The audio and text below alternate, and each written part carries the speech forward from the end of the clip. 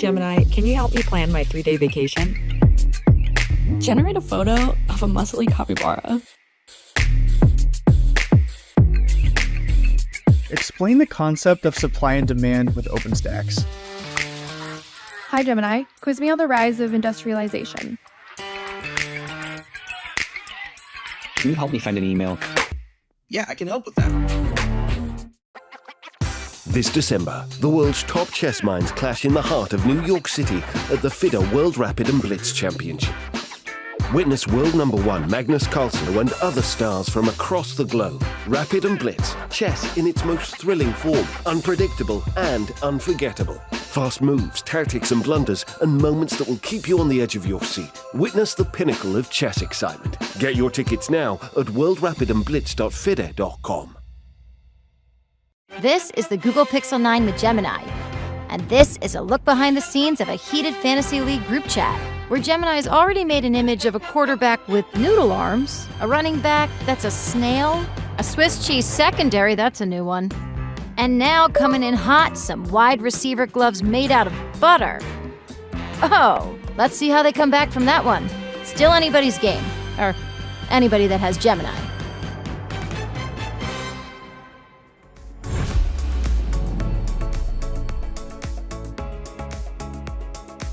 It's the final day of classical chess at the FIDE World Championship. If today ends in a draw, we head to tiebreakers to decide the champion.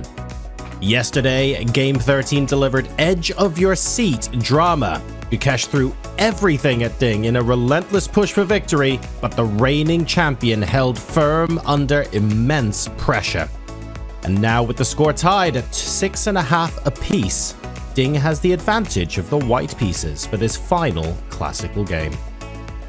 Here in Singapore, where history meets culture, this epic duel reaches its crescendo.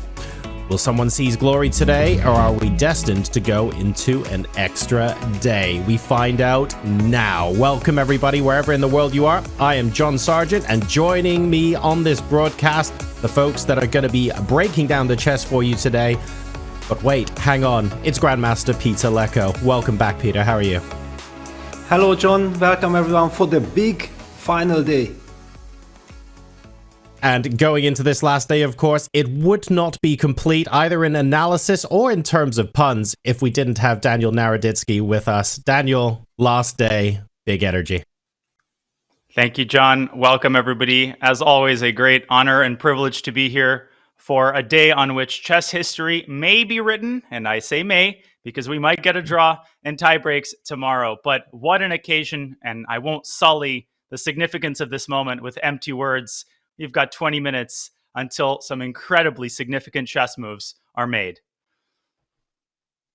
So for those of you who are just joining us, first of all, where have you been for the last 2 weeks? But also pretty good timing, because today is the last day of classical games. If you missed yesterday's stream, here's a recap of what you missed. It was pretty exciting.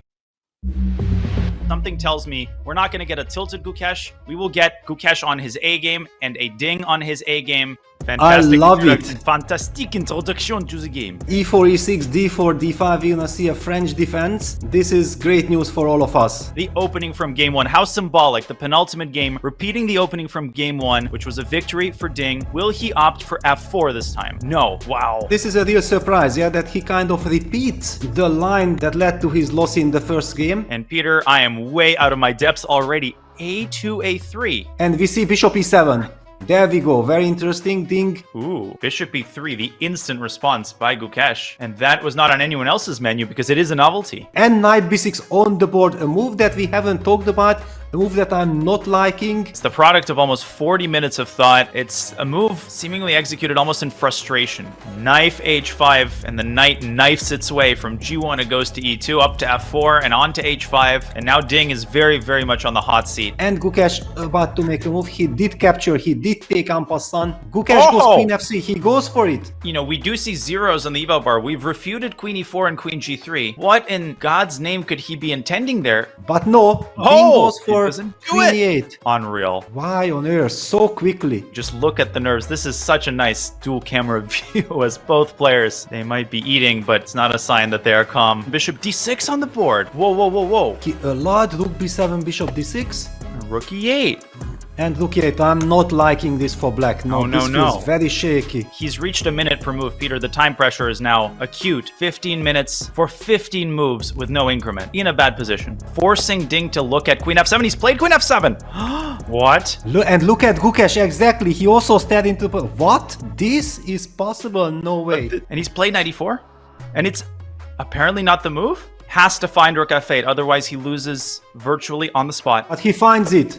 On the board, rook f8. Ding is fighting back. He has to make a decision, but he is wise to spend a lot of time. Bishop f5 played. Black has survived. The peace agreement will be signed shortly, I think. Oh! King f2 on the board. No surprise. This game goes on. Indeed, pawn takes pawn. Where have you been, if you're surprised at this young man's fighting spirit? Black can start playing for a win. I mean, in all seriousness.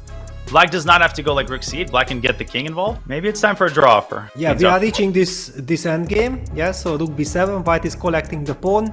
I think eye contact has been exchanged. The peace agreement has been proposed. It's move 69 and a head nod of recognition. And in the penultimate game, a draw saved by Ding Liren.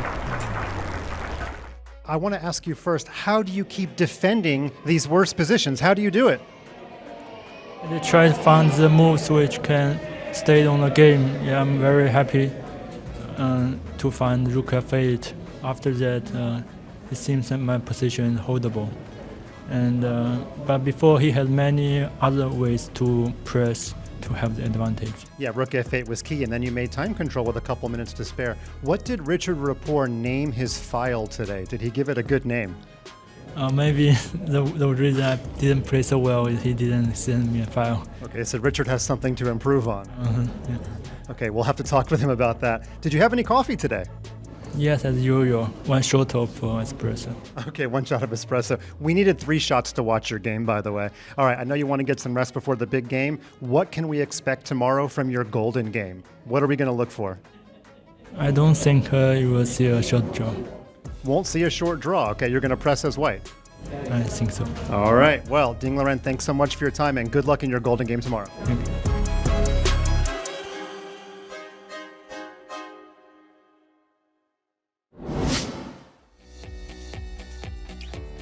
All right, folks, about 15 minutes left to go until the final game of the match starts. You can see the results of every single game on your screen right now.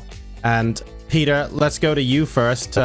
You've had the experience of going down to the final game of a 14-game match. Even though the scores are even, this isn't just any old chess game. Ding has referred to it several times as the golden game. They know what's at stake here. Yes, of course. This is a super important game. The final game, 14th classical game of the match.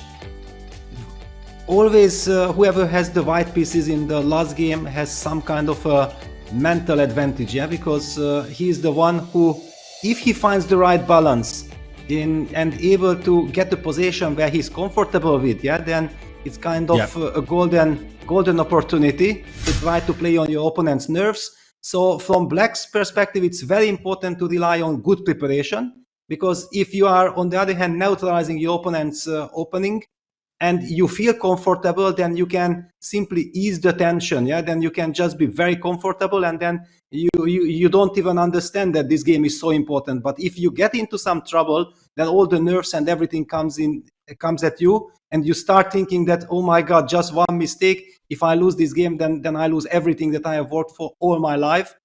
You shouldn't be letting those thoughts come to you. I mean, those happen to me every day, and all we're doing is being on air talking about it from afar. So goodness knows what these guys experience. Let me latch on to something you said there, Peter, and go to Danya with a question about prep. Danya, Peter just mentioned that, you know, good preparation with the black pieces is super important here. Oh my goodness, like, Ding could have a fair number of things in the locker. We could also argue, we were talking before the show, about logically, you could push for something with 1c4, but if Team Gukesh are expecting 1c4, they're going to be better prepared. How on earth do you begin to make a choice for this final game? Well, first of all, I want to announce that I made my own contribution to Ding's preparation. There was a coffee shortage in Singapore yesterday, so I ordered some of the finest beans, espresso shipping, and they arrived before the round. On to the question. Now, you can psychologize yourself off a cliff, right? You can say, well, Gukesh is going to be expecting me to play one c4, so let's go one e4, but no, maybe he'll be expecting me to do that. So you can go down an infinite loop, or you can choose to prepare what's within your control, choose a first move, and be at peace with the concept that Gukesh might be well prepared, as he has been almost every game this match. But the opening phase has not really been decisive. So it's more important to conserve energy and more important to come to the game with a fighting mindset, John.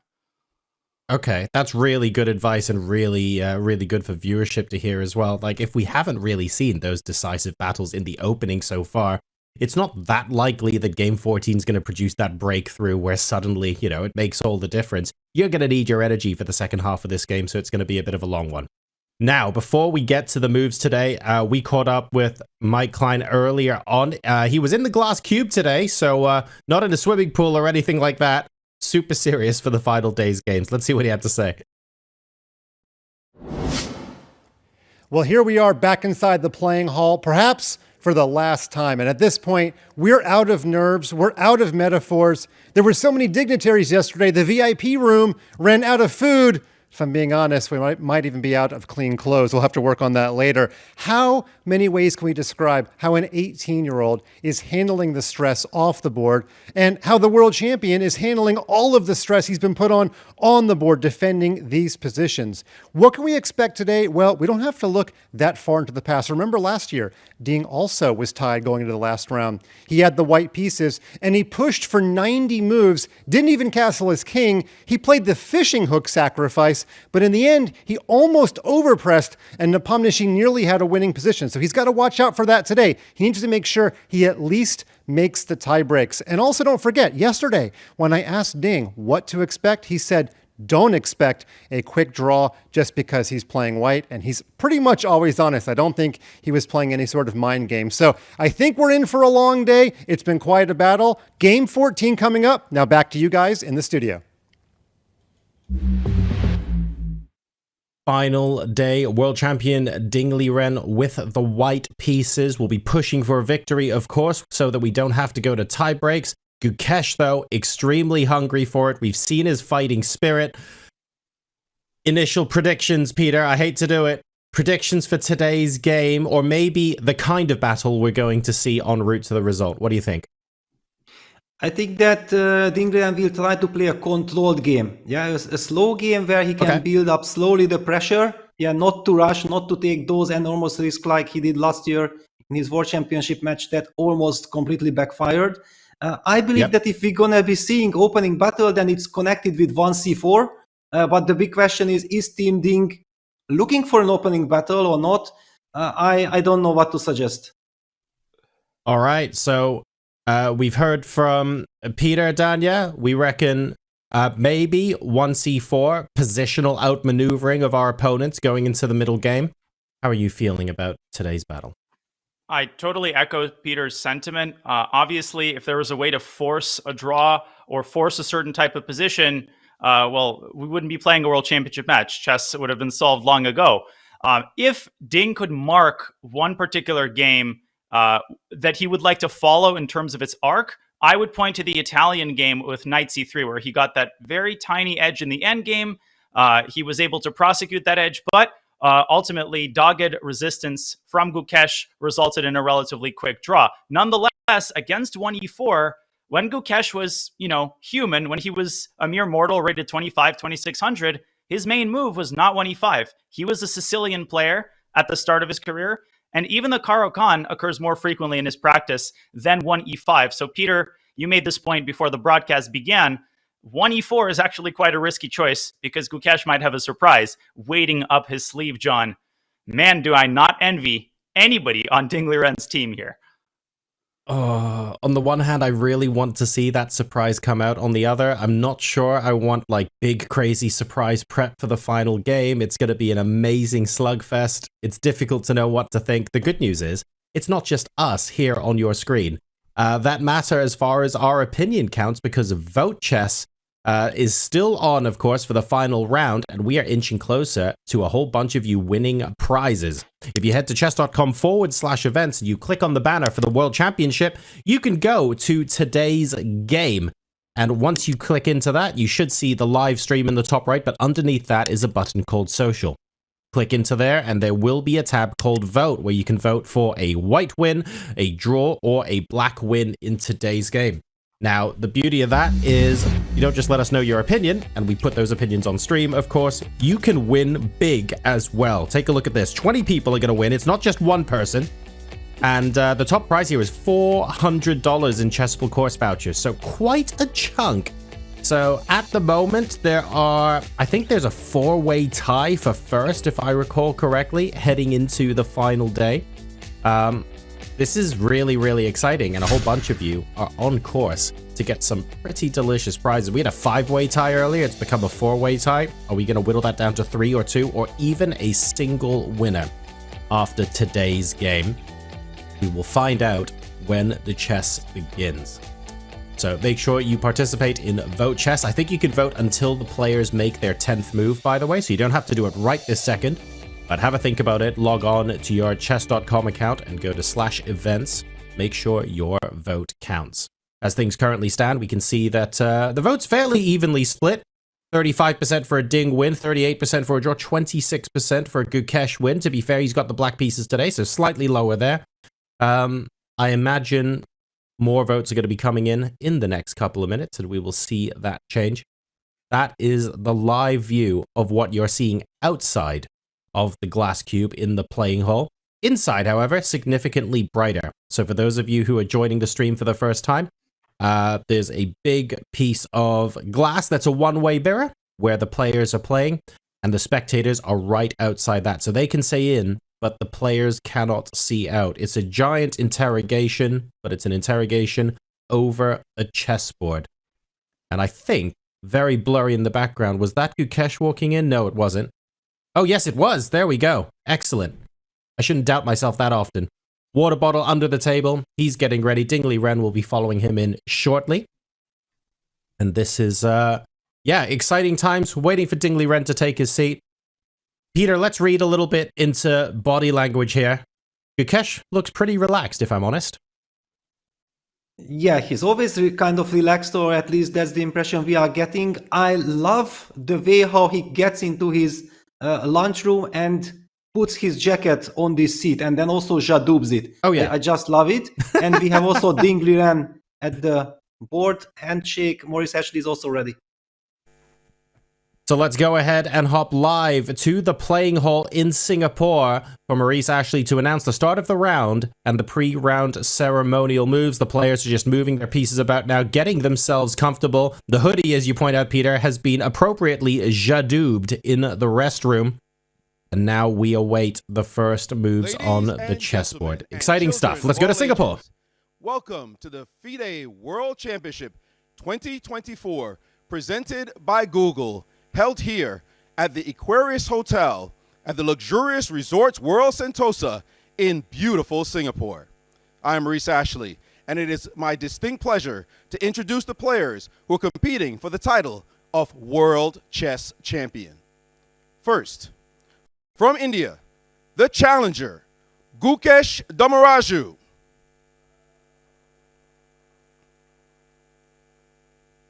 And from China, the world champion, Ding Liren.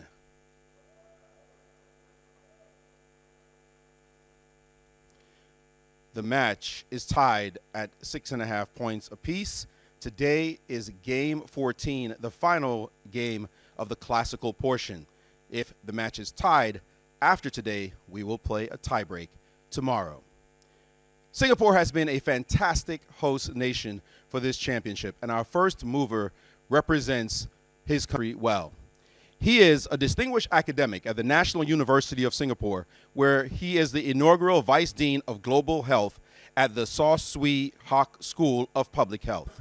He is renowned for his research on antibiotic research and infectious diseases, and was instrumental in COVID-19 research and public health communications during the recent pandemic.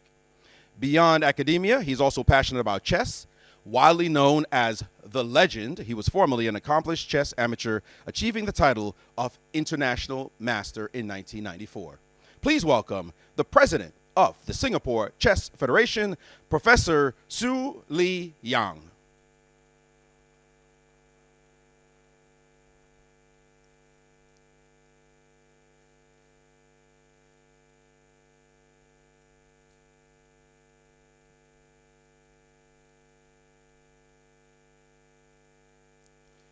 And with that, let the game begin.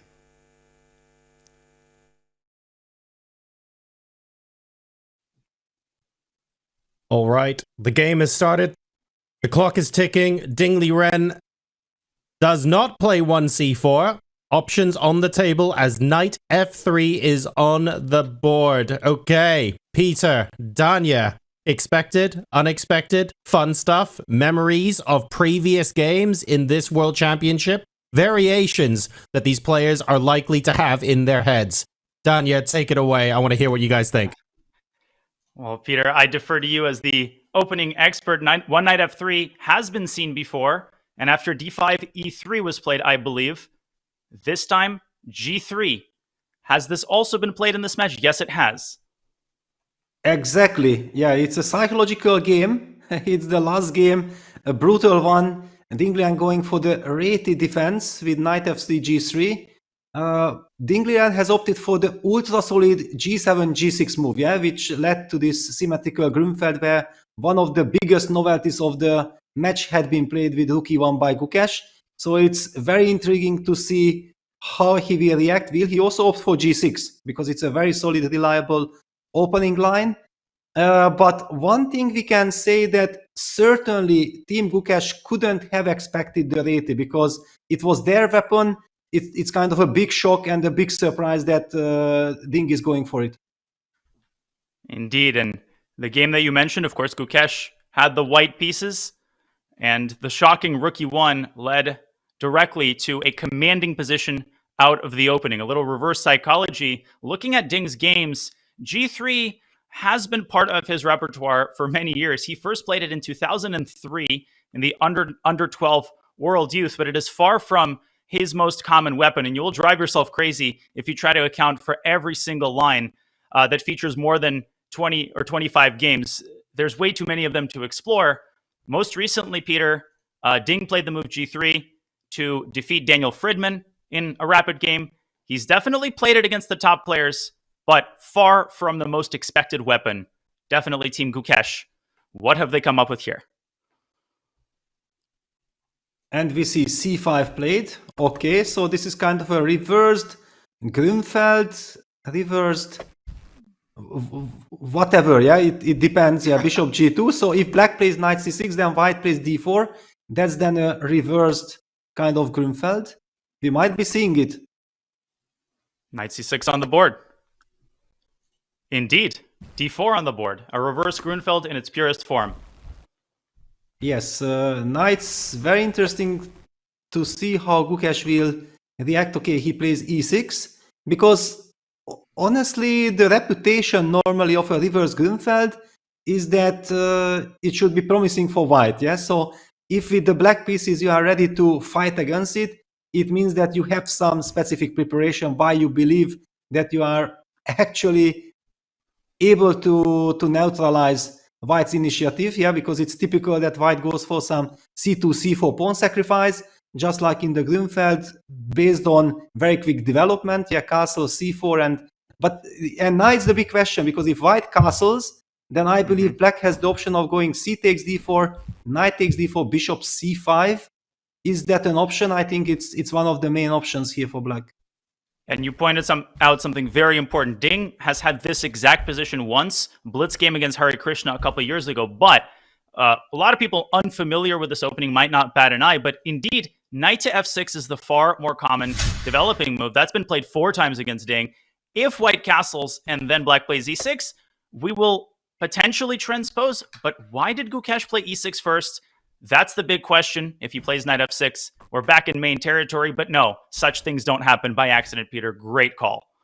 Yes, exactly, because if knight f6, then white can play c4, and we transpose into a big Catalan line, which clearly black does not want. So I'm kind of expecting the move bishop c5. No, bishop e7. No, knight g7. Wow, that's a huge surprise. I have never seen this, but a super smart kind of move. The Evil Bar doesn't like it, but believe me, if Gukesh goes for it, it means that his team has analyzed it. And it's not just a surprise, but probably a reliable weapon. And now the Eval Bar doesn't like cute puppies and sitting by the fireplace with a book and exciting opening novelties. So we must take it with a grain of salt. And yet again, Gukesh comes armed to the teeth. I have never seen this position before. I'm barely familiar with the move c takes d4, even though I used to play this line with white. Peter, has this ever been on your radar? What are your first impressions? I'll look this up in the database, of course. Well, the thing that comes to my mind is from the Grünfeld. Yeah, so if we could maybe just back down to the starting position, then let me just show very quickly from the Grünfeld what I'm meaning. So if white plays d4 and we get the typical Grünfeld, knight f6 c4, the original Grünfeld, knight c d5, cd knight d5,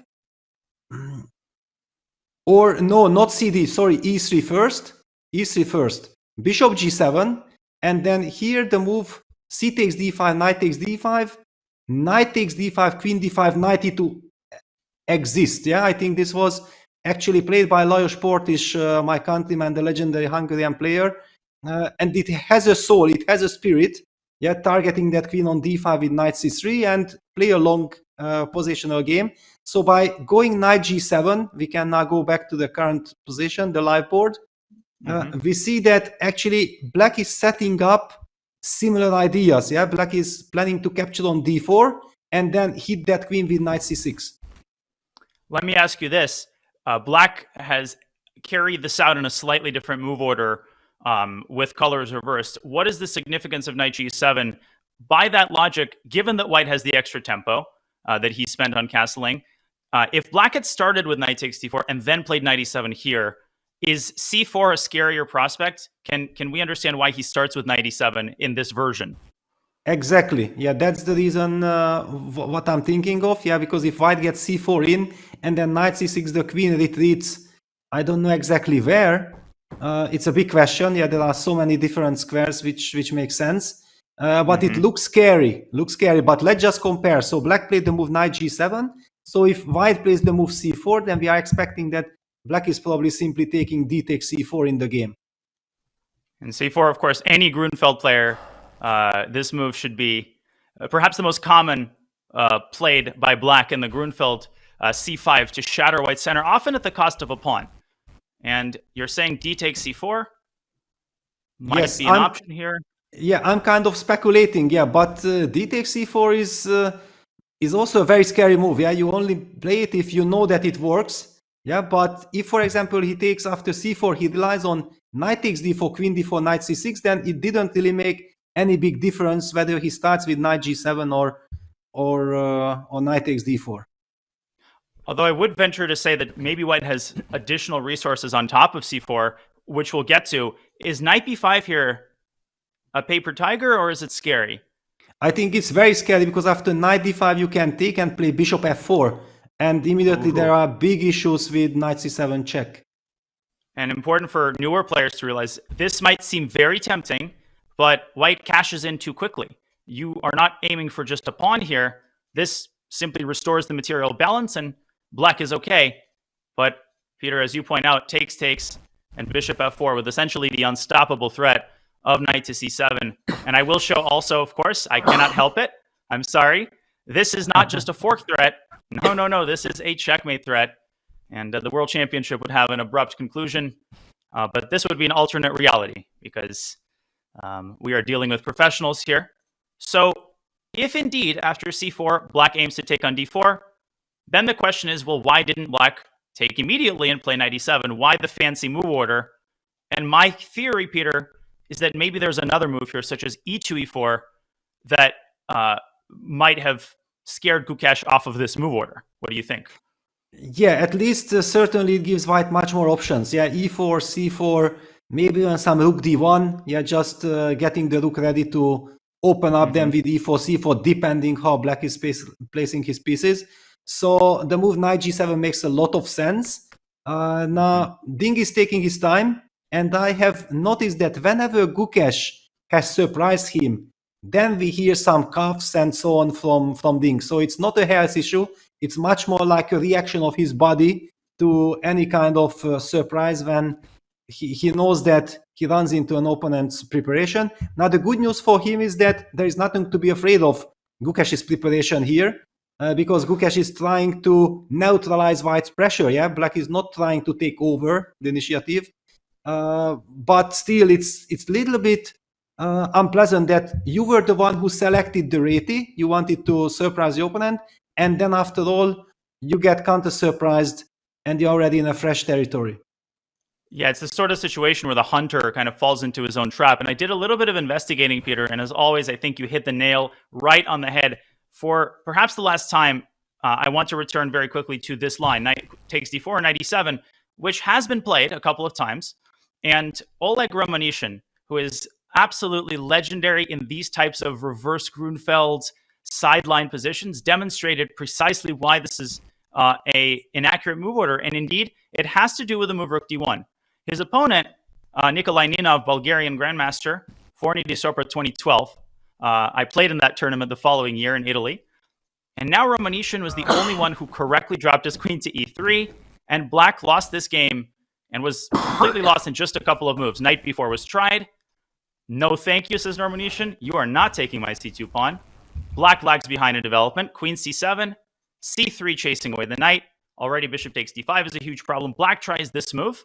And Romanishin played queen f4 and won, but the winning move was the intermezzo knight to b5, setting up absolutely tremendous threats against black's king. If queen b6, white moves the queen up to e5, hitting g7, hitting b4, and if the black queen moves elsewhere, then white's queen moves up to f4. And once the knight moves back, b4 paves the way for knight d6 check. It's +3, according to the computer already. So rook d1 was indeed the reason. Knight g7 eliminates this possibility. And I think the most natural move for white definitely is still c4. Yes, c4, it's very natural, but this case already now we are much more clever than a couple of minutes ago. So this means that after c4, black is intending to take knight takes d4, queen takes d4, knight c6. So basically we can take a quick look at this, and we will also see the difference, yeah, that this rook d1 queen is the idea that Romanishin played is not that effective anymore, yeah, because things have changed. Indeed. So Ding is thinking. There are a couple of games in the database, nothing that caught my eyes, a couple of titled players, but by and large, this is totally unexplored territory. Yeah, for absolutely. What did you say that for knight takes d4, queen d4, there had been this Romanishin game, but for this exact move order, nothing. Yeah, there are a couple of games. Let me see. There are just a handful, something like 9 games in the database. Highest rated player to play this with black, Cuban Grandmaster Walter Arancibia Rodriguez. Spanish Team Championship 1998 against David Garcia Ilundain. Grandmaster passed away too young in his career. Yes. That game featured knight to b3, and Arancibia actually fianchettoed his other bishop with g6. Not the most common way of developing in a reverse Grunfeld. Yeah, my very first instinct was when black played the move knight g7 that, okay, he wants to take on d4 and get the knight to c6. So what if I just remove that knight from d4 to b3? But it's a bit slow. Yeah, white is losing time. And I don't know if exactly g6, bishop g7 is the best. Could easily be, because then if you are able to complete development, then this g6, bishop g7, knight g7 structure is very healthy for black. Yeah, it really gives a very nice impression. So I don't believe that moving the knight is critical. But what else? What else to do? Okay, c4. C4 is the tempting option. Looking at the database, c4 has only been played. Okay, it's been played 3 times, and all 3 times black responded: knight takes d4, queen takes d4, knight c6. So I really do think That is the critical line. Maybe we can put this on the board. And okay, so in terms of the games, how they continued, Queen C3 one game and Queen D1, the highest rated game, 2/2400s. Black responded with D4, but this is a big question, Peter, because D takes C4 always has to be considered in this position. But I think to most people, D4 is still the natural move here.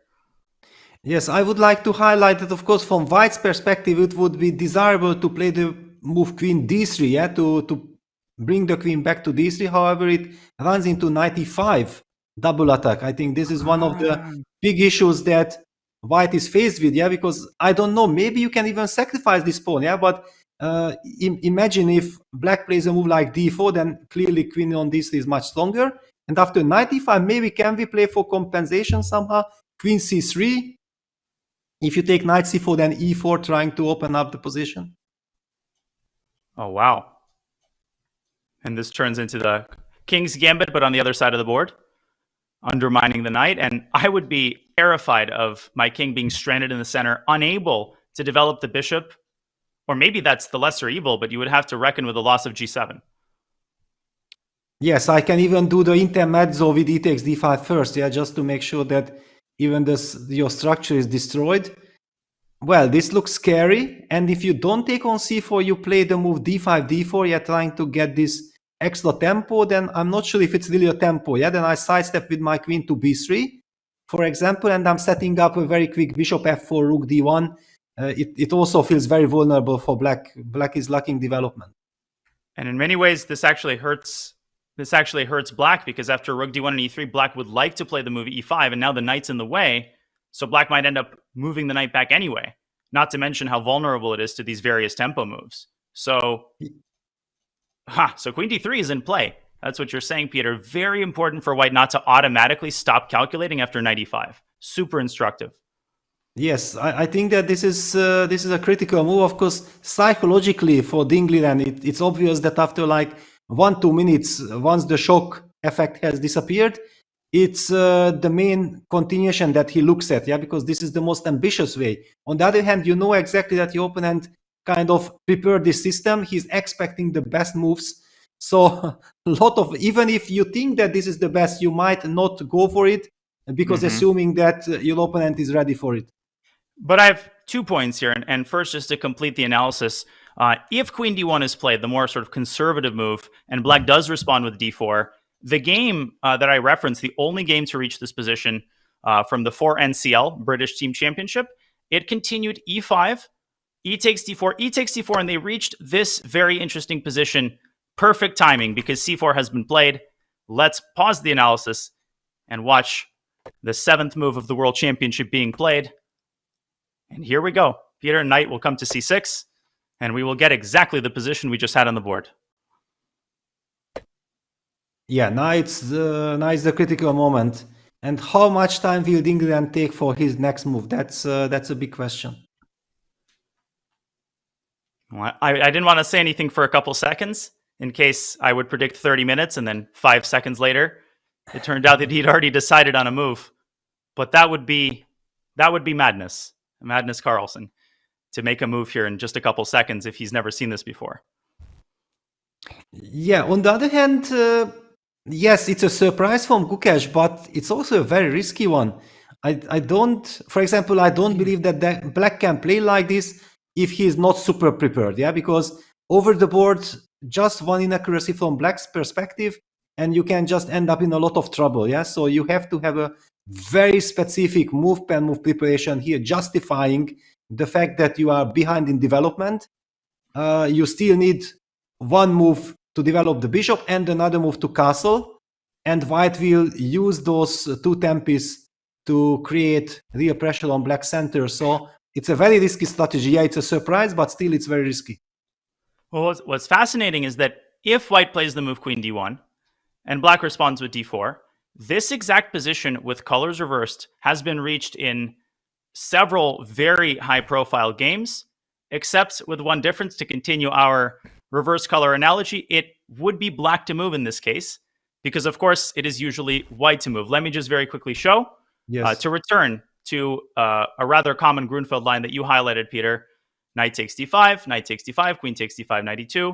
c5 is one of black's most common responses. Knight c3, queen d8. Look familiar, anybody? And after d5, black's main move is to castle kingside. And now in this position, in our current position, it's as though it would be black to move again. It's crazy how changing the colors can really change your perspective on the position. What black wouldn't give as a Grunfeld player to have 2 extra moves here, but how much of an advantage does that really give? Yeah, this is modern chess. Yeah, it's crazy. I also feel like Gukesh's team had the desire to surprise Ding Liren as quickly as possible, almost every single game. Yeah, this has also worked to perfection in some of the games. It had backfired, for example, in game 12, because even in game 12, Gukesh got his preparation at the beginning, but he didn't know all the details. He was not that familiar with the position. And then Ding Liren, with his amazing class and experience in those type of positions, managed to outclass him.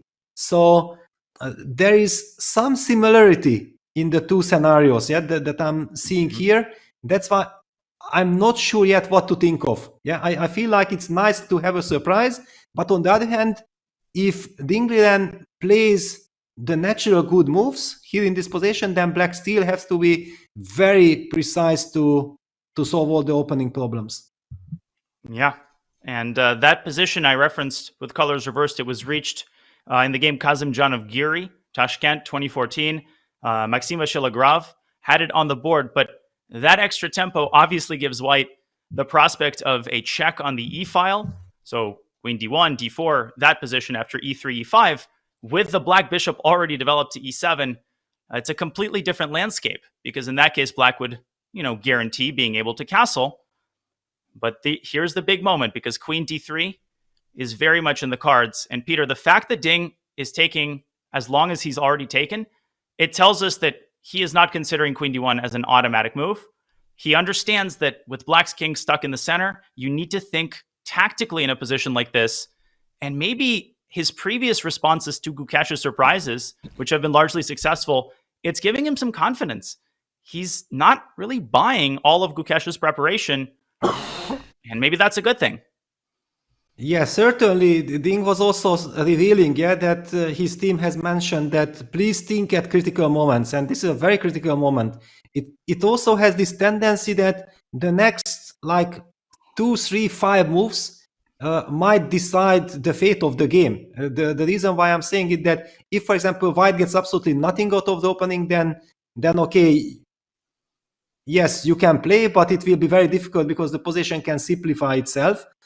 So if white is able to pose black some questions, even if he invests 40, 50 minutes for the next couple of moves, but make sure that, yes, okay, I'm the one calling the shots, then again, because of the simplicity of the position, that one pair of minor pieces had been traded, the center is getting opened up, there could be, the clock situation might not be so important, just finding the right direction. The big question that I'm having right now is that, for example, what does this queen d3 move changes when black pushes d4? That is the queen really better on d3? The first impression would be that maybe yes, but okay, Ding plays the most traditional way with queen d1. And indeed, queen d3 will remain behind the scenes. And I think Gukesh's pawn is about to land on d4. D takes c4 is definitely a move, but no, d4 is on the board. And we will once again get, I think, these Benoni moves, e3 followed by e5, and an open e-file might ensue. Now, I wanted to ask a more general question, but I want to also focus on the moves. Do you think Gukesh's or Ding's team is talking through the situation where Ding has the option of, let's say, liquidating or the option of going for a riskier continuation? Was that kind of meta preparation a part of the strategy? And might it be influencing some of Ding's decisions? Yes, I think that by going queen d1 and e3, Ding relies on, all right, this is a very important game.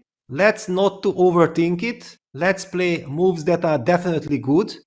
Because you anyway will not be able to play stronger or better than Gukesh's preparation. So it's a very logical, sensible kind of way.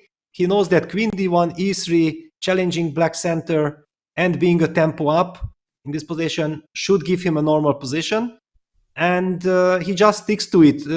What his team definitely has advised him, and Ding himself has tremendous experience, that there is no reason, absolutely no reason to go crazy. Yeah, because he also has this experience that last time he has won the tiebreak, and he has won the rapid tiebreak against Jan Nepomniachtchi, who might have been considered a favorite in the tiebreak. Yeah, so against Ding. It certainly gives you this feeling that, all right, if I have done it against Jan last year, then I shouldn't be afraid doing it next time or playing tiebreak against my younger opponent.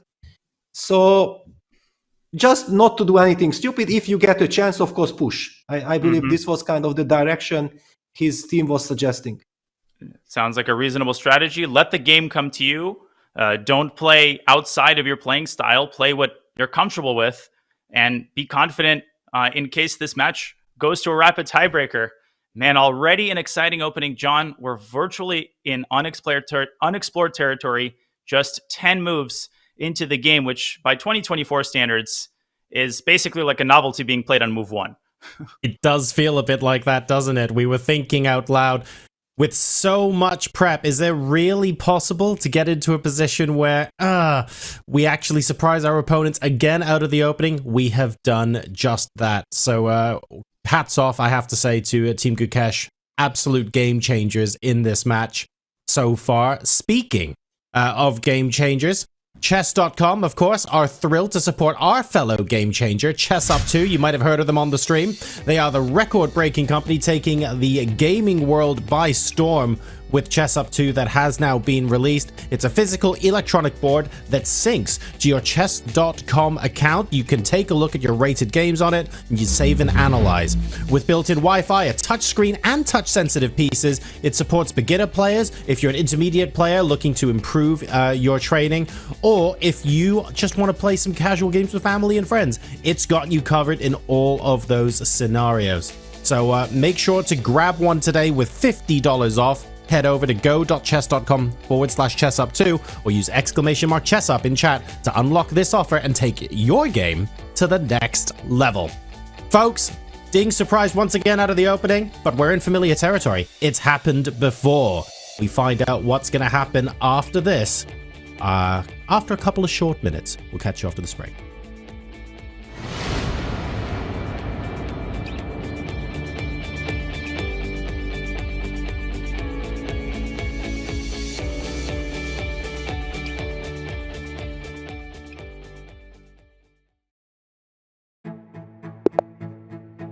This is chess. Chess is an experience. The excitement, the joy, the devastation, the undeniable drive to play again and again. Chess is an experience that's meant to be shared.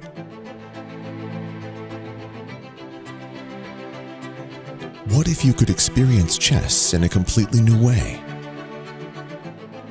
On a real chessboard with the power of AI at your fingertips. This is ChessUp2. Take everything you love about playing on chess.com and experience it on a real chessboard. Play a blitz match against a random online opponent.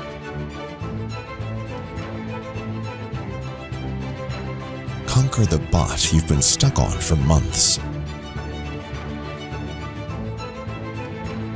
Or challenge a friend halfway across the world.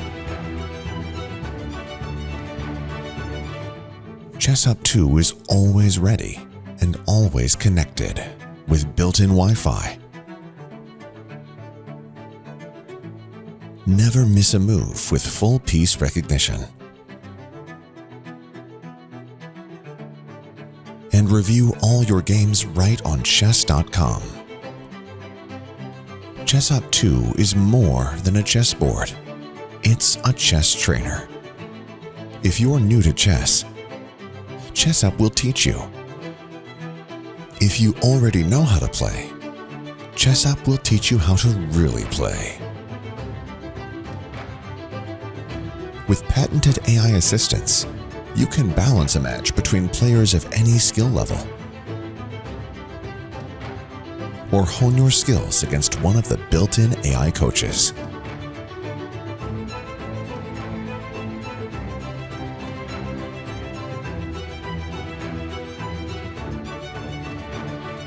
The makers of Chess App 2 are the same team behind the original Chess App, the best-selling smart chessboard in the world. So whether you're a beginner who wants to learn and improve while you play, or a chess pro who wants to go deeper into the world of chess, experience Chess App 2 and level up your game.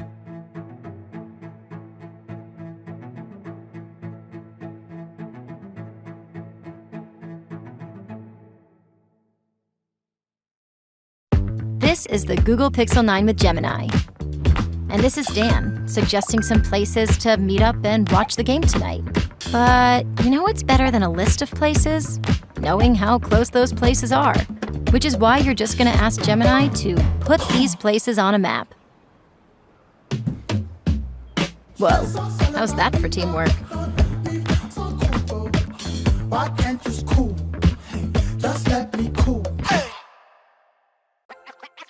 This December, the world's top chess minds clash in the heart of New York City at the FIDE World Rapid and Blitz Championship. Witness world #1 Magnus Carlsen and other stars from across the globe. Rapid and Blitz, chess in its most thrilling form, unpredictable and unforgettable. Fast moves, tactics and blunders, and moments that will keep you on the edge of your seat. Witness the pinnacle of chess excitement. Get your tickets now at worldrapidandblitz.fide.com.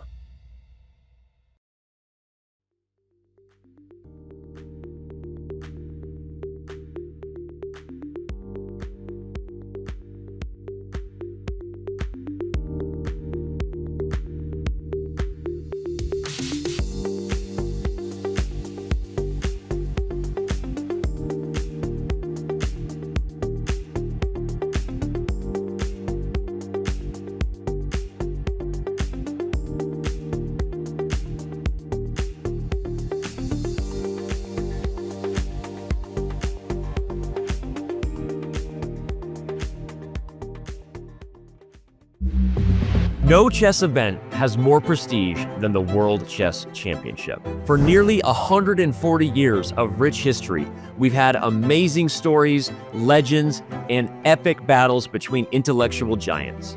Since 1886, we've had a World Chess Champion, the title passing from victor to vanquisher. But one thing a lot of people don't know is that early on, the World Chess Champion controlled the entire process. They got to choose who and when they would play. That all changed after World War II, when the then reigning world champion Alexander Aljohin suddenly died while holding the title. FIDE would then step in to fill the void and take control of the process. In 1948, Mikhail Botvinnik became the first ever FIDE World Champion. The title of World Chess Champion became a political symbol, controlled and flexed by the Soviet Union. But that all changed in 1972, when Bobby Fischer became the first American world champion, dramatically defeating Boris Spassky. The drama in the chess world just gets better, as 3 years later, Bobby Fischer would completely vanish and his title would transfer without contest back to the Soviet Union to the young Anatoly Karpov. Fast forward to 1993, the Soviet Union is no more, yet we somehow have two world chess champions. The reigning title holder at the time, Garry Kasparov, completely splits from FIDE, launching his own organization called the PCA, or Professional Chess Association.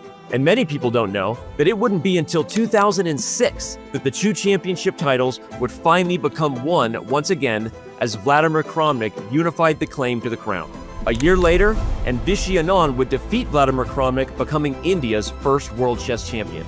In 2013, Magnus Carlsen would take the title from Viswanathan Anand, becoming Norway's first world champion. Magnus would hold on to the title for 10 years, until he chose to abdicate his throne and walk away. Now, the world is once again watching every move. The 17th world champion Ding Liren looks to defend his title, against the 18-year-old Dommaraju Gukesh, who looks to follow in Bishi Anand's footsteps and bring the title back to India. Who is next in line for the most coveted title in chess? We're going to find out.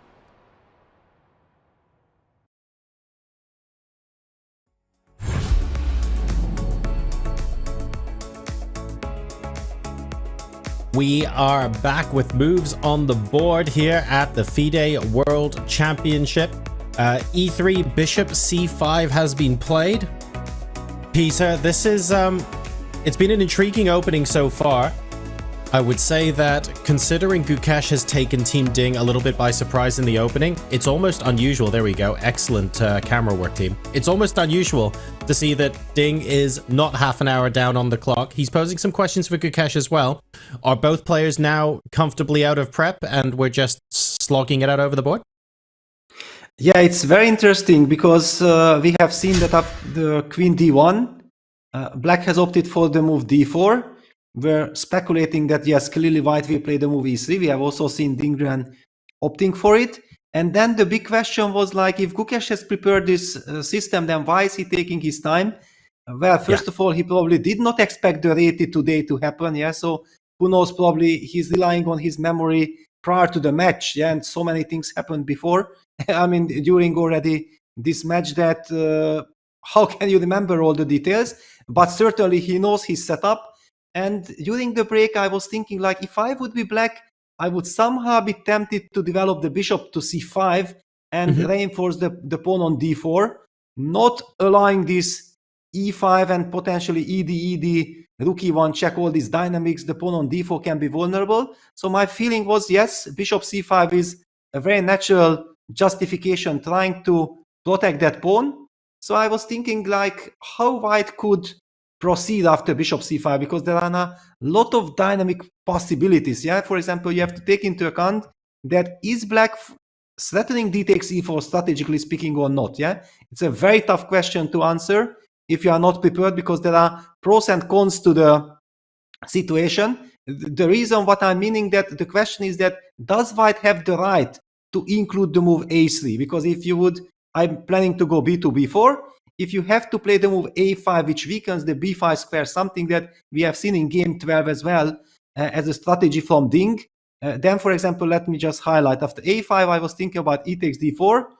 Clearly, Black is probably planning to take, okay, I don't know exactly how, but for example, if he takes with the bishop on d4, then there is this idea. The knight hops to c3, and the knight is threatening to jump to b5.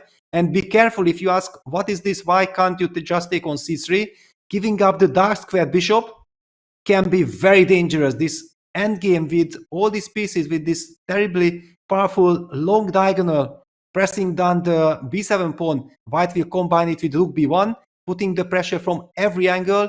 It can be even borderline lost for Black. Yeah, so it's a very big strategical nuance that how do you react to knight c3? Because if you just castle and White plays knight b5, it seems like White gets a risk-free kind of advantage, which would be very much in Ding's favor if it works out.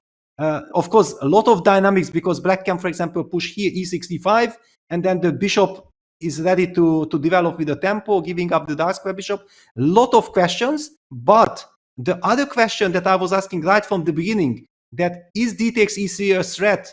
Do we have to worry about this? Yeah, because clearly you have to take on d8 with a check so that you disbalance Black's construction. Black most probably takes with a king, thinking that that king will potentially go to e7, protecting the f7 pawn, which is about to open up. For example, if White takes bishop takes e3, which looks a bit strange. Exactly, you see the level bar. Just by we are developing the bishop, it looks very natural.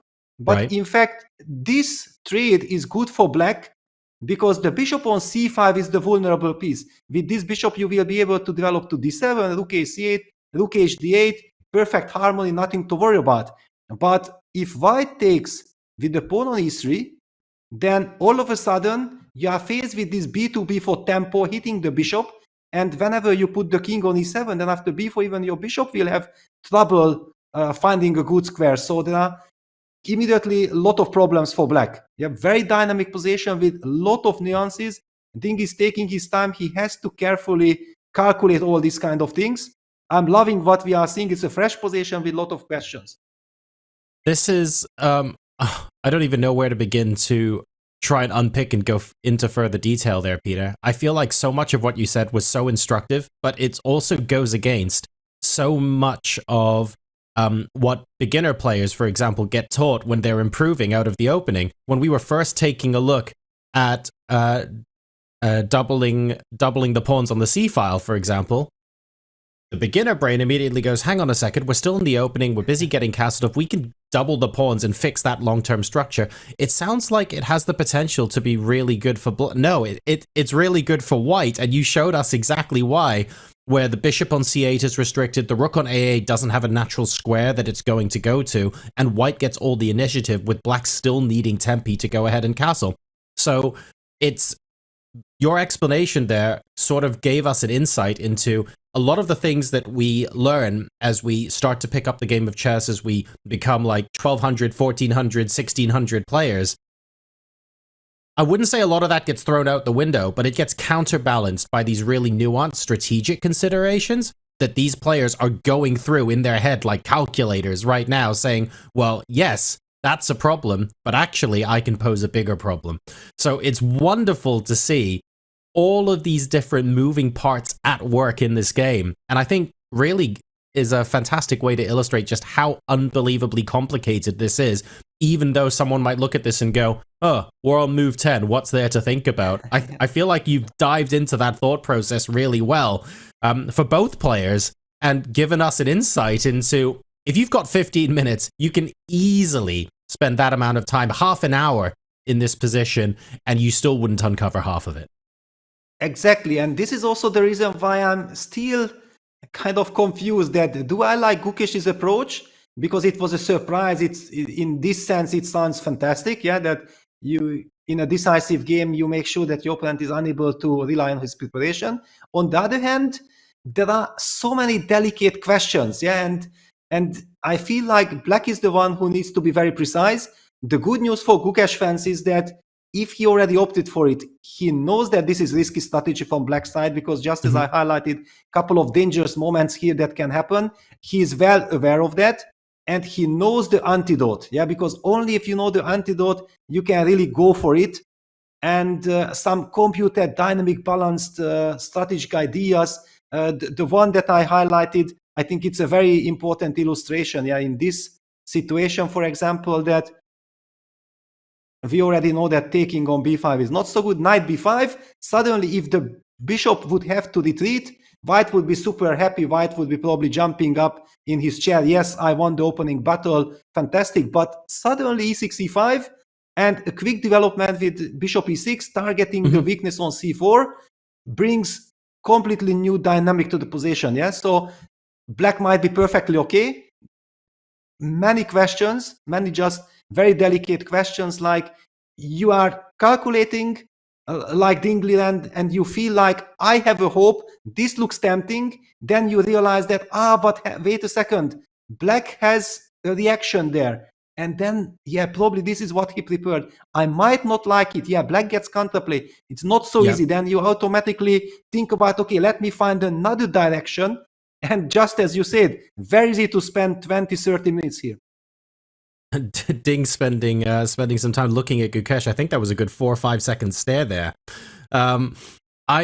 Peter, I've talked about the doubled pawns a little bit, and I've asked you the 1400, 1600 question. I want to ask you the 1800 question as well.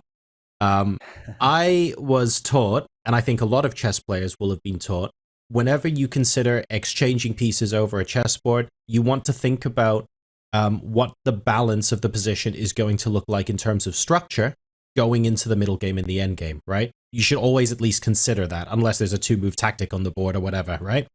So from my point of view, on the live position on the board with bishop f5, I'm thinking from the white point of view. If I play e takes d4, bishop takes d4, knight c3, at what point is Ding Liren thinking about pawn structure in the endgame? Like, it's maybe obviously there's a lot of life left in the middle game, but is Ding already thinking, okay, with my pawn on c4 and black without a c4 pawn, this is my plan once pieces get swapped off later on. How are we restricting the extra pawn that black has on the e file?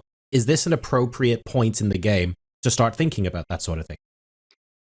Yes, certainly. The reason why I mentioned the inclusion of these a3, a5 moves, that we see the benefit, that if we are reaching this position, then white has access to the b5 square. This is a very vital square in this type of position because it's a lot about fighting for the d4 square. So if white provokes that pawn to a5 in long terms, it might be in white's favor. However, very important, very nice that you highlighted that. What happens after ed4? First of all, after ed4, if black captures with the knight, which is kind of a very natural way, why not to activate that knight?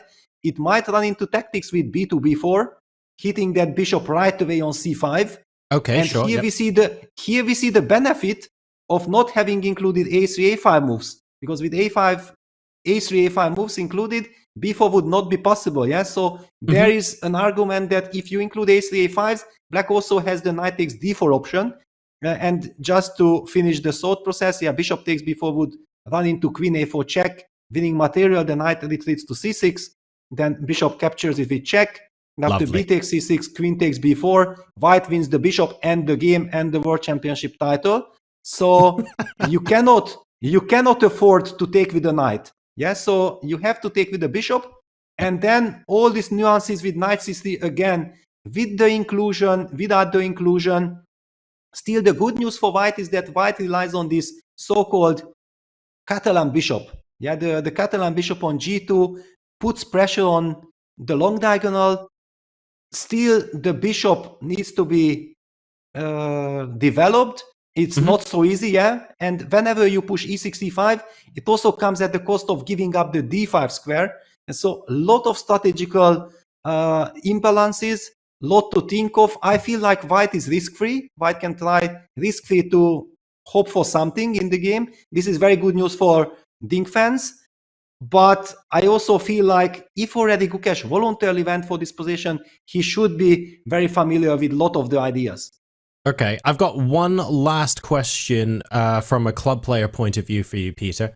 In the position we were just looking at, actually, after takes, bishop takes, and white plays knight c3, are there any advantages whatsoever to Gukesh with the black pieces thinking, okay, maybe I can create a long-term structural weakness with bishop takes knight, and you're giving away your dark squared bishop, which I don't agree with, by the way, but I want to play devil's advocate, and say, I don't mind taking the knight on c3, then swapping the queens off, and then playing a move like bishop d7, for example, and trying to play against white structural weakness on the c file. Is there any merit to that at all? Can it be immediately discounted? Well, now that the pawns are still in a2 and a7, I think that this is now a much more legitimate question, because like this black pawn structure is much more compact. On the other hand, you see after bishop takes c3, for example, queen takes d8, king takes d8, b takes c3, we see another problem that all of a sudden the a3 square is available for white's bishop. So in some case, the bishop can go to a3. This means that black can never really place comfortably his king to e7 because it will be hit with a check. Yes, there is the argument that, okay, yes, you can go to c7. And now we see that thanks to this compact pawn structure, if black somehow stabilizes, it could be maybe playable, but I still feel that it's very risky. Certainly not something that you want to do in a decisive game because it's just too risky. Okay, yep, that makes a lot of sense. Peter, thank you so much for entertaining the 1200, the 1400, the 1600, and the 1800 questions. I'm going to magically gain 800 rating points now as we reintroduce Grandmaster Daniel Naroditsky to the broadcast. He played the mic sacrifice, and it turns out he's come back with plenty of compensation. Daniel, over to you. Not quite accurate because Gukesh responded with the Mike Gambit declined. Mike Klein declined. Anyways, John, I just want to say you do not have an easy job. And as always, you are the consummate professional. Thank you for covering for me.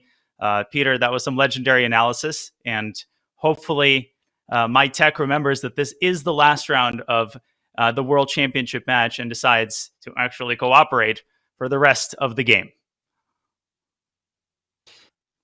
Yeah, and e takes d4 on the board, just right at time. What is your feeling, Danya? I was already highlighting some of the finesses I was thinking about. It would be very nice to hear your thoughts. Well, I will admit, as I was busy fixing my mic and all of the building the scaffolds and putting out the fire of the Notre Dame Cathedral, I missed some of that expert analysis. Was e takes d4 the main move on your radar? And now I think knight c3, bishop takes c3 was the line that you focused on?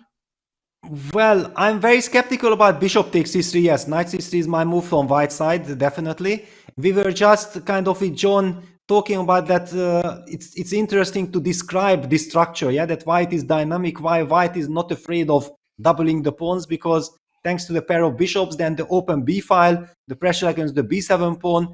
Also, black might lose the right to castle, yeah, after the queen trade. There are many questions. One small nuance, however, I would love to highlight, if you can show, let me show this, that after knight c3, bishop takes c3, I was showing this line with queen takes d8. And here, of course, black has to capture with the knight on d8. This is very important. And this would probably limit the damage. B takes c3 and bishop d7 immediately. Yeah? The typical Catalan way of getting that bishop to c6, neutralizing white's bishop on g2. And this looks kind of more or less playable. Still, rook b1 is some question. Yeah, rook b1 white still keeps initiative because bishop c6 can be met by bishop takes c6 check. And then if you take b takes c6, then you also weaken your pawn structure, plus the knight on d8 will be a horrible piece. And thank you so much for re-summarizing and sorry to make you repeat yourself. That makes perfect sense. What's funny is after bishop c6, knight c6, the first thing I think about when I see rook takes b7 is if white's king were on the d file, black would have one of my favorite tactics, which is castling queenside with a check. Unfortunately, there's nothing on the d file, not even a rook. So this is not only not a check, but you're also blundering even more pawns. That line makes a lot of sense. And this bishop on d4, it does look like the pride of black's position. So after knight c3, I would think the sort of blitz instinct, the natural instinct is to castle to the king side. And now I assume you were also kind of exploring this deep dark forest. Yes, my main point that I was making at the start of the position instead of ed4, if white includes a3, a5, in order to try to have the long-term benefit of the b5 square. But even there, we discovered that with John that after knight b5, black might be able to push e6, e5, and all of a sudden black gets very dynamic with bishop e6 hitting the c4 pawn. And now, talking about that, then in fact this e5 idea is maybe much stronger for black when a3, a5s are included, because here with knight b5, e5, and the pawn structure a2, b2, it will be much more easier for white to defend this c4 pawn with b3 later on. After the trade on d4, yes? So for example, e5, knight takes d4, e4, and whenever black plays the move bishop e6, we will be comfortably protecting our pawn chain with b2, b3. While when the pawn is already on a3 and black's pawn is on a5, then black can always undermine it with this typical a5, a4 break on the queen side. That's so interesting and kind of a reverse echo of the convincing victory that Ding scored 2 games ago, where the inclusion of a3 and a5 was a crucial part of his positional pressure. But that was because he possessed a knight that ultimately landed on b5 and inflicted havoc. This is a good example of how flicking in these 2 moves, you might think, might have no possible downside, and yet it absolutely could have a downside in giving black that queenside space advantage. In the meantime, e takes d4, bishop takes d4. This is currently on the board. I'm looking at the time expenditure. Knight c3 was not played automatically. Could knight d2 also be on Ding's radar? Could this knight be kind of performing a reprisal of white's knight dances in the previous game? Well, actually, it might lead to the very same position. Yeah, for example, after knight d2, black will play the move short castle. Knight b3, black plays d5. Yeah, if for example, black's strategy is, because I don't know if you can really afford to retreat that bishop. Where do you retreat? Yeah, if you go back to f6, then you can never really push e6, e5, because then your bishop will be horrible in f6. You also give up the c5 square, as you beautifully highlight. I somehow feel that Black's play is connected with this e5, bishop e6 dynamic possibility, because also after knight takes d4, e d4, Black will have queen d7, rook a8, bishop h3, lot of ideas in the center. And isn't it funny how all roads lead to Singapore? I mean, the knight, it can go to b5, to b3, to e2, or even to f3. And if it captures on d4, we have 4 different ways of transposing into the same position. All of it funnels. You know, everything goes to the same place in the end. And as we speak, knight c3 has been played. Gukesh blitzing out short castles. And now a fairly important moment. Will Ding opt for one of the knight jumps, either back to e2 or more likely forward to b5? I didn't have to wait long for that answer, Peter. I got it immediately. And the answer, a firm yes. Exactly, because it's the natural way of play. The big question is that this e5 move, which I'm expecting that Black is really relying on, does it solve all the problems? Or is White able to get something out of this? Is maybe another big theoretical question. I somehow have the feeling that it should be fine for Black. It does signal to me that Black is just in time. For example, the line e5, knight takes d4, e takes d4. And White's idea of going b3, bishop b2, targeting that d4 pawn as quickly as possible before Black gets time to really defend it. Black can, I believe, afford to sacrifice it. Yeah, for example, bishop e6, bishop b2, and we're gonna play queen d. Can we? That's a question. Can we actually play queen d7, or this bishop takes e6, queen takes e6, queen d4 tempo hitting on g7 is an issue? I believe that we might be able to sacrifice it and rely on Marshall-ish compensation with this lovely light square bishop on e6. Well, you mentioned Marshall compensation. The line that I thought of is the Catalan with knight e5 and bishop takes c6. But I think in general, there's been an increase of lines where also in a different line in the Catalan, Hikaru is known for, where Black sacks a pawn on the queen side. These top players, they often are okay with a position where you're a pawn down. You're not gaining it back anytime soon, but because of some other features of the position, such as opposite colored bishops, in this case, of course, I'll put this on the board with the presence of queens, Black constantly has threats against White's king, and they've analyzed this deeply with an engine. You can see the eval bar is not moving at all. Black has full compensation. I would say, Peter, Gukesh would probably accept a position like this, even with slightly worse pawn structure, like the kind that you get in that Catalan variation. And I can't show it, but of course, this isn't guaranteed to be reached. Yes, and here I believe it's very important to highlight that why it is that Black's bishop on e6 is so much more stronger than White's on b2, because the pawn chain, the g7, f6 pawns are blocking the long diagonal from White's side, but the g3, f3 construction, yes, White can play the move f3, but the pawn can never go back to g2. And why it is so important, yet every single coach tells his students 1,000 times that watch out for every single pawn move, because the opponents are not moving back. And yeah, a lot at stake. Gukesh is taking his time. This somewhat surprises me, because he came up with this knight g7 concept.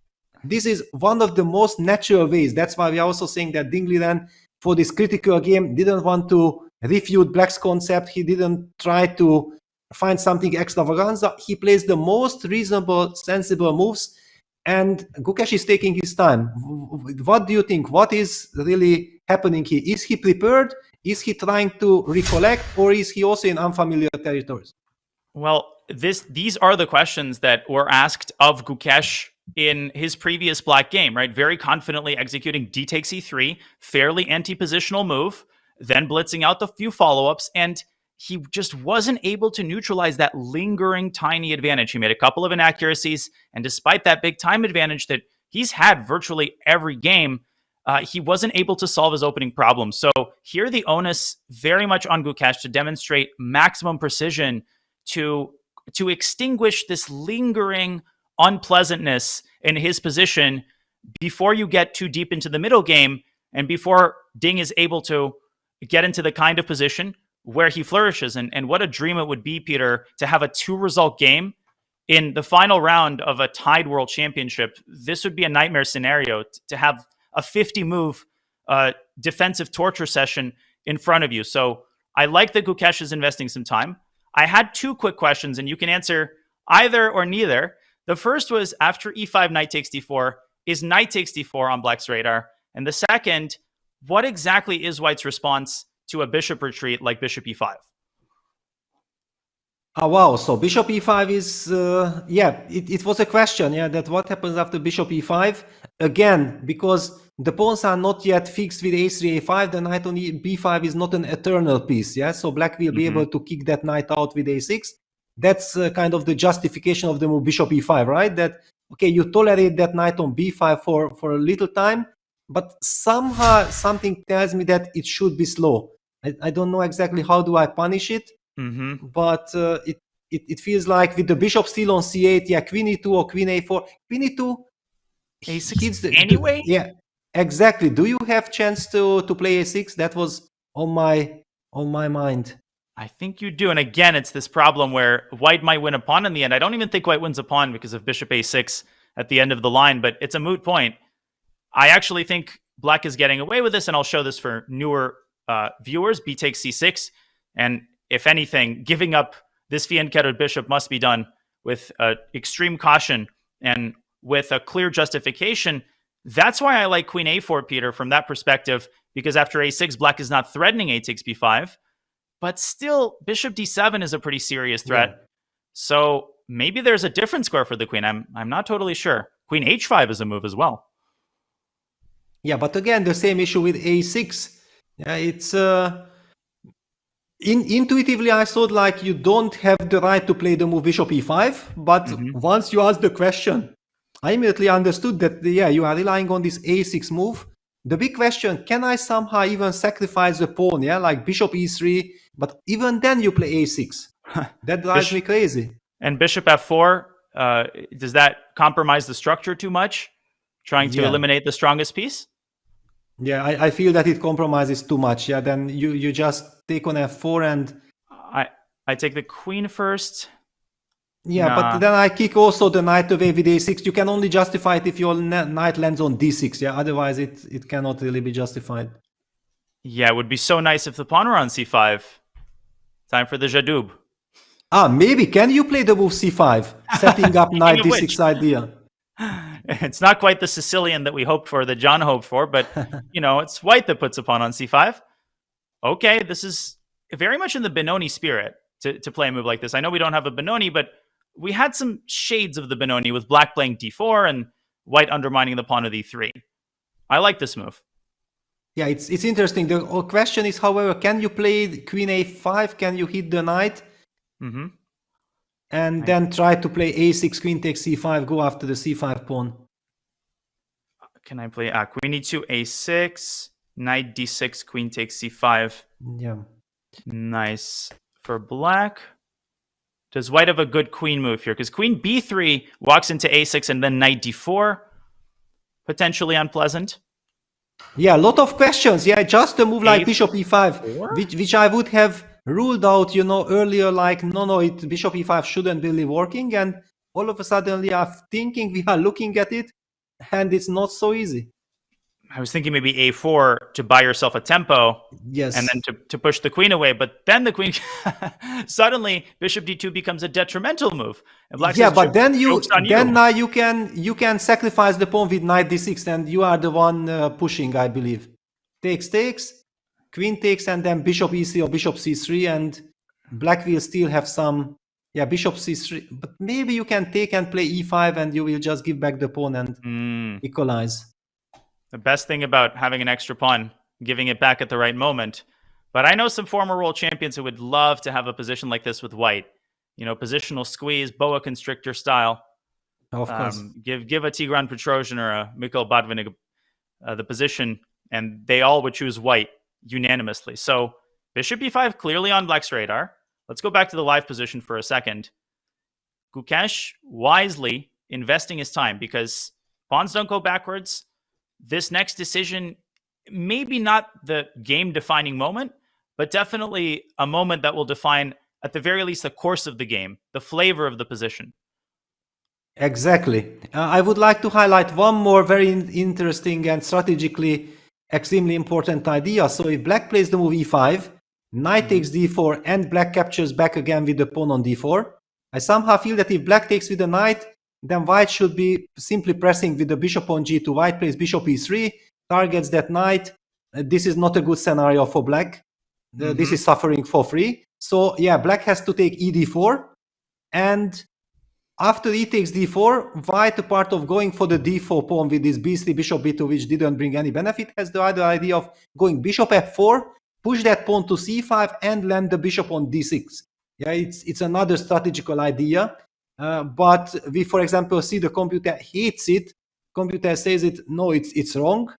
Why exactly is this wrong? I wanted to highlight that you have bishop e6, c5, bishop d5 idea, for example, from black's perspective, and you are just in time to trade those light squared bishops. I'm trying to figure how could black be better here. Maybe d3. I'm looking at concrete moves like d3, even g5, but I don't see anything that I love. Maybe d3 with the intention of supporting the pawn on the next move. Can black get away with that? And you just ignore c5, bishop d6. Yeah, you just don't care. Well, I do, but I was hoping the computer wouldn't. But unfortunately, it looks like it does. Yes, c5. I was thinking bishop f5, bishop d6, bishop rook e8. d6, rook e8. Yeah, and you have a lot of dynamics. Yeah, with this pawn on d3. Show me this position. I would never in a million years think that black is the one contending for an advantage. Exactly. Simply bishop f5 is the move. With the idea of playing d3. So black keeps the options open. So c5? And now the pump fake, queen d7. Wow. Okay, very instructive. Yeah, just ignoring the bishop on d6. We don't care. Not easy to understand. I think the point is d3 is coming on the next move. And of course, as we've discussed many times, giving up the light square bishop usually out of the question, especially here because of bishop h3. Concretely, it just doesn't work. And after black plays d3, it's just a splinter. Like black will have knight d4, black will have rook e2. So it's a great example of working around an outpost, which I know Dvoretsky likes to talk about. Even if an outpost is allowed, sometimes the pieces can kind of circumvent it, and it can get very dangerous nonetheless. Yeah, but this is exactly the reason why I somehow felt like Gukesh's preparation has to be based on e6, e5. And this is the dynamic move, and it's also very much in Gukesh's spirit to always fight for counterplay. Yeah, if you retreat the bishop to e5, it's kind of a scenario that yes, maybe you can survive, but white will always have the initiative, and it doesn't make the position attractive for black at all. It has to be connected with this e6, e5 idea. And a parallel can be drawn to the previous game where Ding had this concept of solving his problems concretely, also with a pawn break, the move f6. He didn't play it, and he ended up in trouble basically for the rest of the game, which he ends up saving. John, so many storylines, so many stories are in the process of getting written, and the story of the final classical match game is getting written as we speak. A critical moment, the tension rising and rising, and Ding is not rising. He's chilling and he's sitting down deep in thought. Very, very relaxed. Can you be sat deep in thought and just chill in the final round of a world championship battle? Oh, that's an awkward place for the picture-in-picture, isn't it? There we go. I love that it just magically flies away. Chill, calm Absolutely dude. Fantastic. Just enjoying a nice whatever day it is. Friday, Thursday. It's Thursday. What what even are days anymore at this point? We might be back on Friday. We have to wait and see. I'm in a daze. And we have it as chill cam as well. That's perfect. What I will say is that it's really nice that we are taking a look at so many different positions where there are imbalances. Both sides are seeking to create those imbalances, and they're seeking potential weakness if we run into a time scramble situation or anything like that. So both players are really giving it the beans here. And Peter, I like this. I believe Danya has said multiple times that chess players have recency bias. We have had fairly recent world championships where, oh, okay, let's agree a draw. We're looking forward to the rapids, the tie breaks. This is not how this game is being played out. The players are looking for opportunities to strike. And this is really promising going into the middle game here in game 14. Well, especially now after bishop b6, I'm to be honest completely shocked by this move. I have seen the move, but I did not even wanted to mention it because I somehow felt that this is just bad. Now white might get a free advantage. And exactly that Danya talked about, that you shouldn't be giving your opponent a free advantage like this in this decisive game. Danya, do you see the justification of Gukesh's choice, retreating the bishop to b6? What are the benefits?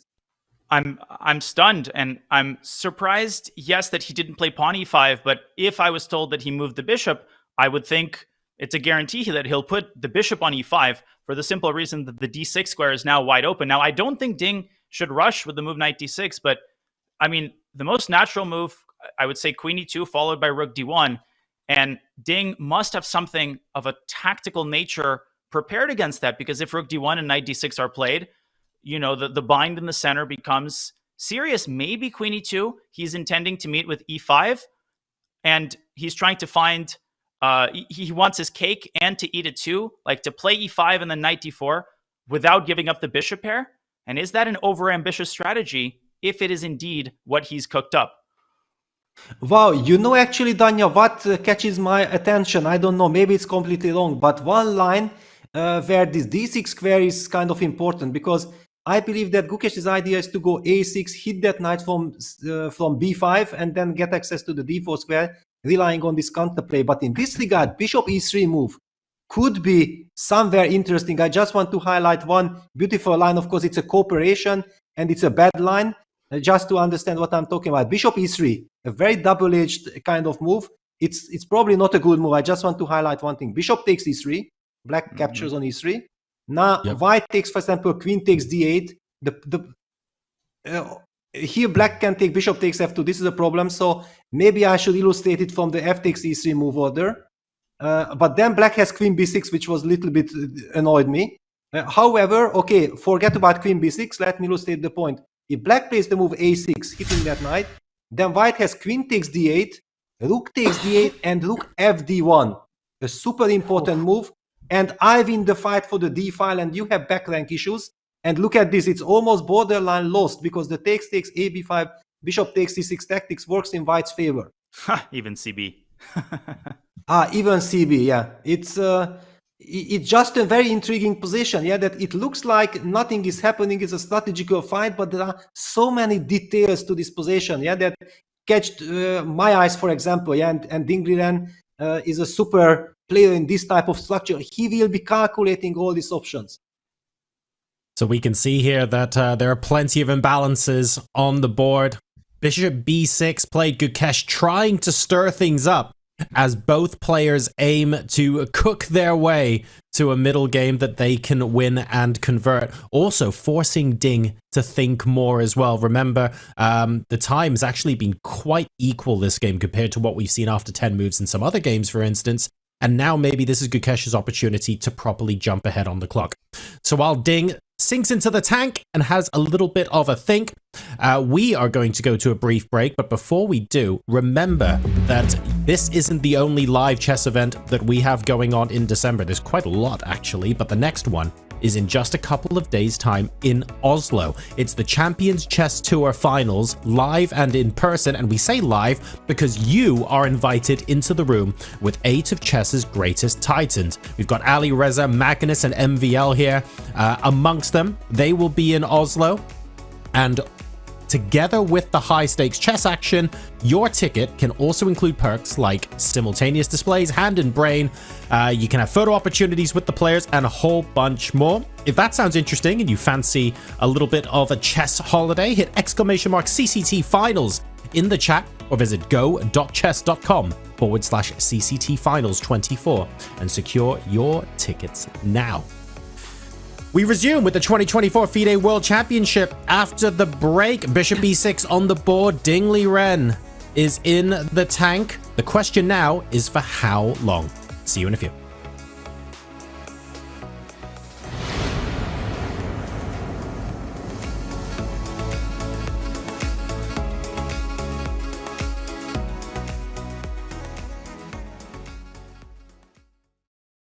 The Champions Chess Tour Finals are heading to Oslo, Norway, December 17th to the 21st, and you can be there. Watch all of your favorite players, including Magnus, Wesley, and MVL. Tickets are going fast. Get yours now.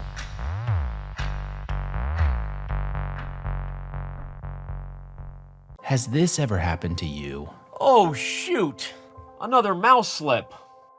What about this? Oh, well, holy bishops en passant.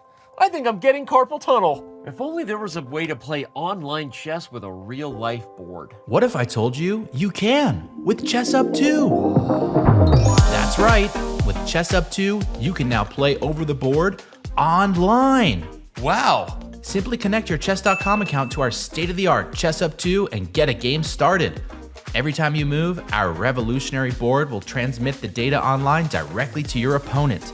And as soon as they move, squares will light up, signifying which piece is going where. Well, shucks. This Hikaru guy seems pretty good. With Chess Up 2, mouse slips and sore wrists are a thing of the past. My carpal tunnel is gone.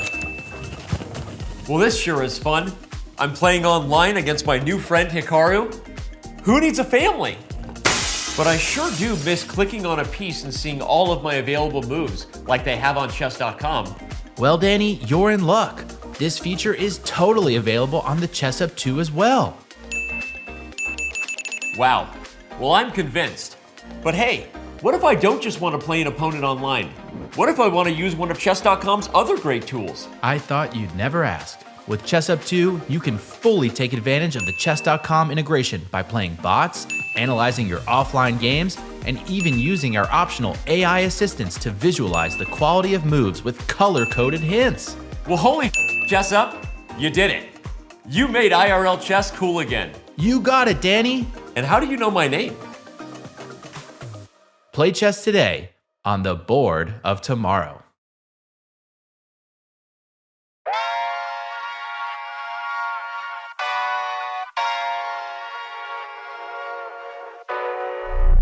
Oh my God, I'm just playing with them now, yeah.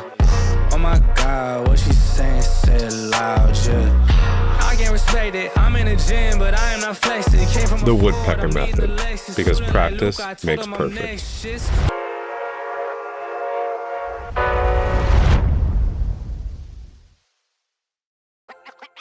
This December, the world's top chess minds clash in the heart of New York City at the FIDE World Rapid and Blitz Championship. Witness world number one Magnus Carlsen and other stars from across the globe. Rapid and Blitz, chess in its most thrilling form, unpredictable and unforgettable. Fast moves, tactics and blunders, and moments that will keep you on the edge of your seat. Witness the pinnacle of chess excitement. Get your tickets now at worldrapidandblitz.fide.com.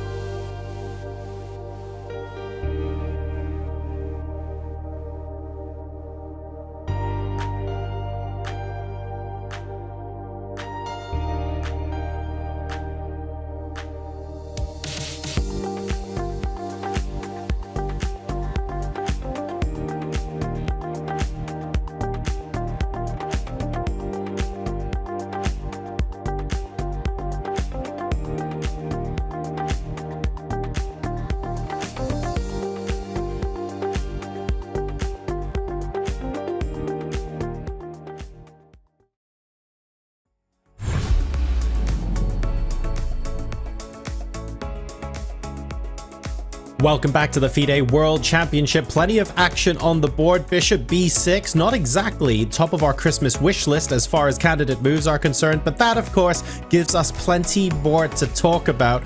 It looks like Gukesh continues to try and find obscure moves or maybe things that Ding isn't prepared for to force him to solve those problems over the board. But at what point does that risk not pay off and the position potentially implodes? Here to discuss that in much greater detail than I can possibly fathom are Peter Lecko and Daniel Naroditsky. Folks, take it away. Plenty of stuff to talk about after that move. All right. Thank you, John. Let's get right into the thick of things because we have a lot to explore. A move has just been made and surprise meets with surprise. I'm going to stop trying to predict any of the twists and turns that we will surely encounter because B3, a lesser surprise than bishop b6. And in case you're just joining, folks, we were expecting the move e5, opening up a diagonal, unclogging the nostrils of the position. Instead, bishop to b6, strange looking move. Queen e2 looked very promising. Bishop e3, Peter, you highlighted before the break. Your thoughts on b3?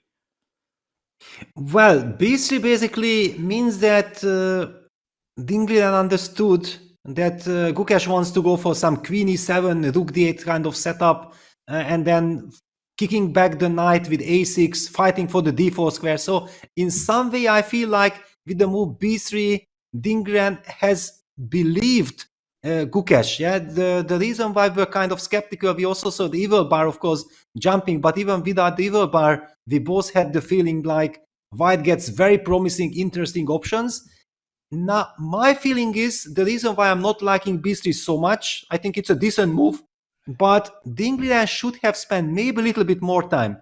This was a critical moment after bishop b6, because if here after bishop b6, he could have cemented a clear advantage, then the nature of the position that it's wide open, white has a very easy kind of play. Yeah, you are bringing all your pieces into the game.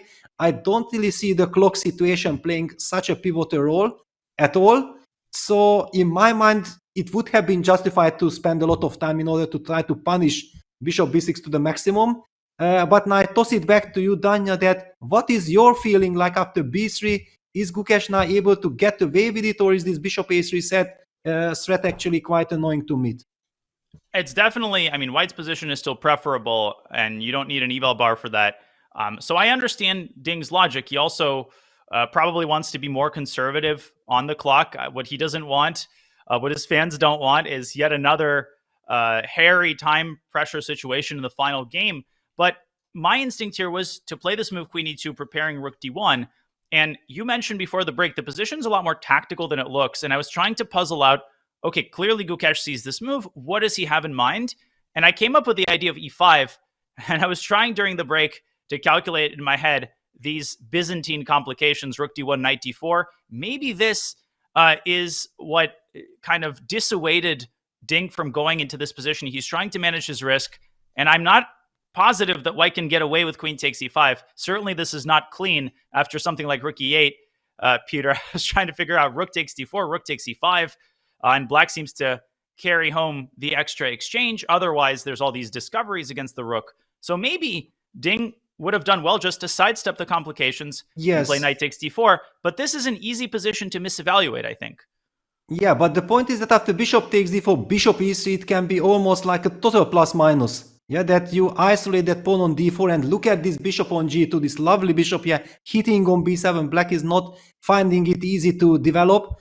And sometimes these positions can just be lost for black, as strange as it may sound. Yeah, because, okay, what happens?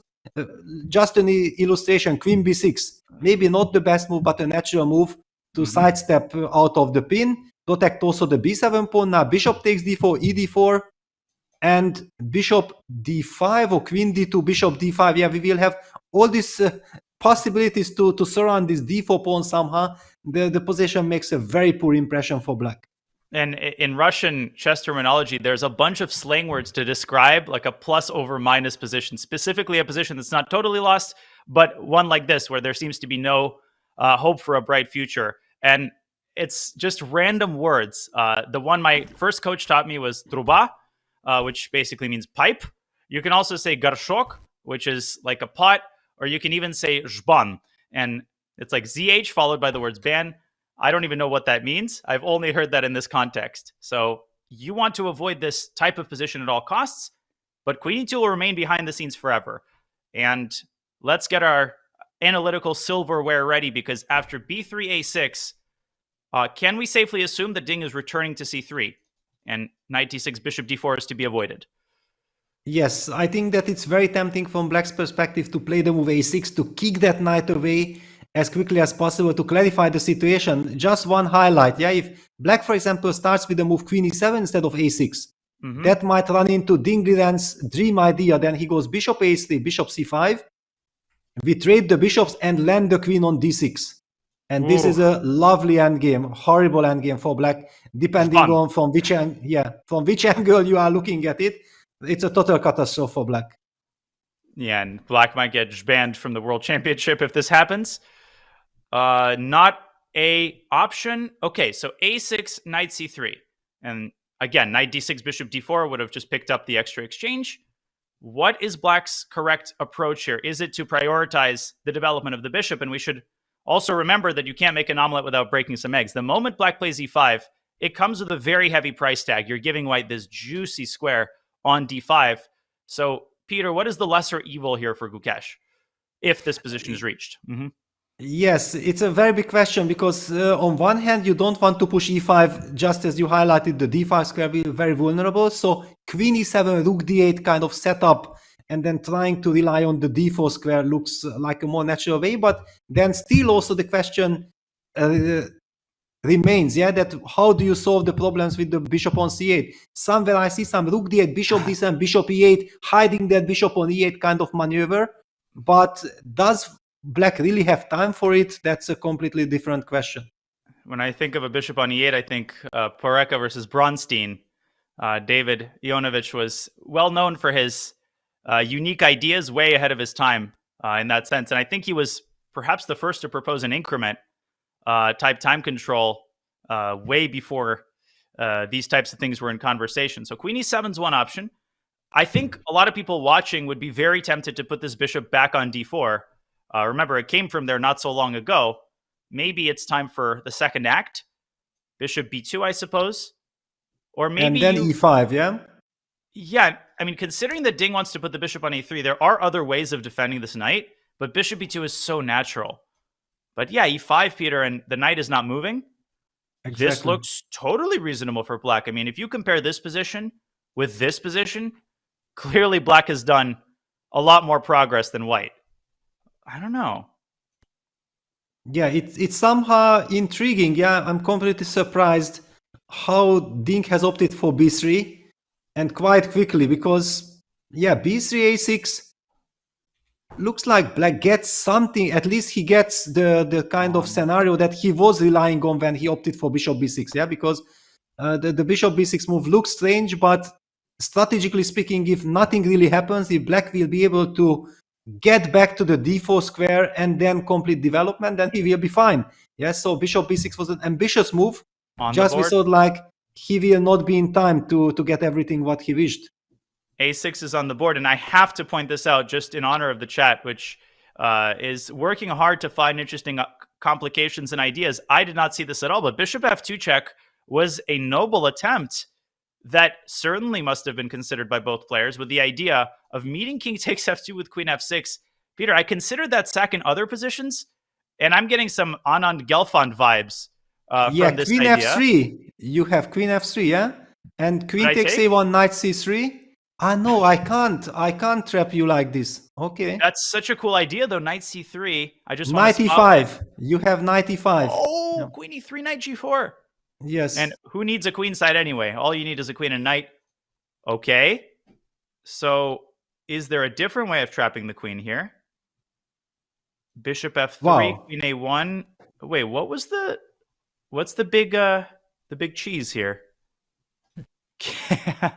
Yeah, very funny. Could it be king g1, queen a1, and queen? I mean, I can also check. We might not have time to properly look at this. But off the top of my head, I can't say. Off the top of my head, I can't say. It was bishop f4. Oh, wait, bishop f4. Oh, my gosh. Bishop f4, just simple chess. Yeah, of course. Protecting. But e5? I completely missed bishop f4. But e5, it's still not obvious why this is so good. And queen d6. Queen d6. Yeah, okay. But this is, again, a very bad endgame. Yeah. Bishop c6. Okay, wow. This is not easy at all. And queen e5 with several extra pawns. Why was this a blind spot? for me. I totally miss bishop f4. Yeah, I miss bishop f4, and I have seen bishop takes f2, but I thought like, okay, bishop f2, rook f2, queen takes d1 is too cheap of a tactic. I will not mention it, but of course, yeah, king takes f2, queen f6. It's a completely different story. It's hilarious because I was at a Scholastic tournament this past weekend, and I purchased these tournaments have great mobile bookstores, and I bought Vladimir Tukmakov's book. Several of his books, actually, Profession Grandmaster, and a book called, I think, The Impact of Modern Engines. And he analyzes the game Anand Gelfand from their World Championship match, the 17-mover, where Boris Gelfand opted for a very similar tactic, winning a rook in the corner, and there Vishy Anand ended up trapping the queen. So I was so influenced by that idea that it did not even occur to me that the rook can be saved. How unkind I am to my rooks. I hope they don't judge me. Please, my rooks need to work for me. Yeah, but I think it's a good illustration also that how much we are kind of shocked by this bishop b6, b3 sequence of moves, because and that's why our brain is not exactly understanding what's happening. I'm still puzzled. Yeah, this bishop b6 option not going e5, and after bishop b6, white opting for this b3 move quite quickly. And after a6, he's thinking, I'm just not understanding. Yeah, the math is not adding up. Like, what is Ding doing? If you play b3, you should expect a6, and you should have your answer ready. Otherwise, why did you play b3 at all? Oh, I wasn't expecting Gukesh to chase away this incredibly annoying piece. And b3, what's painful about this is you cannot play knight e6. Let me show this very important sequence. And maybe, by the way, there's some tactics here. It did occur to me that the exchange can be sacrificed with bishop to a3. Now, very quickly, I'll just show knight takes c8 is not good because this is a full rook that drops in the corner. What about bishop a3, Peter? Or some other type of exchange sack? No. How could Ding possibly be orienting towards something like this when he had a risk-free advantage 2 moves ago? Why sacrifice an exchange? Exactly, and it also steps into some queen a5 business, yeah, hitting that bishop on a3, it could also be an argument against. So, yeah, no, knight d6 is absolutely out of question, but exactly then, if knight d6 is not possible due to bishop d4, and knight c6 is kind of the only move, then the whole b3 operation is not that attractive for white. I'm just not understanding. Are the players showing, or Ding Liren is showing sign of nerves, yeah, that he was unable to force himself to think, yeah, because sometimes spending time, just as you highlighted, that maybe he's afraid to get into a time trouble in the decisive game. Absolutely understandable, but it also shows that he's very nervous then. And he must be considering, of course, the preliminary exchange of queens, which undoubtedly is also a concession, a sign that something has gone quite wrong in his thought process. And while Ding is pondering what to do in this critical position, figuring out what his idea was with the previous move, we go live to Mike Klein, who is standing by with the irreplaceable, indefatigable MC Grandmaster Maurice Ashley. Take it away, Mike.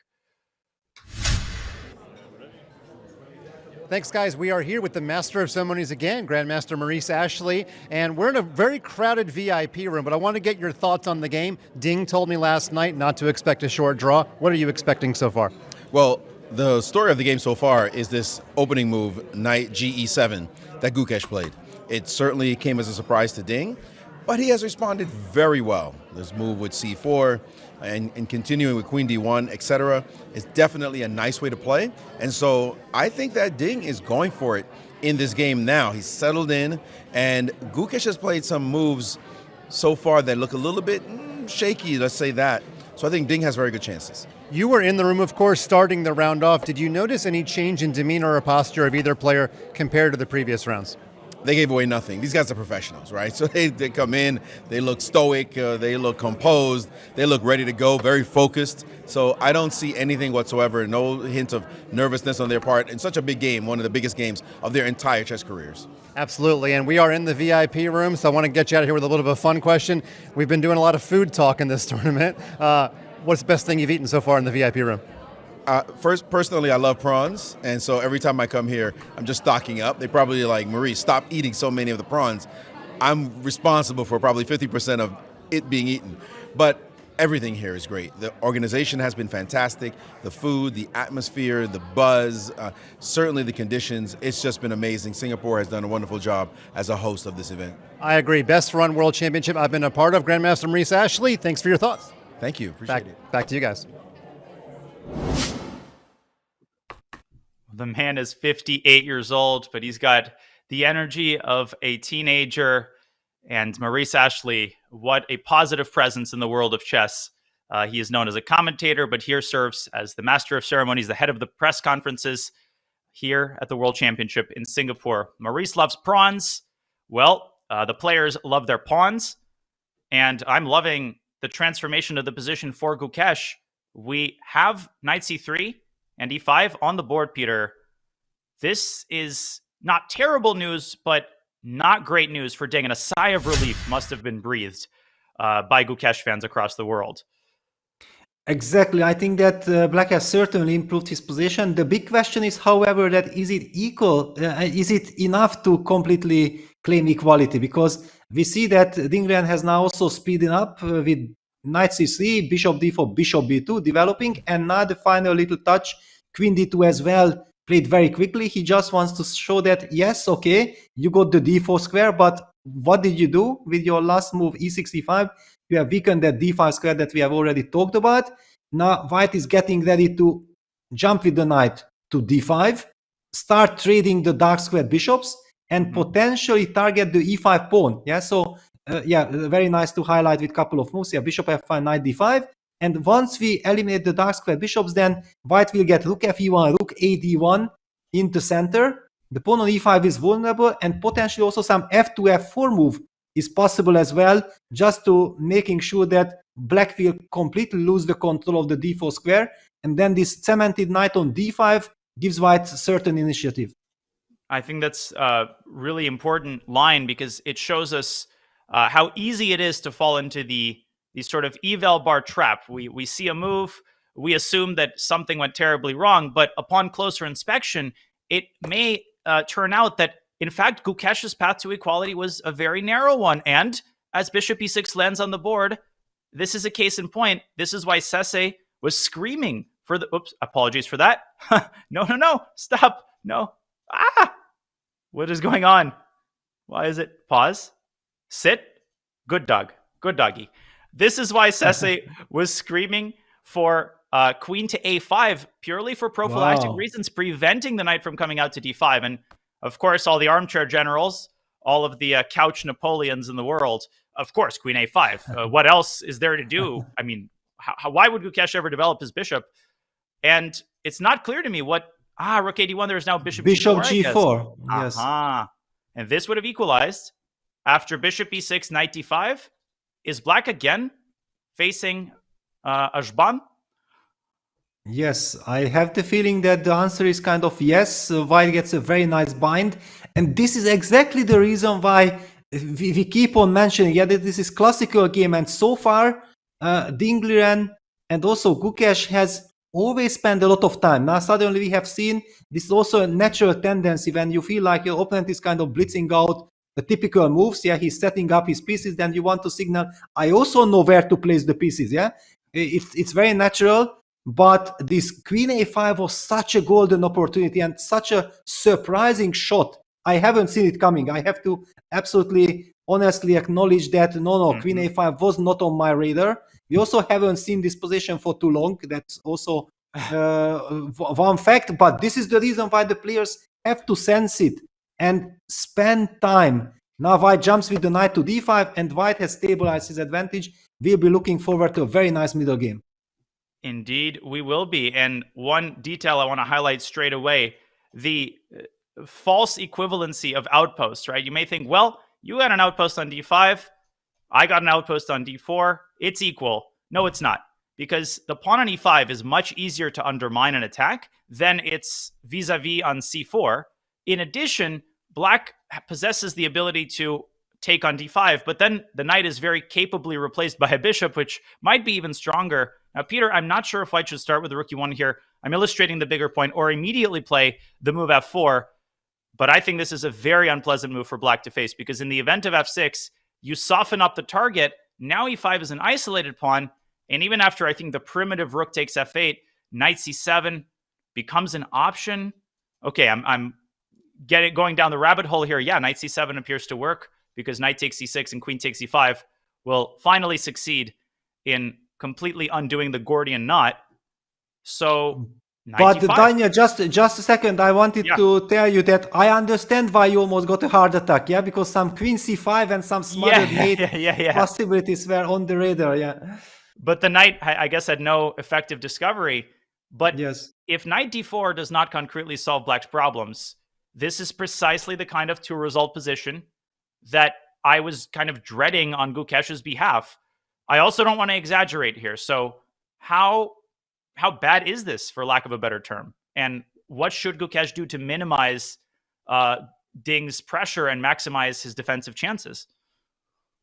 Yeah, well, I don't know, because it's one of those things when white gets, or someone gets a stable advantage, with a structural advantage. Yeah, that's when you cannot really change the course of the game.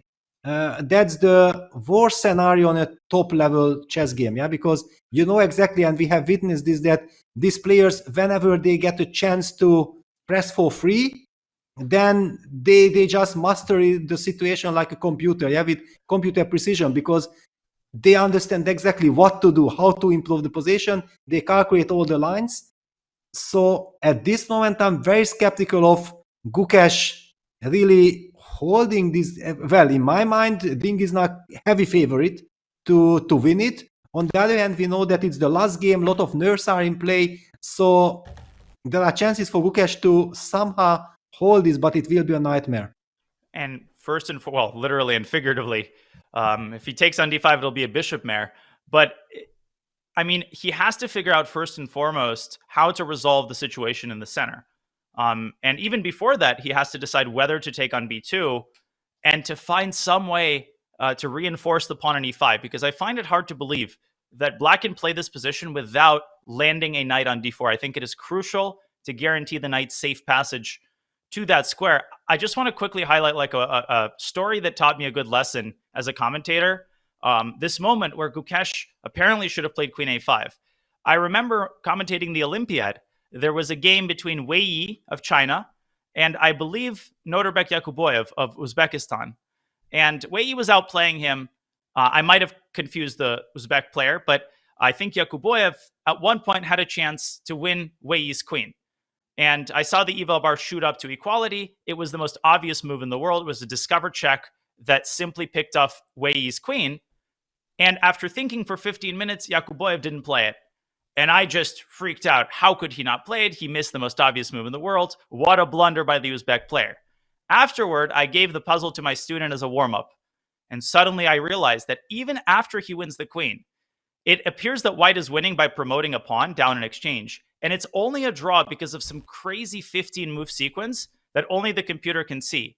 And that was what Yakuboyev was thinking about. Of course, he saw that he could win Wei Yi's queen. What he was actually calculating was the subsequent variations, which were much, much harder to properly assess. So I learned not to rush to conclusions. This move b3, maybe there was some short circuit and Ding forgot about a6, but more likely it was the product of much deeper thinking, and maybe he underestimated a move like queen a5. So I learned to withhold my judgment until I approached the position a little bit more deeply, and sometimes to give these top players the benefit of the doubt, Peter.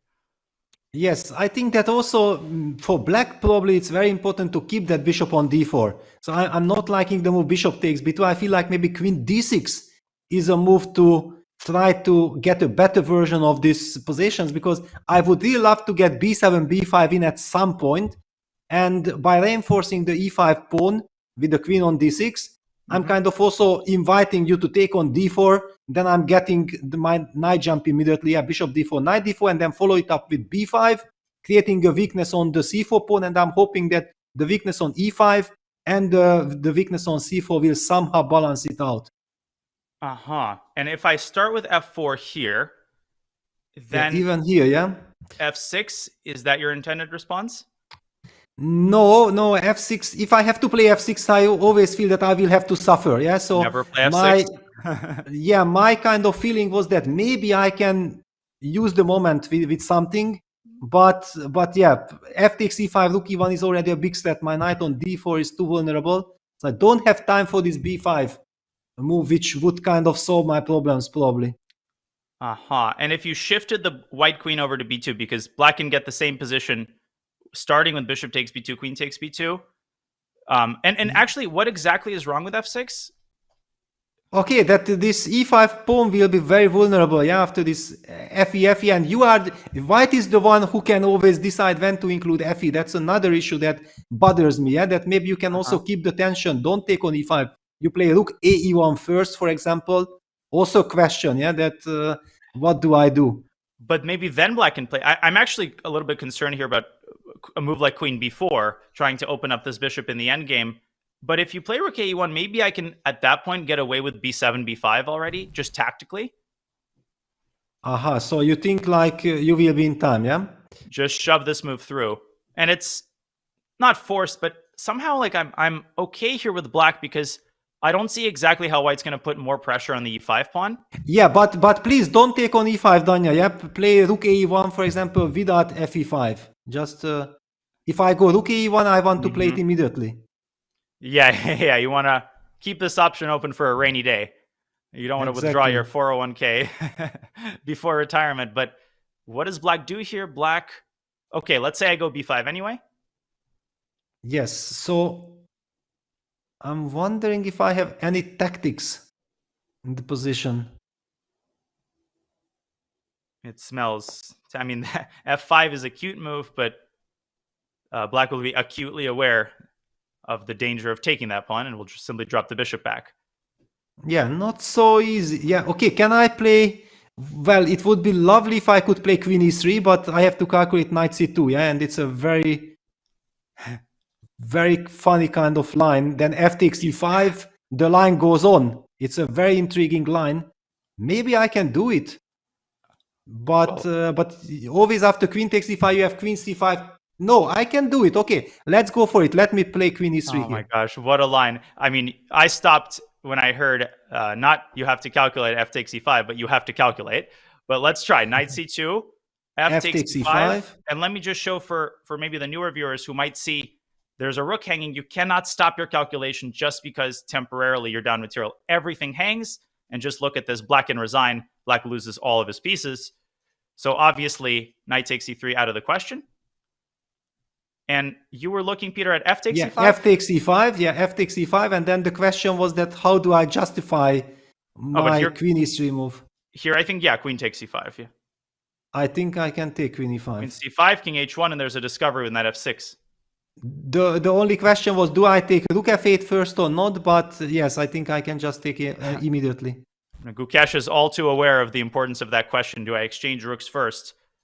He didn't do that yesterday, and that cost him half a point potentially. So f takes e5 works, and white retains the advantage. Maybe black can start with b takes c4. This is not a complicated position at all. I think we need to get something more complex, Peter, because I'm falling asleep looking at, these obvious forced lines. And look at this. And b5 on the board. Yes. Straight away. Yes, this is the critical, this is basically the critical idea. Yeah, you have to undermine white's pawn structure. Black has to fight against this structure. And this is the way. This is the only way to justify. Yeah, quick b5. Yeah, forget about what I said with queen d6. I wanted first queen d6 to go b5, but if you can play b5 immediately, then it's so much stronger. And look at this. Ding is not moving from his resting area. He is looking at the screen. He has seen the move b5. Very nice to have access to all this video feed. Is he rushing back to the board? Neither player wants to sit at the board. Board is radioactive. They want to keep their distance. Ding has not changed his posture at all. b5 did not seem to have much of an impact on him, but it has quite the impact on the d5 knight. I think this is a great move by Gukesh, and we have the luxury of seeing that tactically it seems to work out, and it shows that Gukesh understands the urgency of the situation. I mentioned the tendency of procrastination when you're only a little bit worse, it can be easy to say, there's no direct threats. Let's play some moves out of general considerations. No, Gukesh senses that Ding is only a couple of moves away from developing potentially fatal pressure on his kind of central construction. And so he jumps into action, trying to undermine the knight on d5 as best he can. Yeah, absolutely justified. You remember just a couple of minutes ago, I was saying I believe that Ding Liren is a clear favorite and black is in for a very tough defense. It's a nightmare scenario. Yes, if white gets the grip perfectly, and Gukesh understands that, he fights back b7, b5 on the board, trying to create a weakness in white's camp as well. Imagine b takes c4, b takes c4 included, and we'll be already talking about a weak pawn on c4 as well. Not only black's e5 pawn will be vulnerable, there is already this tendency of somehow seeing that black will be able to get away with the game. Yeah, it feels like then there are good hopes of solving the problems. And with a wide open center like this, there's always going to be ideas like a discover check, right? You can imagine, and I'll put this on the board, if white trades, I assume this is the critical variation, then in some reality, the knight moves away from d5, boom, there's a check on f3. So you get that feeling that, white will attack e5 and black will attack c4. You scratch my back, I scratch yours, and there's a high tendency for liquidation in these highly tactical positions with an open center. So my question, Peter, let's say I play f4. Now you can take b takes c4. B takes c4 intermezzo is possible, yeah? This is very important. So I have to take back. And what now? Yeah, well, now I'm telling you that please look at your pawn on c4. It's also isolated already, yeah? So not only I'm having problems. So in this case, psychologically, I feel that, some tactics might work already in my favor to liquidate. Rook c8 right away. Let's try. Fe rook c4. And you defend the knight simultaneously. And here's black wins. Yes. Because precisely of this discover check. White just loses on the spot. That's how quickly the fortunes can change in a position highly charged with tactical resources. Wow. Fe5. So let's say I go rook c1. You have to play rook c1, exactly. And now it's still black's task to find a good reaction to this. Knight c6 maybe allows some f5. Yeah, voluntarily giving up the knight on d4. Just very nice to highlight one time that queen d6 runs into double blow. F takes d5, queen e5, some rook e1, and the knight on d4 is loose, and also knight e7 forks. So there are some tactical issues for black. Yeah, knight e7. So important to spot these forks before they appear. But you're right, Peter. Great find. Rook e1 just dislodges the queen from the knight, wins a full minor piece. Amazingly, here queen c5, I suppose, would be the way to cut out most of the damage. But why is white not much better after king h1? Yeah, it's pawn is a pawn, right? As I heard George Washington say in his inaugural address, a pawn is a pawn. Andre Philidor agreed with that. Yeah, I don't see Gukesh going for this position. But wait a second. Can you maybe retreat with the knight to c6, target the e5 pawn, and then go for some knight a5 targeting the c4 pawn? Is that a concrete computer idea? Wow. Now knight f6 already is, an idea to reckon with, but no, it doesn't work for sure. Not enough pieces. And if I go rook fe1, just to highlight, then Peter, knight a5, using every inch of the board. Wow. Yeah, that looks... At least as an idea. Yeah, it's there. The computer move here is rook f e8, but this is so vague. Such a vague move to play. You're down upon, no problem. And then, okay, h3, h6, king h2. h6, yes. Time to pause the clock and our job is done. But no, I don't see this happening, because to just go for this pawn down position is classic computer chess. Because the queen on c5, contrary to what Nimzovich taught us, is an amazing blockader. It's almost as good as a blockading knight, paradoxically, Peter, because it's hard to, impossible to attack.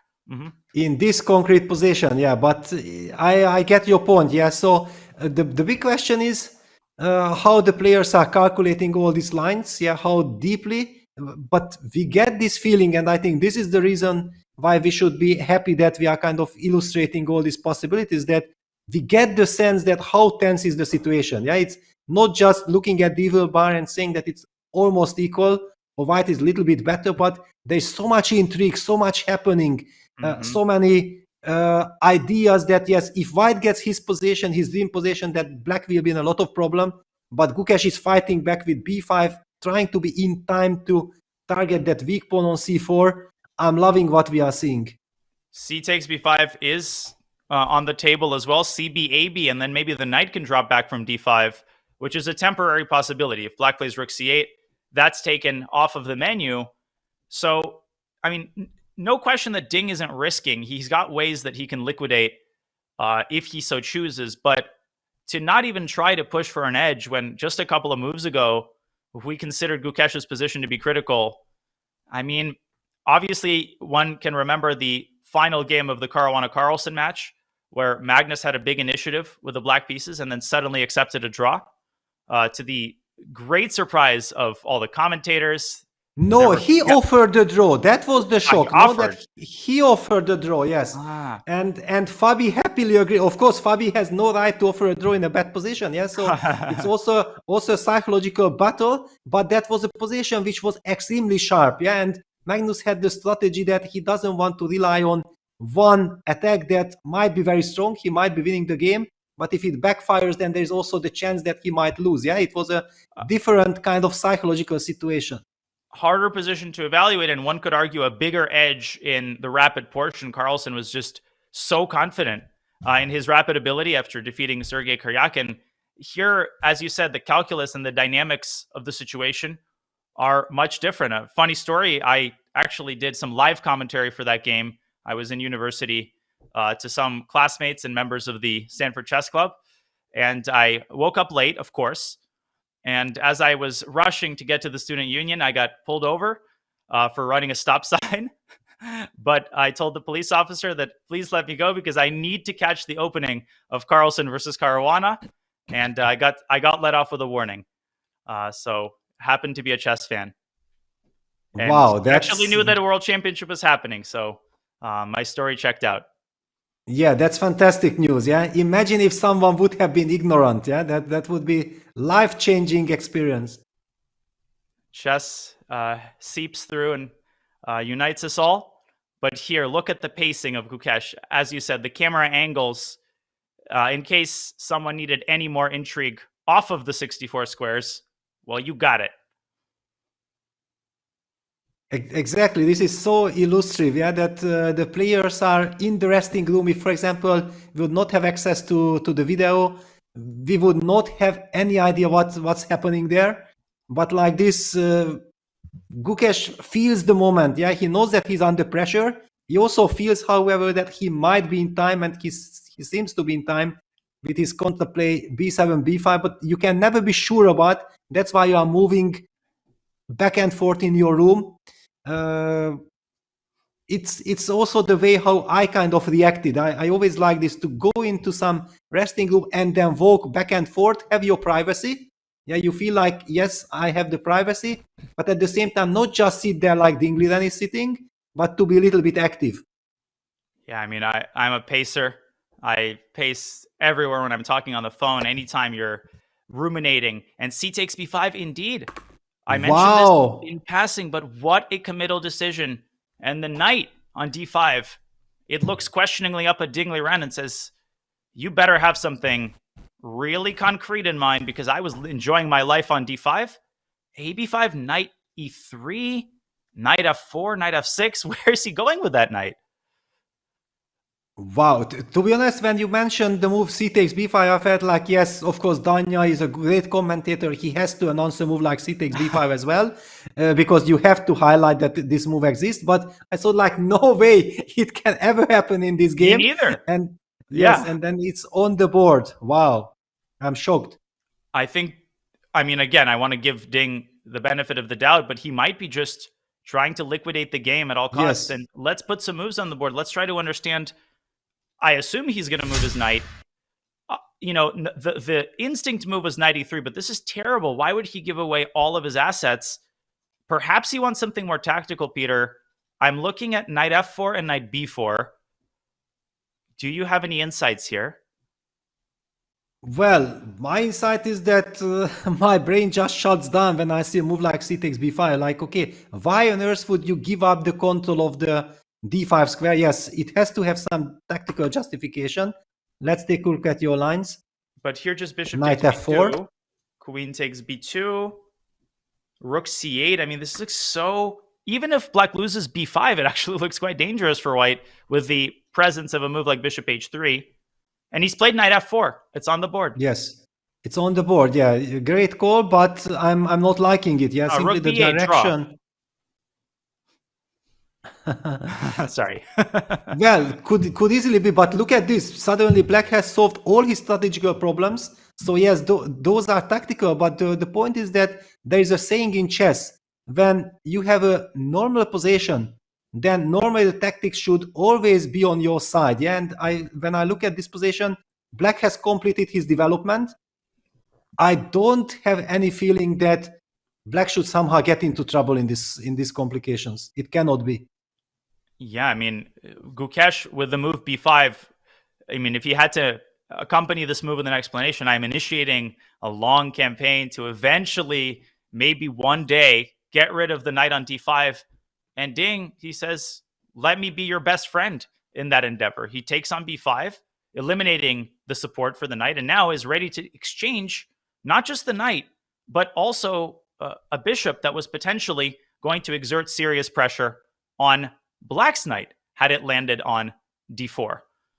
But also, Really wait surprised. a second, Danya, the line that you showed with e takes f4, bishop c6, bishop b2, queen b2, I'm even slightly worried for white. Is it possible that suddenly you highlighted rook b8 and okay, you just make a move that actually the position can be a little bit tricky. The white king will be more vulnerable. The bishop on e6 is a lovely piece. You better make sure with white that you trade off everything and make a draw, because potentially it can be slightly worse. Something like rook d1 comes to mind. Your point is very well taken, and you know, the frustration for Ding has been seemingly playing defensively in situations where he's virtually not risking. I mean, the queen and two rooks middle game / end game, the opposite colored bishop position where he ends up giving away two pawns to force a draw. That's been one of his issues, and it seems that he's on that path again. Where would you put the queen in this scenario? Would you put it on b6? Well, I first would like to highlight the scenario. Look at the stage. Gukesh leaning forward. I think that for the very first time in this game, he feels confident. He knows that actually, wait a second, I was defending. I had to be precise, and all of a sudden my opponent shows a sign of weakness. Do I have a chance maybe to take over? I think knowing how ambitious Gukesh is, he is now, first of all, very relieved. He knows that, okay, I'm fine. And secondly, he's also looking at, can I somehow do something? And maybe I've jumped too far. Maybe there's alternatives before this stage. But if this position is reached, you mentioned that black could even flirt with the concept of applying a little pressure, stepping on the gas pedal. That makes me think of a move like queen g5, exerting pressure on the g3 pawn. I would definitely take black here. I mean, in a blitz game, for sure, because of the dynamic chances. I just don't like the direction of this game. And like you said, Ding would have to be, you know, keep his position tight, maybe drop the bishop back to g2. I think there is almost zero chance that he won't make the draw here. But the fact that we're even having this conversation is crazy. Exactly, yeah. For example, just to highlight some FG, AG change, black fixes with b5, b4, the pawn structure on the queen side. Nothing moves there. And there is a psychological game. Imagine black is in time to play rook fd8, h5. And all of a sudden, we are already talking about a very serious kind of initiative from white, from black's perspective. So I'm kind of surprised. We see this line, e takes f4, bishop takes c6 is the current position. We are expecting the trade on b2. And Gukesh, and knowing Gukesh, he will be fighting. And this won't be such an easy draw unless Ding can prove it. And you know, there's a common wisdom in sports. When you're the underdog as a sports team, coaches often say, get the game to the fourth quarter. Because the shorter the game is, the higher the possibility that something crazy happens, right? Anybody can hit a shot, a clutch shot with 2 minutes left. So I think Ding, universally, almost universally, considered the underdog before the match. I would argue not given, you know, sometimes in some corners the respect due to a world champion who's demonstrated excellence throughout his career. But, I think he's okay with getting this match into the tiebreak phase. I think that was the discussion before the game. Manage your risk, right? Don't do anything crazy. Gukesh would like to end it here and now. Gukesh wants to end it in the regular time portion. But Peter, Ding has an opportunity served to him on a golden platter to exert massive pressure, and instead, he seems to be hoping to draw the game from a defensive posture. Hard exactly, to explain. Yeah, exactly. And this is what I don't like. So even if you go for a tiebreak, if that is a strategy, but if you show a sign of weakness in the last classical game when you had the chance to push and then you are not making the most out of your chances, yes, maybe the game would have ended anyway, but there was absolutely no reason why he wasn't able to pose some problems, some questions, force Gukesh to solve the problems and head towards the tiebreak in this psychological scenario. Yeah, now, for example, if Gukesh makes a comfortable draw here, or even will be able to push, squeeze a bit, he will feel euphoria that, wow, I actually survived this game. And not only I survived this game, but he showed a sign of weakness. He's not ready to fight. This case, I should be able to use this possibility maybe in the tiebreaks. Yeah, I'm not liking the way how Ding reacted, not at all. And it would dilute some of the pain from the fact that Gukesh missed essentially a clear-cut win in the previous game. If he saves this game, he'll feel that relief, and that will replace, chess players always have that recency bias. It might replace some of the pain otherwise that he would feel from not ending the game, from not ending the match in the classical portion. Now a big moment. Rook b8 is possible. Typical computer move also available, and that is rook a5. To my eyes, maybe I'm getting too old school, Peter. Maybe I'm too boomer, but rook a5, I would never play in a million years. Thank you, Gukesh, for making me feel yes. sane. Yeah, clear. Yeah, rook b8 is a nice move. And I also feel like why this is so important psychologically, that the previous game where Gukesh was black, he got outclassed by Ding. And we were talking about, wow, finally we have witnessed Ding in his peak and how beautiful chess he can play. He can play a flawless game like a supercomputer. And that's a scary thought, that wow, and it will be in your mind. And then suddenly we have seen the next black game, this last game, run number 14. And again, Gukesh was under pressure. Yeah, so connecting these two games, one gets the feeling that there is a reason to worry for Gukesh. Yeah, that okay, with black I'm always not finding a comfortable position. My opponent is very strong. And suddenly, at this moment, Ding solves all his problems. And then he feels like, okay, wait a second, my opponent is vulnerable after all. Yeah, these kind of things in a match scenario should never be underestimated. Very true. And of course, rook a d1 was the move we initially considered, but it does give the queen a lot of latitude and the possibility to maneuver itself to a commanding post on g5. I see some people proposing queen e5. Maybe white's queen can be first to the party. Now that I'm aware of this move, it does begin to make sense. I wonder why that could be.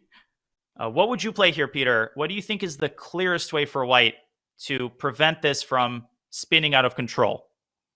I think that the chat is absolutely right, that queen e5 is kind of a move that controls the game. Yeah, so it kind of forces black also to release the tension, f take g3, h take g3, and potentially setting up some rook d1, bishop d5 ideas. Yeah, the bishop should be traded because that bishop on e6 is a monster, and eventually potentially might be seeing some liquidation into a drawn endgame, even if white loses the pawn.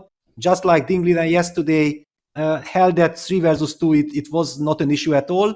A very similar scenario we can be seeing eventually here. And so maybe black doesn't have the time to play b4. I would be inclined to move the queen out of the danger zone with queen b6. And at this point, I would give it like a 95% likelihood of liquidating one way or the other.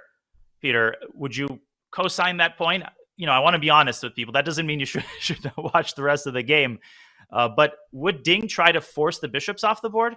Or is there a case to be made for bishop g2 being safer? Well, I think bishop d5 is impossible due to queen c5 pin. Yeah, this is a problem. Rook f d1, rook d8. And rook d8. Rook c1. Rook. You can steal. You can survive. Okay, but it was a very scary moment. Yeah, don't don't do that. Yeah, in a decisive game. Yeah, it's. But yeah, if it's possible, then of course you can do it. Yeah, this will shorten the lifespan of the players and the commentators by about 10 years. But yeah, the draw will be attained. And it's all because of this resource. Yeah, rook a(c)(1). And rook takes d5, rook takes c5. The rook x-ray defends the queen. So black can draw probably with queen b6 or queen d6. But bishop g2. But what you said earlier, my worry here would be that in the long run, if the queen is dislodged, maybe black can use the pawn majority. But that's a very unlikely event of a water landing. Yeah, in general, of course, for white, it's very important to trade that monster bishop on e6. Yeah, now also we see that the fixage of this pawn structure on the queen side, yeah, with b5. It's always important. Yeah, people always say, and okay, Ding Liren opted for rook fd1, that in order to evaluate the position, imagine if you remove all the pieces from the board. Yeah, and potentially if black gets that pawn to b4, the pawn endgame can be lost for white. This is one of the scary thoughts. And also, if we remove all the heavy pieces from the board, then the bishop endgame is also potentially losing, yeah, because black gets the passer on the king side, the pawn on a2 will be an eternal weakness.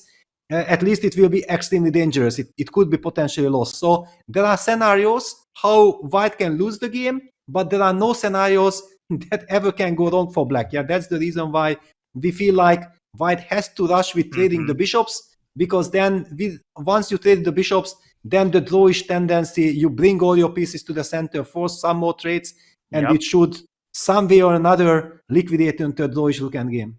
And bishop d7, I think if you want to guarantee that bishop on e6 doesn't get away, that would be your choice. It is, of course, for white important to factor in the possibility of f3, but in a wide open board, I think that pawn would be too vulnerable. There would be no way to defend it for long enough to get your queen to h3. So I'm predicting bishop d7 or bishop d5, and it is beginning to look like a peace accord might be on the other side of this liquidation. Of course, there is a draw rule in place. You may not offer nor accept a draw until 40 moves are made. But Peter, I think you pointed this out in an earlier broadcast, where there's a will, there's a way. There is just a certain routine that the players engage in to find the appropriate repetition when both of them have fully settled on a draw. Or they will find a direct liquidation, yeah, and then they can also blitz out their moves. Yeah, that's not a problem. I'm completely sure it's like 100% that this game will end in a draw. That's not the case. That's that's not the question. The question that I'm having, that why on earth did Ding Liren showed sign of vulnerability? This is my concern, yeah, because in a match scenario, match situation, psychology plays such a big role. And coming to the last game, Gukesh clearly was thinking like, okay, I have to neutralize my opponent's white move, his kind of preparation, his opening. He was much more tense, than he got under pressure, and he gets away with it thanks to Ding Liren releasing the tension way too prematurely. I really feel like now after this, Gukesh will get tremendous amount of confidence that, okay, my opponent is afraid. Yeah, this is the message that we are getting from Ding Liren's choice by going c takes b5.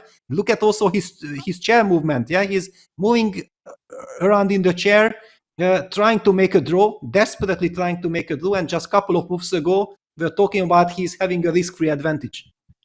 John, I'm sort of going to repeat my analogy from yesterday. I feel like I just stepped off a roller coaster and the world is spinning before me. Just a second ago, we were singing the praises of Ding's ability time and time again to show capability of meeting Gukesh's opening preparation. He gets surprised, he reacts well, boom, small advantage.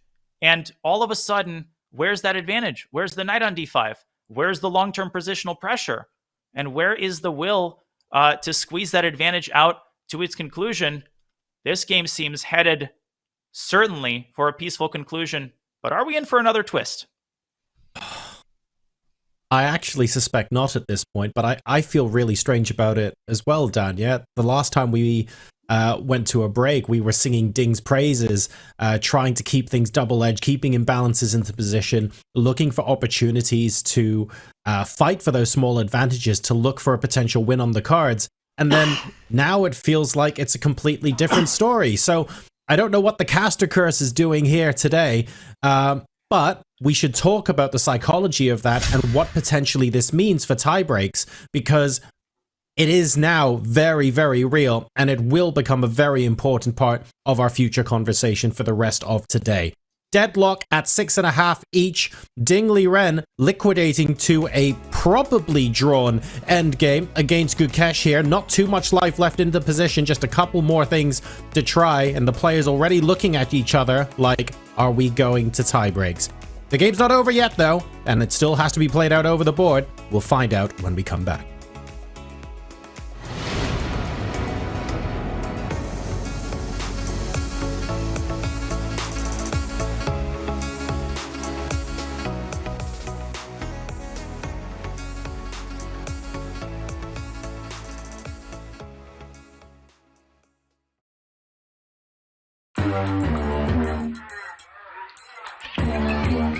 Gemini, can you help me plan my 3-day vacation? Generate a photo of a muscly capybara. Explain the concept of supply and demand with OpenStax. Hi, Gemini. Quiz me on the rise of industrialization. Can you help me find an email? Yeah, I can help with that.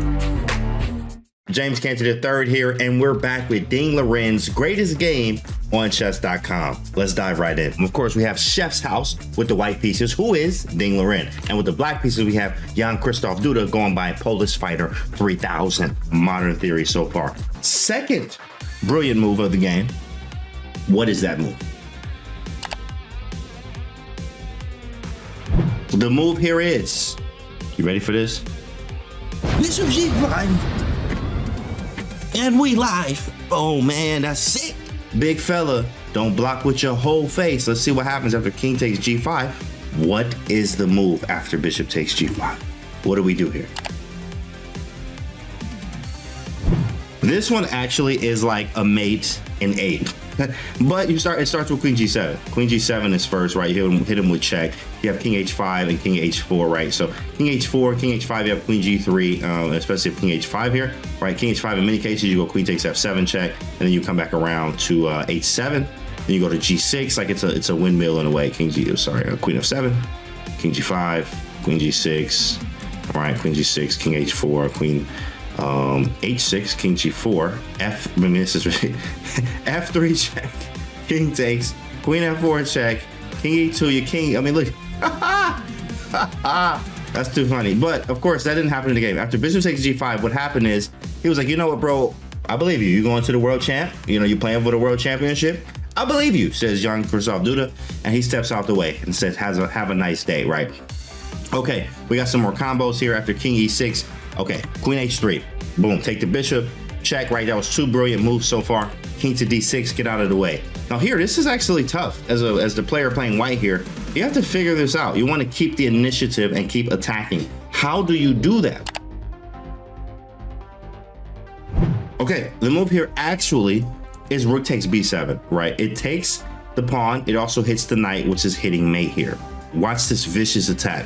Third brilliant move's coming up. After rook e6, okay, white has to play a very strong move here. It's hard to find. Let's see if you can find it, right? It's very instructional today, and I want you to really use your calculation and tactics as much as you can and think. Pause the video, really, and try to figure this out. It's white to move. Where do you go next? This was a difficult one to find, but not difficult for somebody like Ding Liren, who plays queen f5, right? Queen f5, a very nice move. I mean, queen here, right? Bishop f4 check is coming as well, right? You're just getting closer to the action. You're also defending the bishop in case of a rook g8, right? Stuff like that is kind of annoying, right? But queen f5, getting the queen in the game a little bit more, a little bit closer. You also have queen f4 in some cases, right?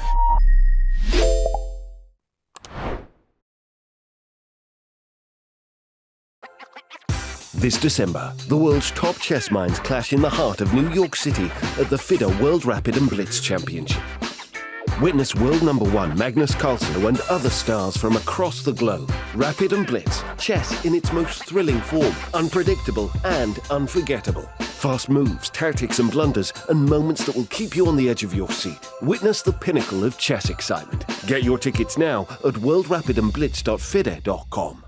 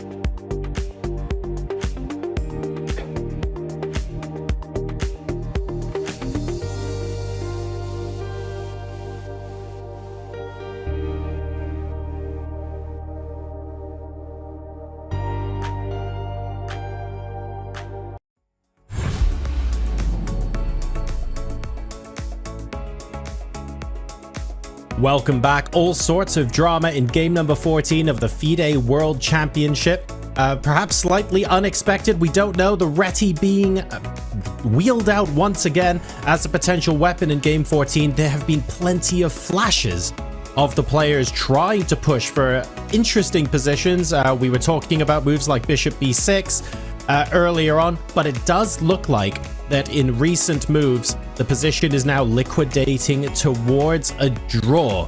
So this is interesting on several fronts. First of all, why were we fighting to look for those small improvements in the position earlier on, and what changed our minds to say it's okay to liquidate here? Some questions that maybe later on in the press conference Ding Liren will be able to help us answer. But what this does mean is that if this game ends up in a draw, we are going to be going to tie breaks, which means we'll be back on broadcast tomorrow as well, and they will function very differently to the 14 games of classical chess you have seen so far. So if there are people in chat who maybe haven't followed a World Championship match before and are going, well, hang on a second, what does that mean? We've got you covered. Take a look at this. This is what we might be going into tomorrow. If the FIDE World Chess Championship match is tied 7-7 after 14 games, we're in for the final countdown, tiebreaks. This is the part where nerves play a crucial role. Who will keep their cool under intense pressure? The playoff consists of 4 rapid games, 15 minutes plus an increment of 10 seconds per move. If the score remains tied, there will be 2 more rapid games with reduced times, 10 minutes plus an increment of 5 seconds per move. If still tied after 2 blitz games, the players will enter the final stage, sudden death. A single blitz game will be played until a winner is determined. Regardless of how the match is decided, it's bound to be a treat for chess fans worldwide.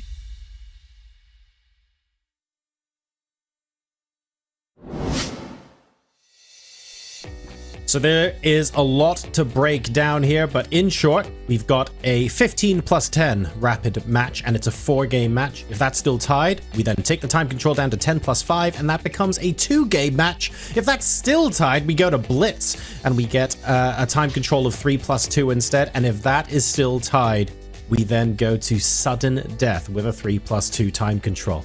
Now, Peter, I think there are 2 questions we want to ask ourselves here, and I want to try and separate them both. Question number 1 is us trying to work out why the game has suddenly decided to liquidate and why we're happy to go for the draw. And then question 2 would be what we think will happen and how we believe the players will be approaching a tiebreak. So if we take these one at a time, could you summarize the psychology of the last hour over the chessboard as to why it felt like we were fighting for small positional imbalances, and now suddenly it looks like the ambition's being sucked out of the position?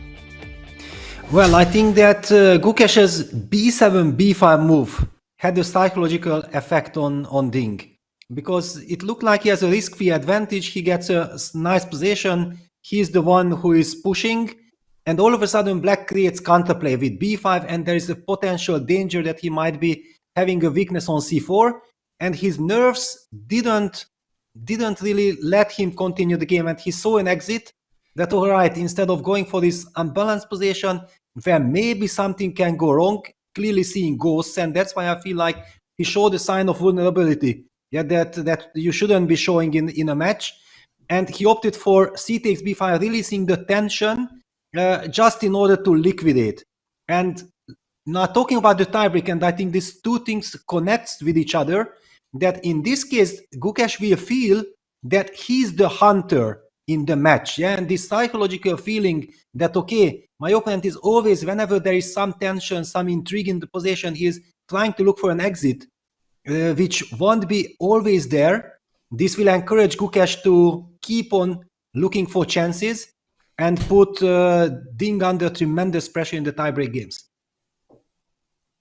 Oh, I'm going to do something horrible, Danya, and leave you with a thought that probably requires quite a lengthy explanation. Peter has just said, and with very good points, that Gukesh might be the hunter in the tiebreak.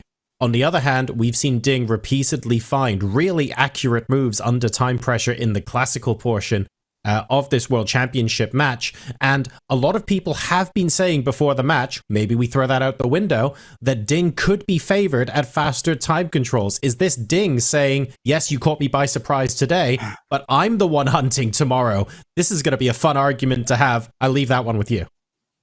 Well, that's great stuff. Food for thought.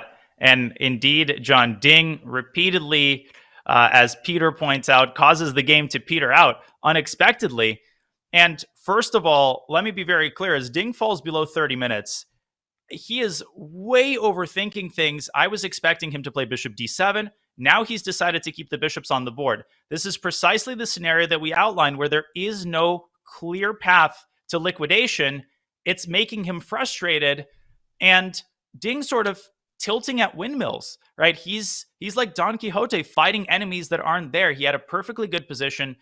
Earlier on, he should have taken longer and perhaps played the move queen e2, but even after the move b5, Gukesh didn't have a direct threat. So an overreaction by Ding, and you feel like he's sort of sliding into his old ways. You felt with the victory 2 games ago that this is the new Ding. Peter, as you said, this is Ding 3.0, but in this game, you feel that lack of confidence once again, and the game is still going. There is no question in my mind that Gukesh is not himself looking to cooperate with Ding's desire to liquidate. He's looking at his clock and he's saying, at least let's reach move 40 and then I'll think about it.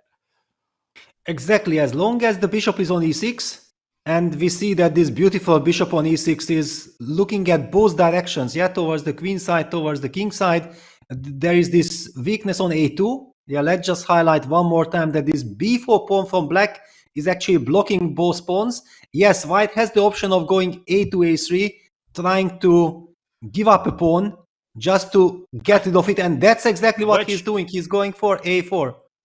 That was unreal timing, Peter. How do you do it? Yes, but actually, is he losing a pawn by force, or will he lose it in a long run? Yeah, because b takes a3, rook takes a3, bishop takes b3 might run into rook b1 pin. That would be a big blunder. Mm-hmm. But obviously, we both felt like now this bishop beautifully eyeing the b3 pawn, and Gukesh has clearly opted for the b takes a3 en passant. This b3 weakness is not running away. Yeah, black is already beautifully ready with queen on b6 and rook on b8, targeting that pawn. And we might, if we get into some endgame with 3 versus 2, rook and bishop versus rook and bishop, it's also a draw, but it's a playable draw. Yeah, so white would definitely love to give up the pawn on bc only if he is able to trade the bishops as well. I was actually going to ask you a very similar question. If white can guarantee the trade of the queens and the rooks, what about bishop and 2 versus bishop in 3? Let me manufacture this. Let's say, what is a nice way to get that? I guess, again, purely for illustration's sake, folks, I'm not saying this will happen. This is a blunder, but just so that we can explore something that I think might happen, I'm going to artificially get this on the board. What is the assessment of this endgame? Not to mention the craziness of the fact that Ding is, groveling for a draw. Peter, does black have any practical chances if this is reached? I think that the bishop endgame is a dead draw. This is nothing to worry about. Yeah, there is just no way for black to win this game. But if there is bishop and rook versus bishop and rook and 3 versus 2, then yes, it is a draw, but practically can be tricky. Yeah, then black can really push, and white might have to show precision. Just to remind everyone, yeah, the first game that I won against Kramnik in the World Championship match 2004 and equalized the score, I won 4 versus 3 with rook bishop against rook bishop. Yeah, so I know exactly that it's much more trickier than people think. And look at this. I mean, g6 instantly played by Gukesh, very natural move. Black is absolutely not risking. He's saying, thank you very much for giving me this lovely position. And the issue is, how do you give this pawn away in the best way? Black is not threatening bishop takes b3, but black is potentially threatening to keep expanding on the king side with h5. And Peter, as we know, doing nothing is sometimes the hardest thing in the world in a position like this. The moment you move your queen away or you move your rook away, boom, black can immediately capture the pawn on b5. And we're not even at move 30. Suddenly, Ding, at 26 minutes, it's unreal how the momentum has shifted seemingly out of nowhere. Yeah, exactly. Yeah, we have been seeing Gukesh pacing in his room, being happy that he was in time to get that b5 counterplay in, so he doesn't need to worry that he will go down without a fight. And it seemed like probably it keeps the balance, yeah, with active, energetic play. But then this turn of events, yeah, that Ding voluntarily goes into a position where he needs to defend and he needs to show accuracy and giving his opponent the initiative. This is quite surprising.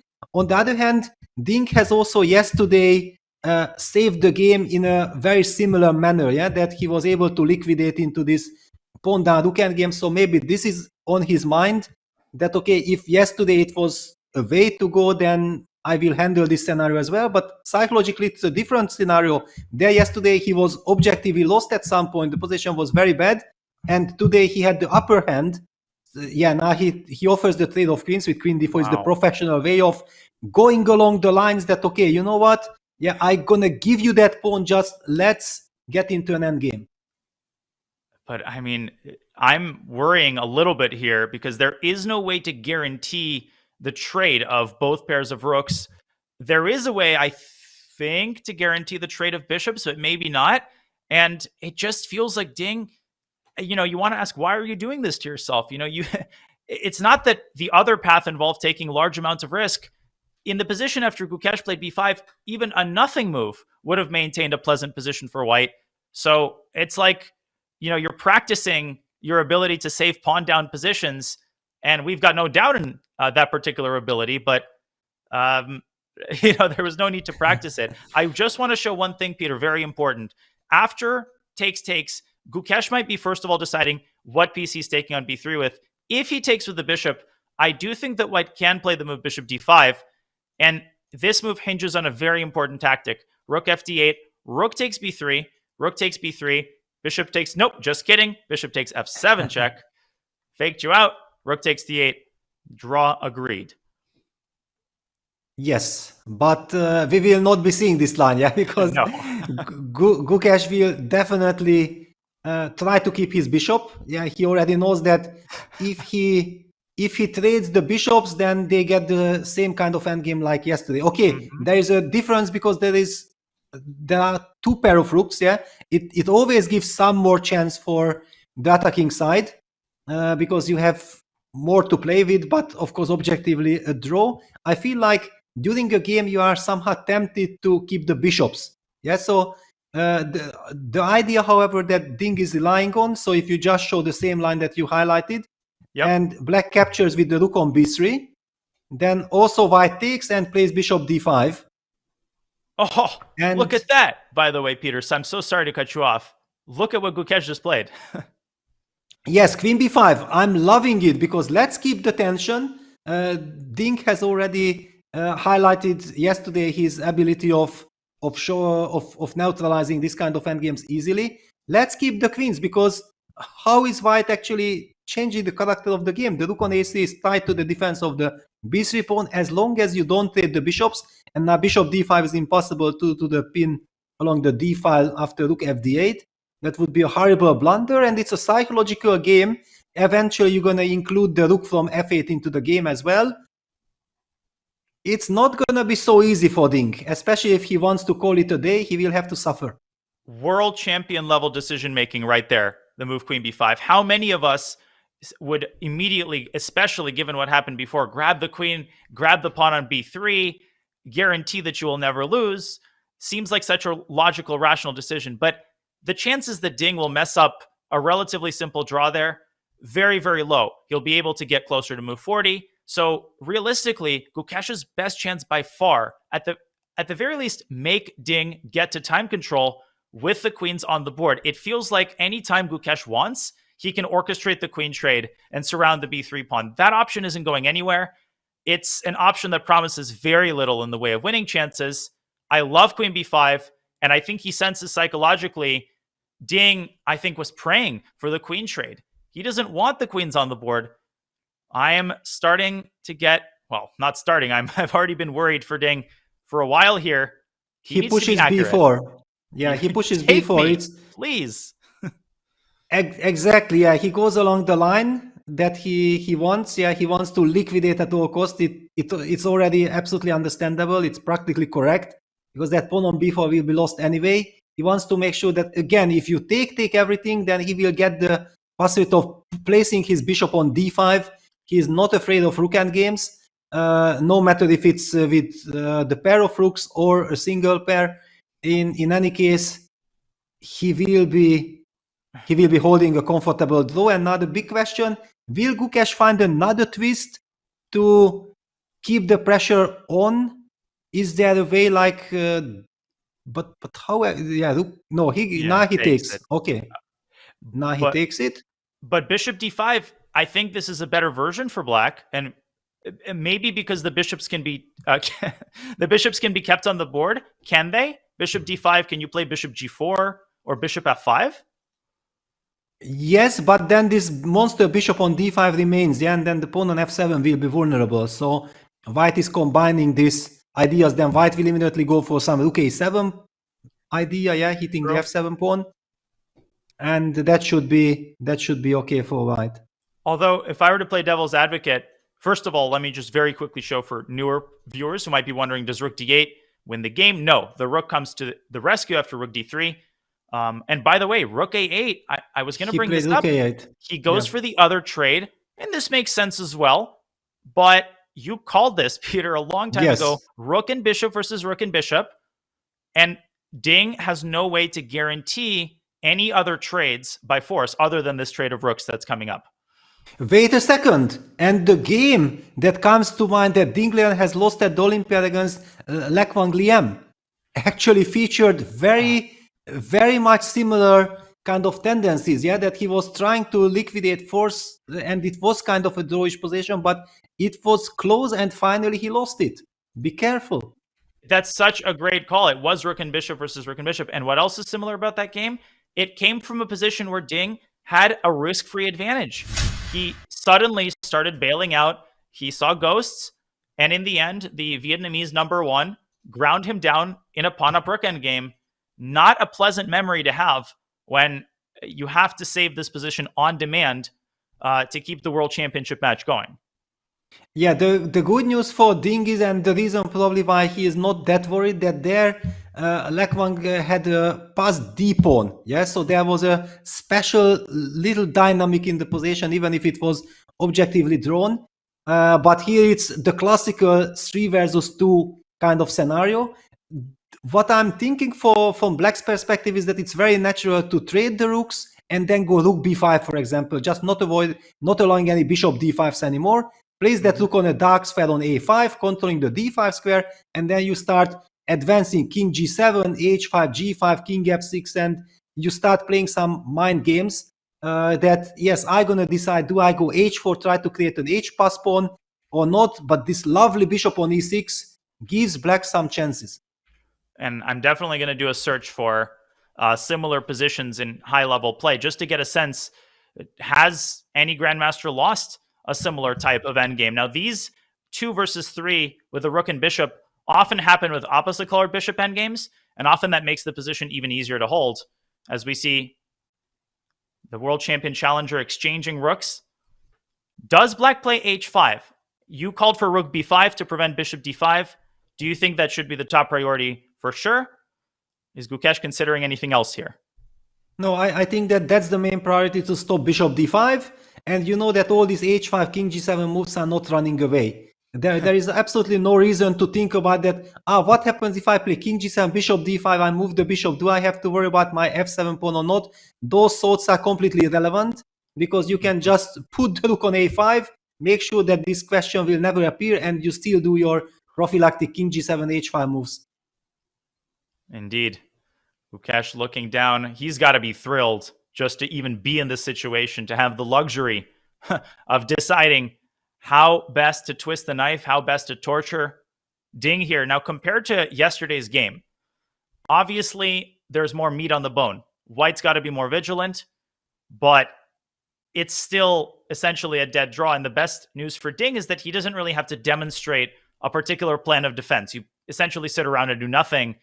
Is that an accurate statement? Not exactly. If it would be a rook endgame, you remember yesterday I was saying that, yeah, there is just no way of losing it. Well, if we look at this position, there are some scenarios. Yeah, for example, okay, once we get this rook to a5, if we go king g7, h5, g5, we are coming, and we can create a pass pawn with h4. Then white will have to answer a question. Do I take g takes h4, or do I keep that very annoying pawn on h4 alive, which might be threatening to go h3 check if white puts the king to g2? So there are questions. Then you take g takes h4. Black will have the option of going g takes h4, remaining with the pass pawn. Then the rook can maybe come to f4. The king is coming. There are some scenarios where, of course, it will be a dead draw anyway. But black can also for a very long time do absolutely nothing. You just feel like, okay, my opponent thinks like he will hold it. Okay, I'm gonna just maintain the tension and pretend that I'm doing this, or some shadow boxing. Very unpleasant to sit and just wait, and you are not able to do anything. And this is where, the time comes in, and the fact that there's no cushion. It's win or go home. I mean, it's draw or go home for Ding. I did a quick search, Peter, and I did find that the only noteworthy game that came up is Carlsen versus Van Wely had almost the identical position. In 2007, in a blindfold game, Monte Carlo, Magnus was rated 2690. Yes. And no, rather, Magnus was not born over 2700. And Van Wely didn't really try anything. He arranged his pawns on f7, g6, and h5 and quickly took a draw. But maybe that has to do with the fact that it was a blindfold game. Some other players did push this for a long period of time, but I don't see any high-rated white players losing this endgame. I'll do more research, though, during our next break.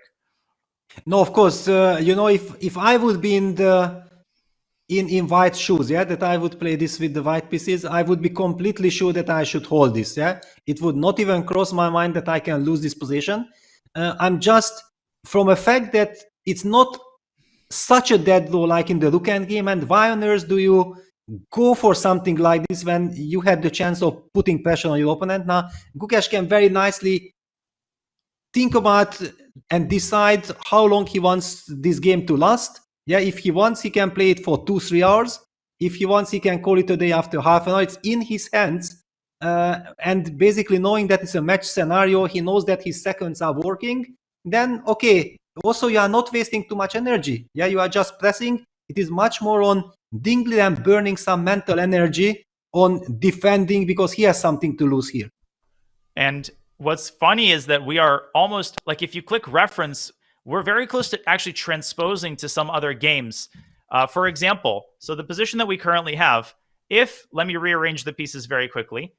Black plays h5, white plays a move like bishop c6, and I'm just obviously not claiming that these moves are likely, but all I have to do here is rook a1, rook d4, rook a8, and we have literally transposed to one of the games that came up in my chess-based search. Black was 2275, white was unrated. This is 1988, and white loses this in 5 moves by committing the cardinal sin of such endgames. Do not push a pawn without proper necessity. Here's what happened in the game. White played the move f4, and it did not like Tom. Yeah, Peter is like, I can't look at this move.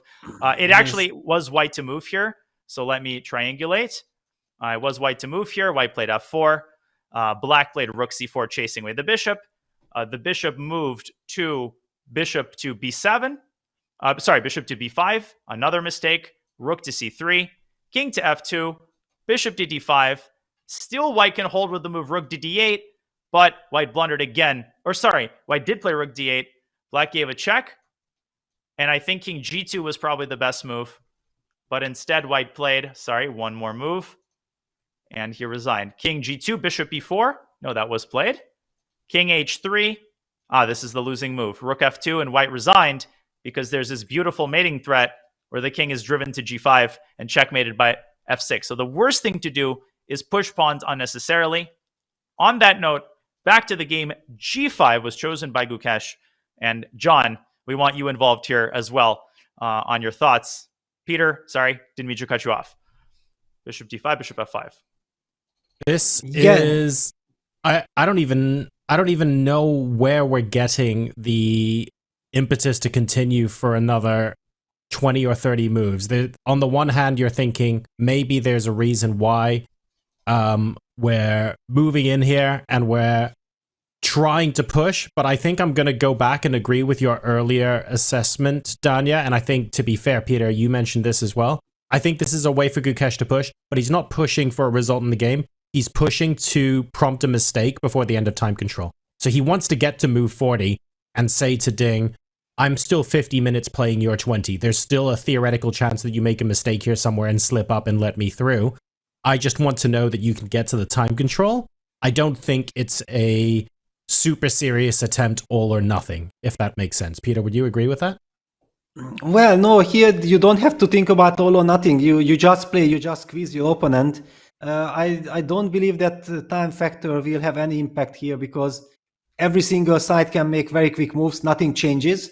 Yeah, in some way, I'm slightly surprised that Gukesh felt that he wants to transfer his bishop to g6, protecting the pawn on f7. That he felt like this way he might have better chances of squeezing the position because it's all about squeezing. Yeah, there is nothing really happening in the next 10-15 moves.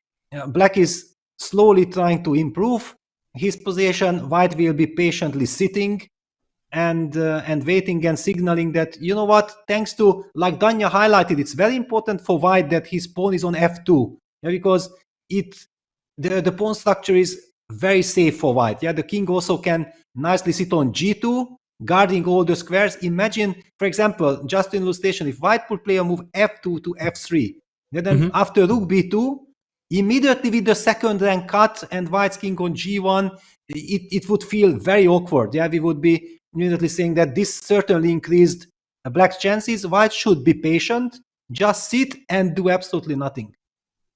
So I'm going to throw chat a wobbly here and refuse to throw to ads because I don't think we should. I think we need to continue with this position just for a little bit. And I want to go back to the position, but ask Danya a question. High-level analysis would say, there's not much to do here. Okay, it's going to be a draw. We just need to get to... But if you're not a grandmaster, and if you're looking at this position and you assume it's a draw, what are the ways in which white can go wrong? I'll leave you with that, Danya. That's a great question, and I was going to ask Peter something similar. First of all, for newer players, really important to know this. If you had this with black and you were operating on first principles, you play rook b1, because we're taught when we're up material trade pieces. We don't have the time to go into the particulars of this, but the bishop endgame, as Peter mentioned, is a dead draw. That is not the way to continue the torture session. The way to continue the torture session at some point is to play h5 and h4, and therein lies the sort of answer to John's question.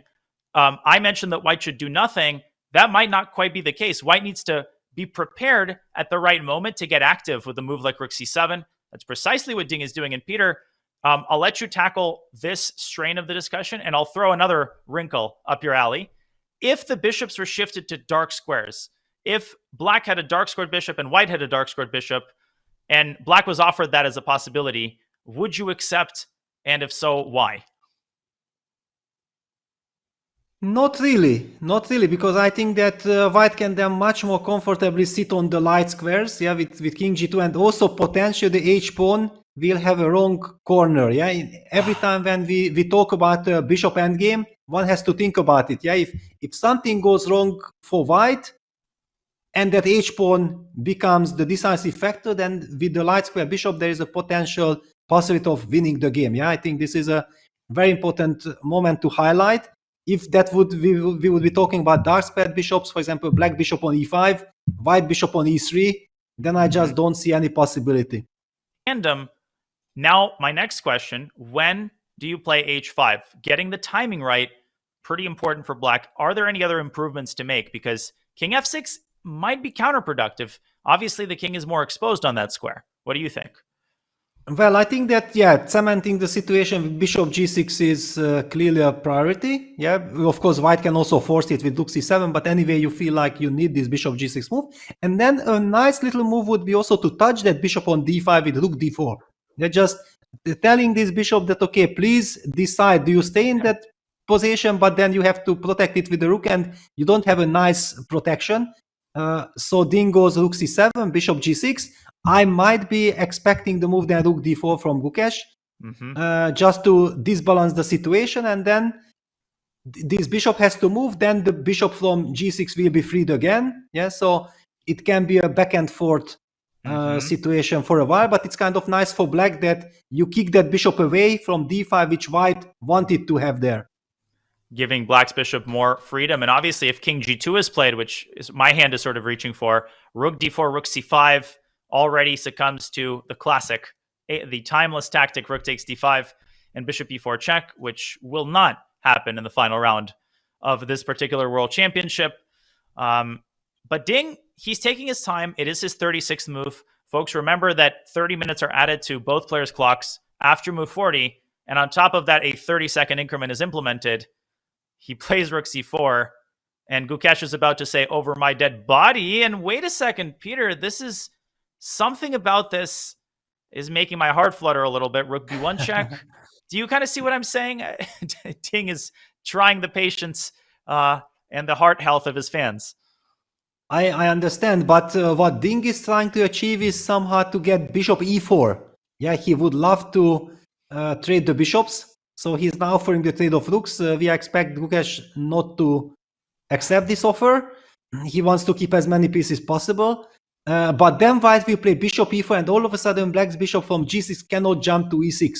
Yeah, that's kind of a tricky... you want to give check rook e1. Yeah, that's a very professional way of eliminating that possibility.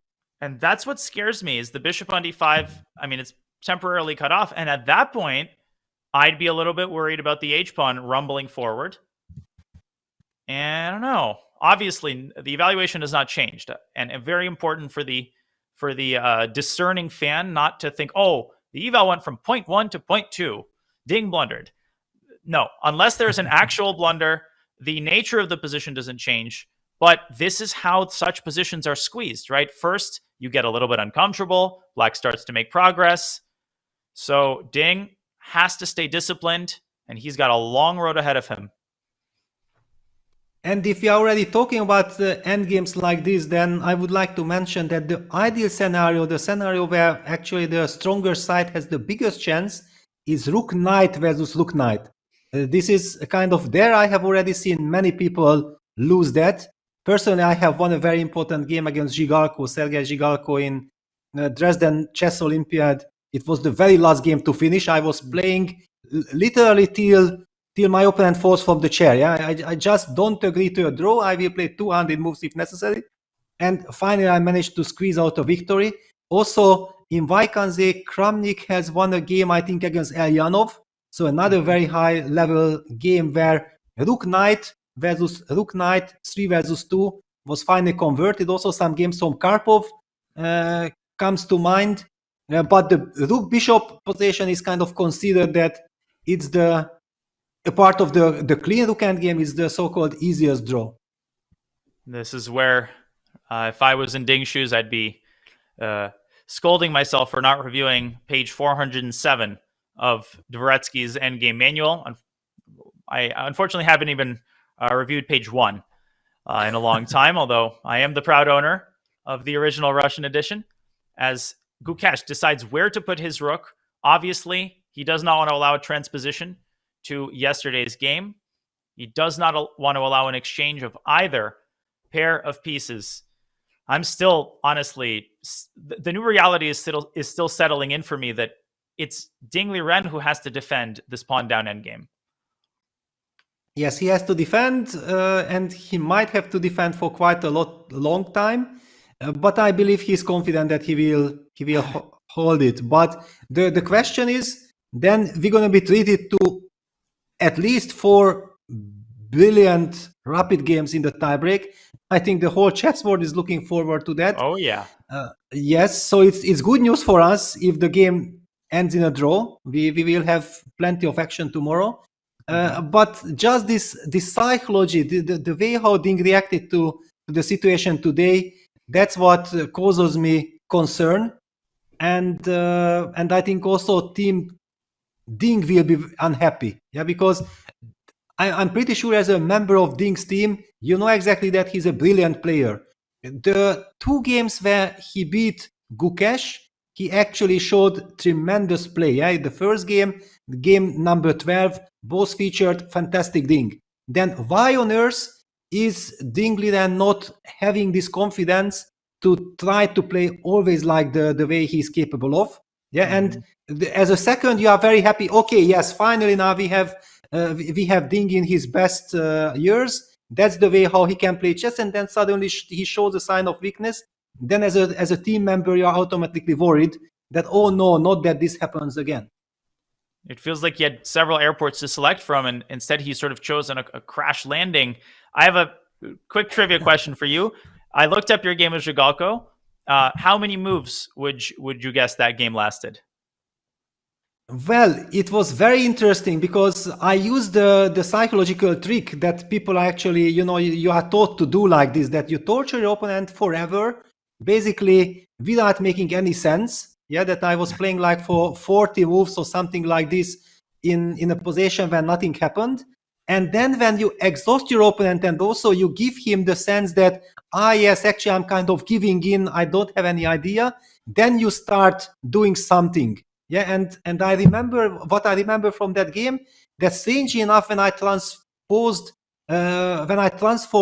from 3 versus 2 into 2 versus 1, which intuitively gives you the feeling that it should be much closer to a draw, then when my opponent made a mistake. Yeah, it's psychologically very instructive, and this is actually how you are taught to treat such endgames, to torture your opponent to the maximum. 130 moves, Peter. I don't know if this was your longest game ever. My longest game ever was 145 moves against Bushanji in Millionaire Chess 2014. I had rook and bishop. He had a rook. And before that, we had a fascinating endgame where I had rook bishop in 2 against rook in 3. And I don't believe that it was winning. And he managed to make the draw on increment. The game lasted well into the night, 3 or 4 a.m. And I at first was enjoying myself. I thought the endgame was winning for sure. A couple of times he nearly released the rook on a square where I could exchange it. And yet the Chinese Grandmaster held a draw. Hopefully Ding will not be put through the same torture session. So what was your longest game? Do you remember? Yes, well, my absolute longest game actually by moves was a blitz game against Vasily Ivanchuk. Yeah, that was this legendary game in the Time Memorial Blitz tournament 2007. Oh, yeah. It was way over 200 moves. Yeah, it was a crazy game. 3 minutes plus 2 seconds increment. And the whole tournament was kind of stopped because we went on to play forever. Wow. You had Kramnik versus Leko 134 moves, Dortmund 2012. And you also played a rapid game with him, 133 moves in 2001. And your third longest game versus Valery Loginov, Hungarian Team Championship 1994. You're a beast. You saved endgames at great odds, both against Kramnik and against Loginov. Rumor has it that game was so long, he never could access it because he forgot his Loginov and password. Well, wow. Actually, Loginov, people might not know him so well anymore, but he was a fantastic player, very big strategist. And he was also board one of the Uzbek team that sensationally took a silver medal in the Manila Chess Olympiad 1992. It was amazing. Yeah, that team with Zagrebelny and Loginov was very powerful. And that game started in the morning. Yeah, it was Hungarian League. I believe it was like 9 o'clock in the morning, and it went on forever. Yeah, basically the whole Sunday was spent on defending that position. Wow. It's like that tennis match, the longest one. I forgot who played. Isner, the one that lasted several days. Exactly. I remember it. Mahut. Nicholas Mahut, I think, was the other player. But it's only move 37. We haven't even made the first time control. As we get back and watch Gukesh play the rook to e1, is that his intention? Or will he try something more aggressive like bishop d3? No, I don't see where that bishop would go. Rook e1 is on the board. Exactly, yeah. It was a very nice call. Yeah, called it out already before we started speaking about history and all kinds of memories.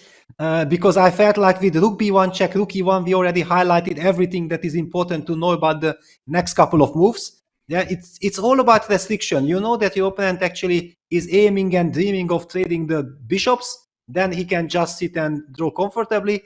What you're gonna do with black? You're gonna stop this. Yeah, you simply hinder it with rook e1, and then another idea, rook e5 comes into play, kicking that bishop away from d5. As Danya already highlighted, white is unable with the king on g2 to hang on to that bishop on d5 due to the tactics with rook takes d5 followed by bishop e4 check. So that bishop will be kicked, and then you start, okay, maybe it's not time to activate my king, maybe it's time to advance my h-pawn. Yeah, you're just gonna sit and enjoy. The only problem is that will it be enough? Yeah, that how do you really create winning chances? That will be a later question. Yeah, right now you just want to make sure that you improve your position to the maximum. You have to take things like in positions like this, the step-by-step approach. Yeah, and you made so many good insights. One of them is that this is so much more unpleasant with the addition of a pair of bishops. You remove the bishops and you have total confidence that you're going to make a draw in your sleep. With the bishops on the board, not only are there more freak tactics that are easy to miss, let's not forget how fatigued the players are. How many times in chess history has a player just accidentally put the piece on the wrong square? You make a move like rook c5, boom, suddenly you're in tactical trouble. So you got to be careful from that perspective.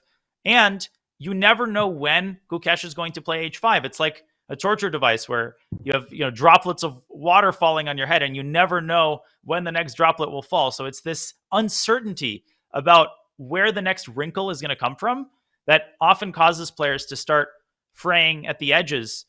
I still think, with all of that said, barring a miracle, Ding should save the game.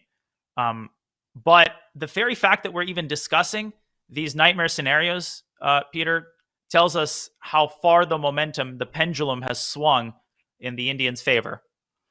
Yeah, and also enough just to look at the body language of the players. Yeah, look at this Gukesh feeling that, all right, okay, I got a free chance. I will definitely try to maximize. I will play till the bitter end. And Ding, on the other hand, yeah, he sits there like, yes, I will hold this, but actually I have to suffer. Yeah, he's already kind of sitting there suffering. This doesn't make a good impression.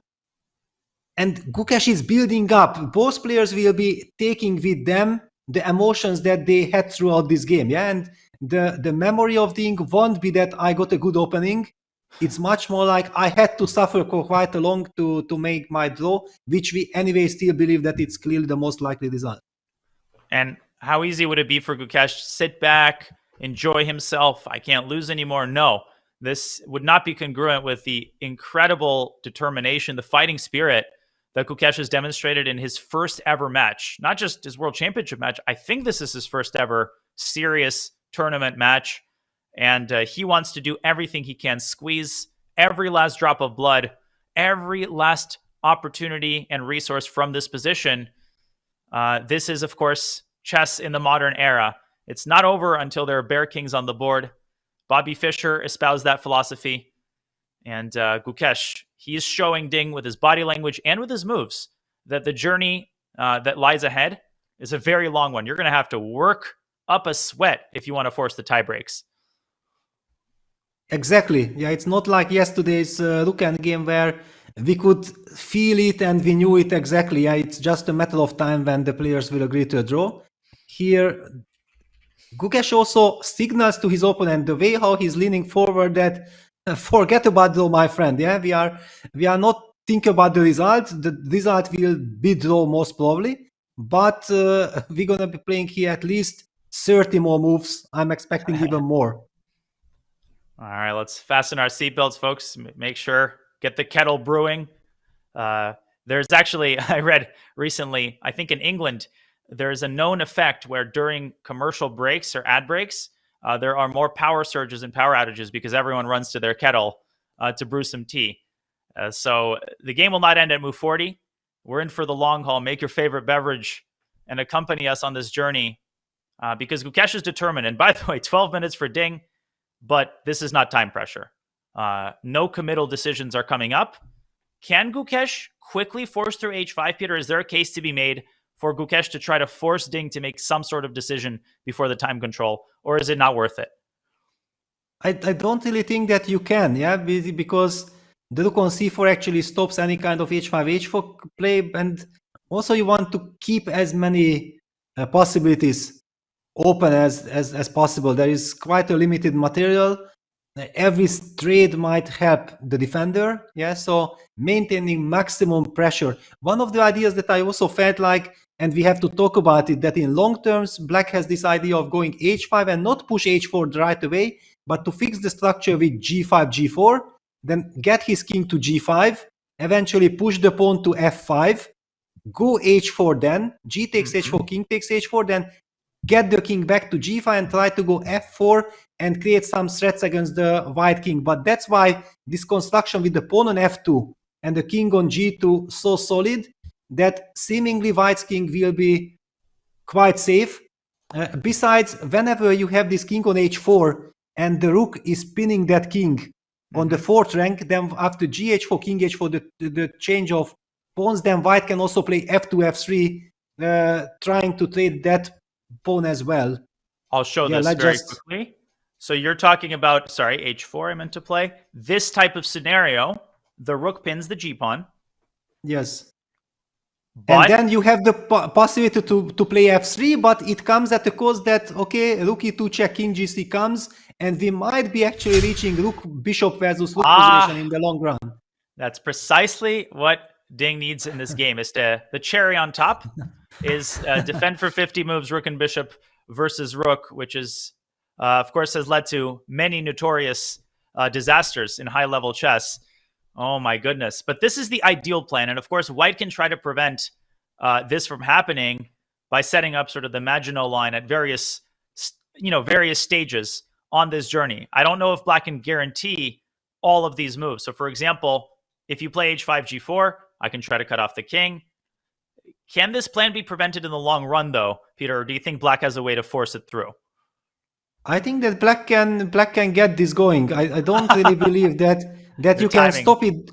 H5 is played. Yeah, so black will also at some point kick this bishop away with rook e5, just to make sure that this bishop will not target the f7 pawn. Then black's king will be freed. Then the king, black king can start the journey.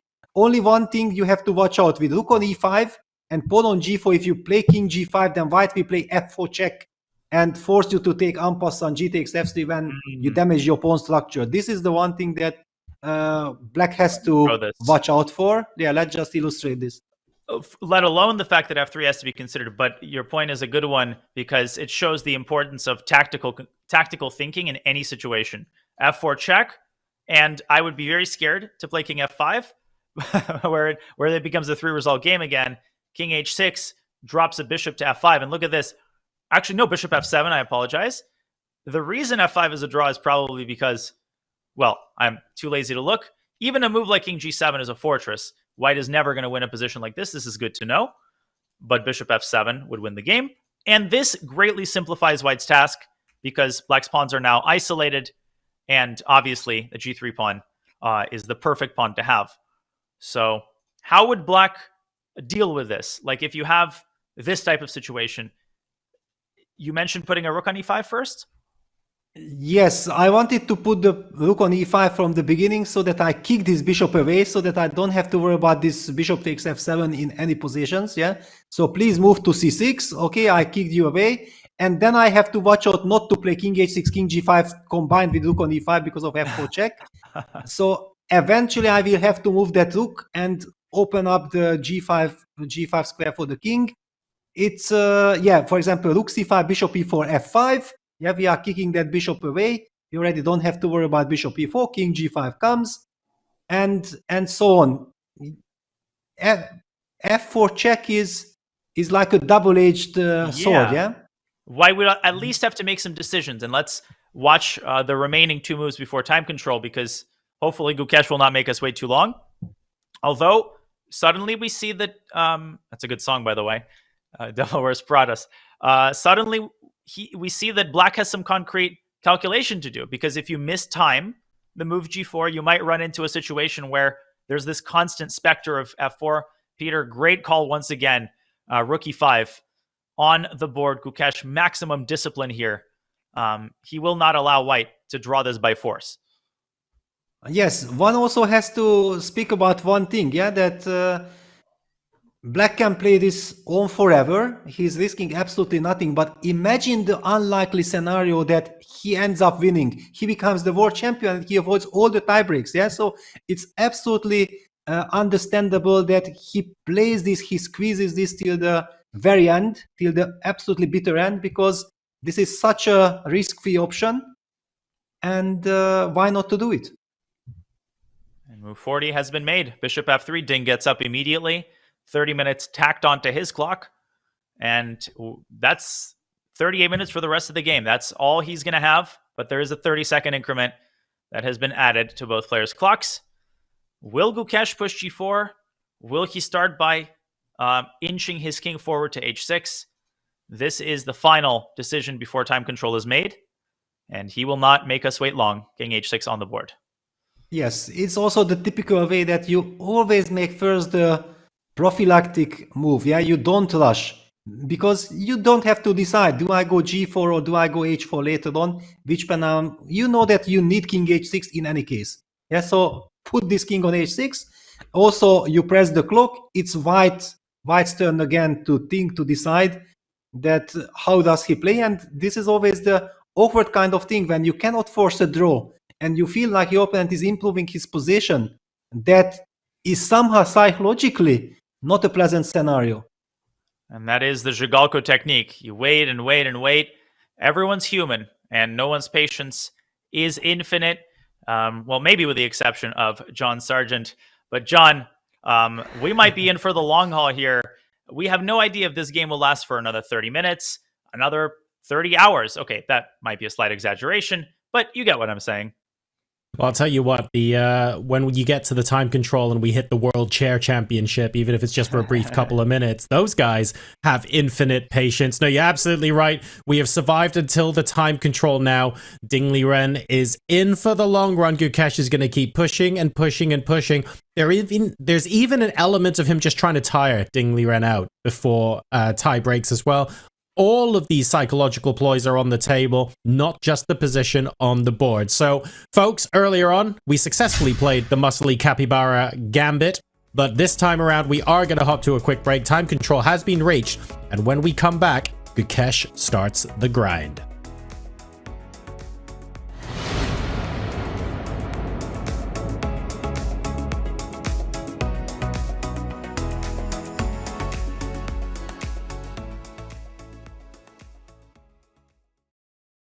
Hello from Oslo and the venue for the final of the Champions Chess Tour 2024. As you can see, a lot of construction still going on, but if you turn around, there's already a lot of fun stuff that has happened. We have one of the bleachers set up where you can sit and watch 8 of the best chess players in the world battling it out on stage while you follow the broadcast. On this big Jumbotron, for the first time, you can actually sit inside the arena and watch the broadcast live. You can hear the commentators, you can get the reactions, you can see the analysis, everything while you see the players live on stage. And you hear everything on silent disco headsets, meaning that the players won't be disturbed by the sound going on.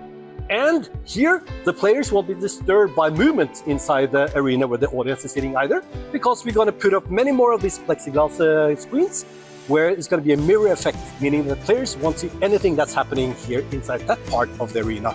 But here, 8 of the best players from December 17th through December 21st going to battle it out to decide who is going to be the winner of the Champions Chess Tour 2024.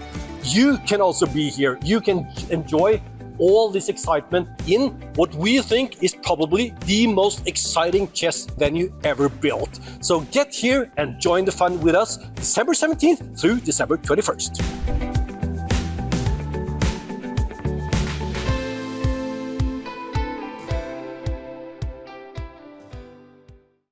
This is the Google Pixel 9 with Gemini.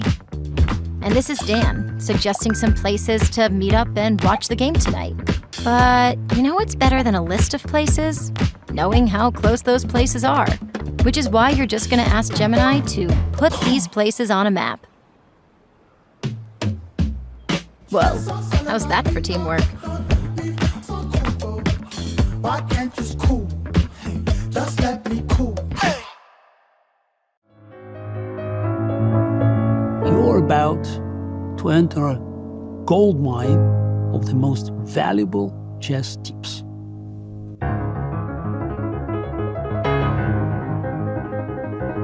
To apply the ideas that we learned by studying these games with all games.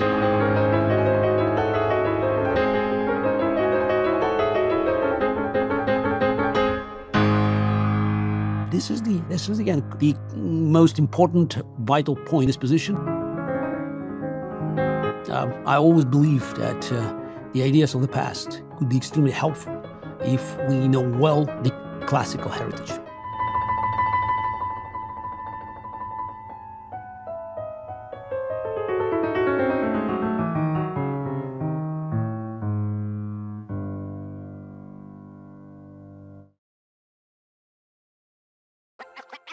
This December, the world's top chess minds clash in the heart of New York City at the FIDE World Rapid and Blitz Championship. Witness world number 1 Magnus Carlsen and other stars from across the globe. Rapid and Blitz, chess in its most thrilling form, unpredictable and unforgettable. Fast moves, tactics and blunders, and moments that will keep you on the edge of your seat. Witness the pinnacle of chess excitement. Get your tickets now at worldrapidandblitz.fide.com.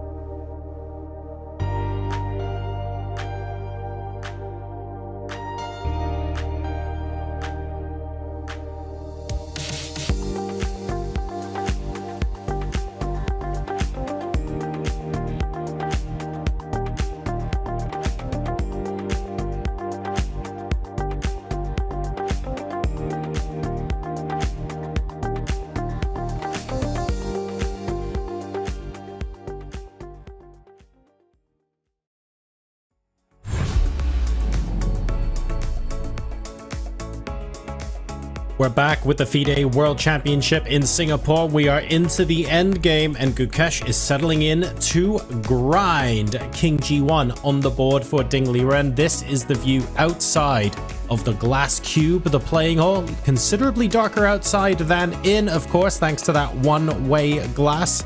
Really, really cool arena that they have set up here in Singapore. And Ding Liren suffering in silence now.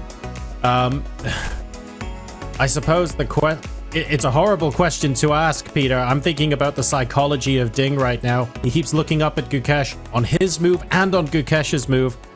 Is there an element of regret here? Like, even if you're living in the moment and only thinking about this game, Ding must be questioning some choices at this point. Exactly, because the game ends when Gukesh wants it to end. Yeah, this is a very unpleasant spot to be in. Yes, we know that it should be draw. It's very hard to imagine that there is any scenario how White can lose this game on the highest level, but still the game continues and it's a match situation. Yeah, I think Danya was very nicely highlighting and research that there was this Fanveli Carlsen game back in the Monaco tournament, Melody Amber tournament, but that was a show event. It was a very serious tournament, but actually people were also there in Monaco to spend a nice time. We played a lot of table football together. The atmosphere was very friendly. Yeah? So it was kind of natural that such positions won't be played for 200 moves. But in a World Championship match, when actually you can press for free, and if suddenly the miracle happens and you are able to somehow convert the extra pawn and you can become world champion, and we have already seen this incredible match, yeah, that how difficult it is to fight and to come back, and the players had done their maximum, and then suddenly Ding is risking that everything is for nothing if he loses this game. Well, just imagine if instead of tie breaks, everything's drawn over the board, and then tomorrow we have table football, best of 17. You know what? I'd watch that. I suspect that's not what the players have agreed to do.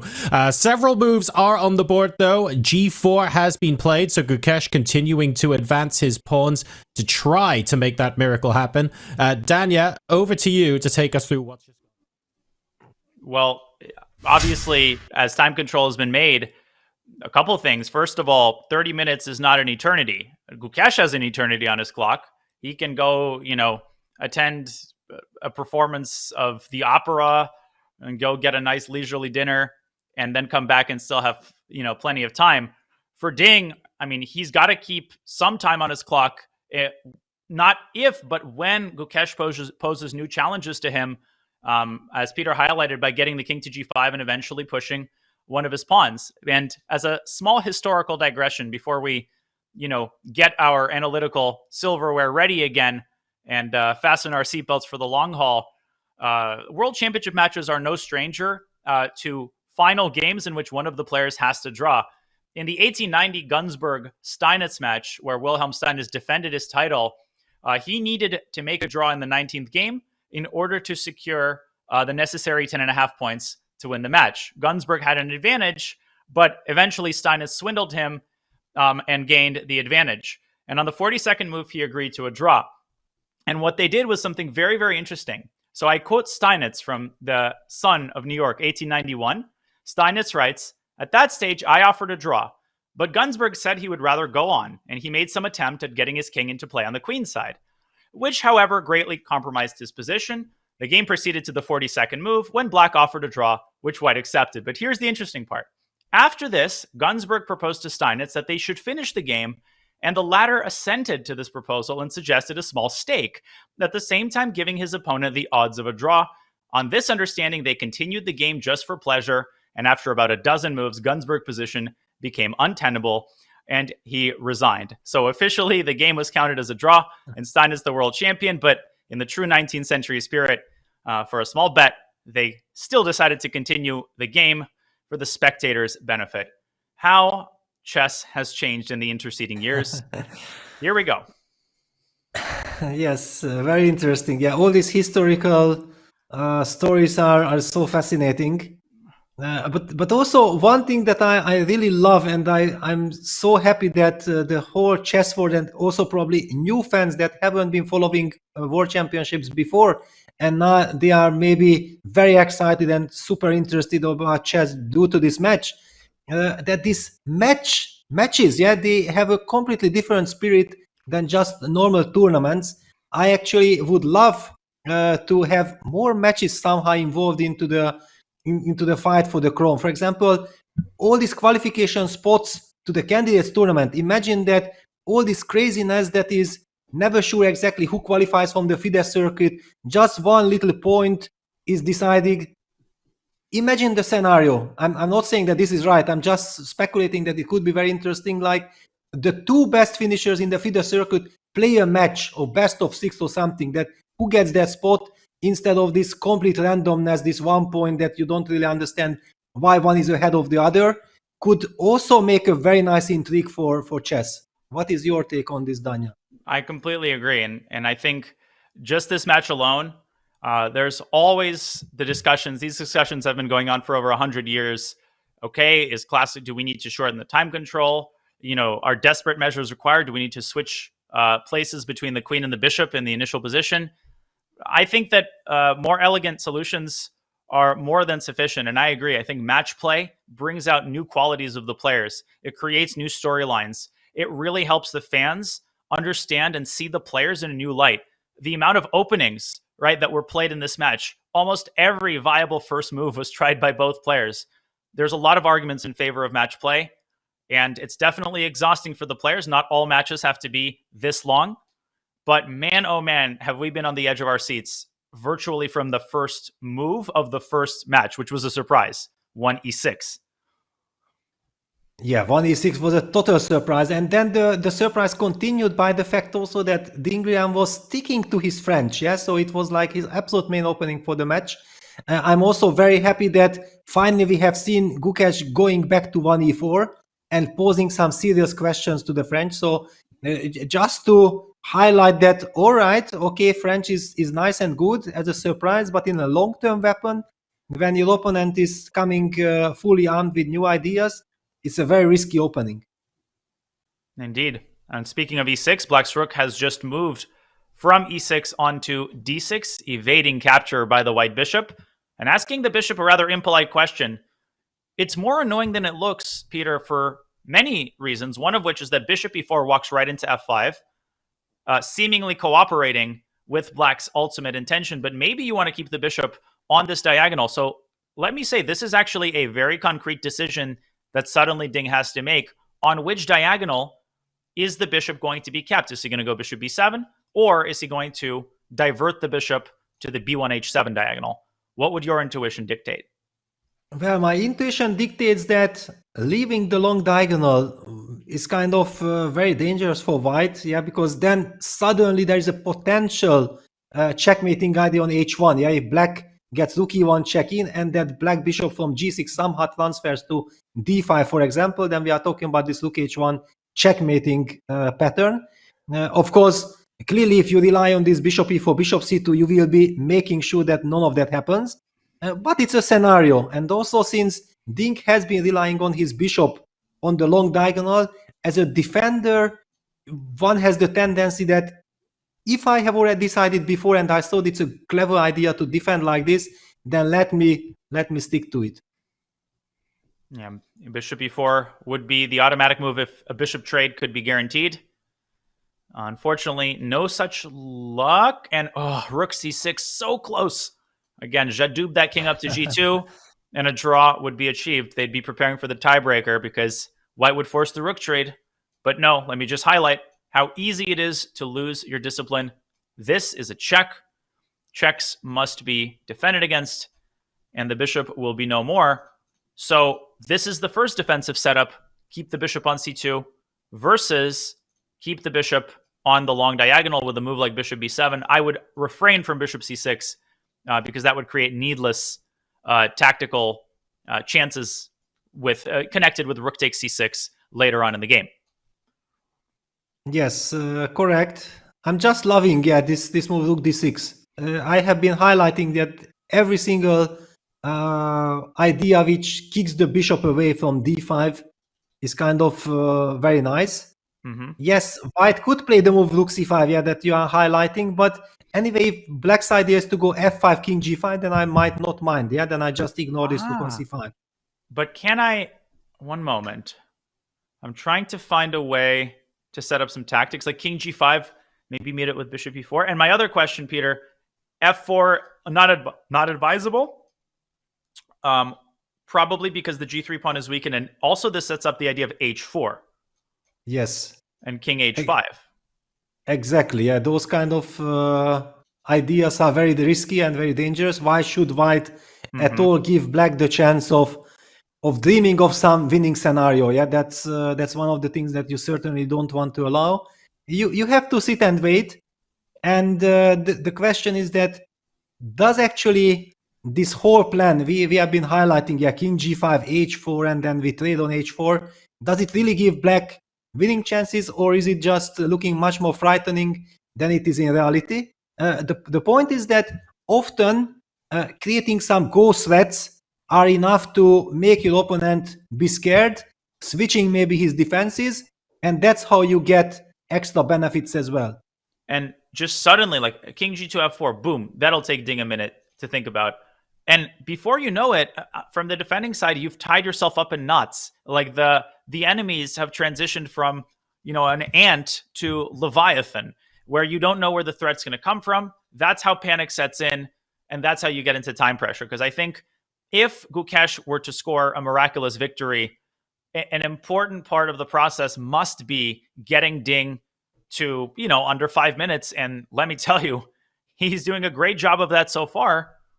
Ding's down to 23 minutes, another couple thinks, and you're dealing with clock trouble for the rest of the game. Yes, and we can see it's visible that Ding is kind of nervous. Yeah, he senses, he feels, he knows that, yes, it should be a draw, but yeah, this is not an elementary draw. It's not like you can lean back on your chair and you know exactly that even with 1 second on the clock, you will just be able to defend under any circumstance. And look at this. Gukesh in his resting room, grabbing a snack. He knows exactly, I want to torture my opponent. I want to grind this position. I need energy. And this is another sign that he is willing to go the maximum distance. Yeah, and for anybody thinking that he's ready to give up the mercy draw, no. Then he'd be drinking his chamomile tea, not powering up with some chocolate, or I was going to say, is that a chicken nugget or whatever that is, and getting ready for the long haul. But look at that pacing. This is no longer the pacing of someone concerned about his position collapsing, but rather you show him this position. He wouldn't believe that he would have this on the board if you showed it to him on move 23. It's now move 43, and the landscape has changed completely.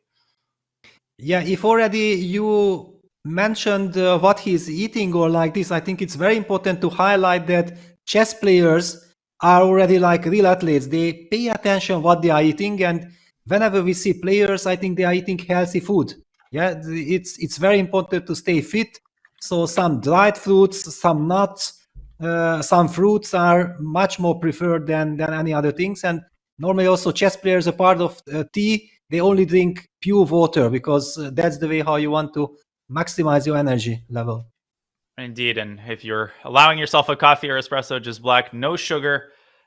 What a world apart that is from the Steiner-Zukertort match, where the reporters covered every aspect of the routine, including what they ate.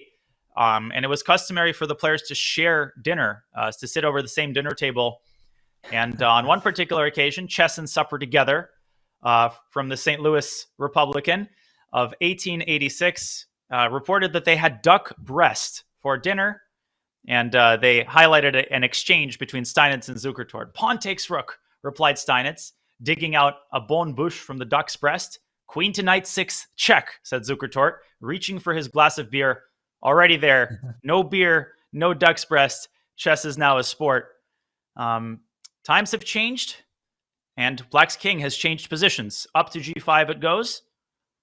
And very interesting stuff. More decision-making for Ding. And while we have an opportunity here before the game heats up again, we have Mike Klein standing by with a very special guest, Gukesh's mental coach, Patty Upton. All right, Mike, take it away, and let's have some insights from Patty. Thanks, guys. We're here with the one and only Patty Upton. His name's come up several times at the press conference, and this is the first World Championship I can recall where somebody has brought a mental health coach. So can you tell us what you've been working on with Gukesh? Yeah, thanks very much. It's also my first championship I've ever been to.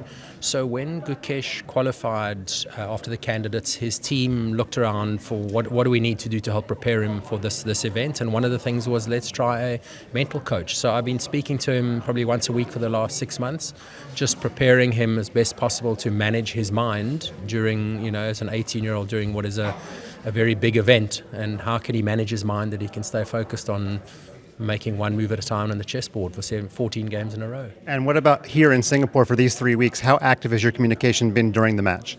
So my belief, and what I've worked with Gukesh, is that champions, one of the biggest mistakes people make when they get to their first big event is they think, I need to do something special or something more. That's a big mistake. What you actually need to be doing is just doing what you do really well and just consistently. So he needs to play as well as he played at the candidates and during the Chess Olympiad. So part of the preparation was he needed to be ready from game one and to be able to know exactly what kind of chess he wanted to play, what mindset he wanted to be in for the 14 games. So the idea was, the less input that I need to give during the 14 games is a reflection on how well his preparation was. And the plan was to, can we prepare you as well as need be, that you don't actually need to speak to me at any point?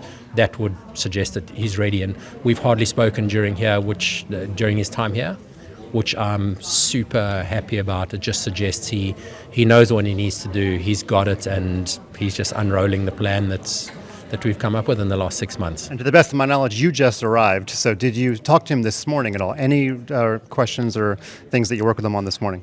No, I haven't spoken to him today. It's always up to him to reach out to me. I don't reach out to him. I've been here for 2 days. He knows I'm here. But before I arrived, we had a brief conversation on the phone.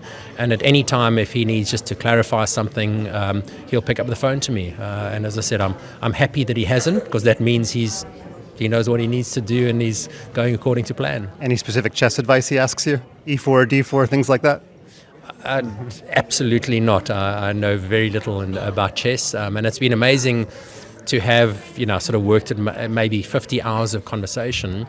I know nothing about chess, but I don't talk chess to him. I talk, how is he managing his mind when he's on the chessboard? When he's made a mistake, how does he recover really well? When he's in a strong position, how does he manage himself? Or if he's in a defensive position or in a weak position, how does he manage himself? If he hasn't had a good night's sleep or he gets distracted by something during the game, he's got his ways that he manages himself and manages his mind. So literally those 50 hours, we condensed them into just a very simple 2-page document. There's your mental strategy.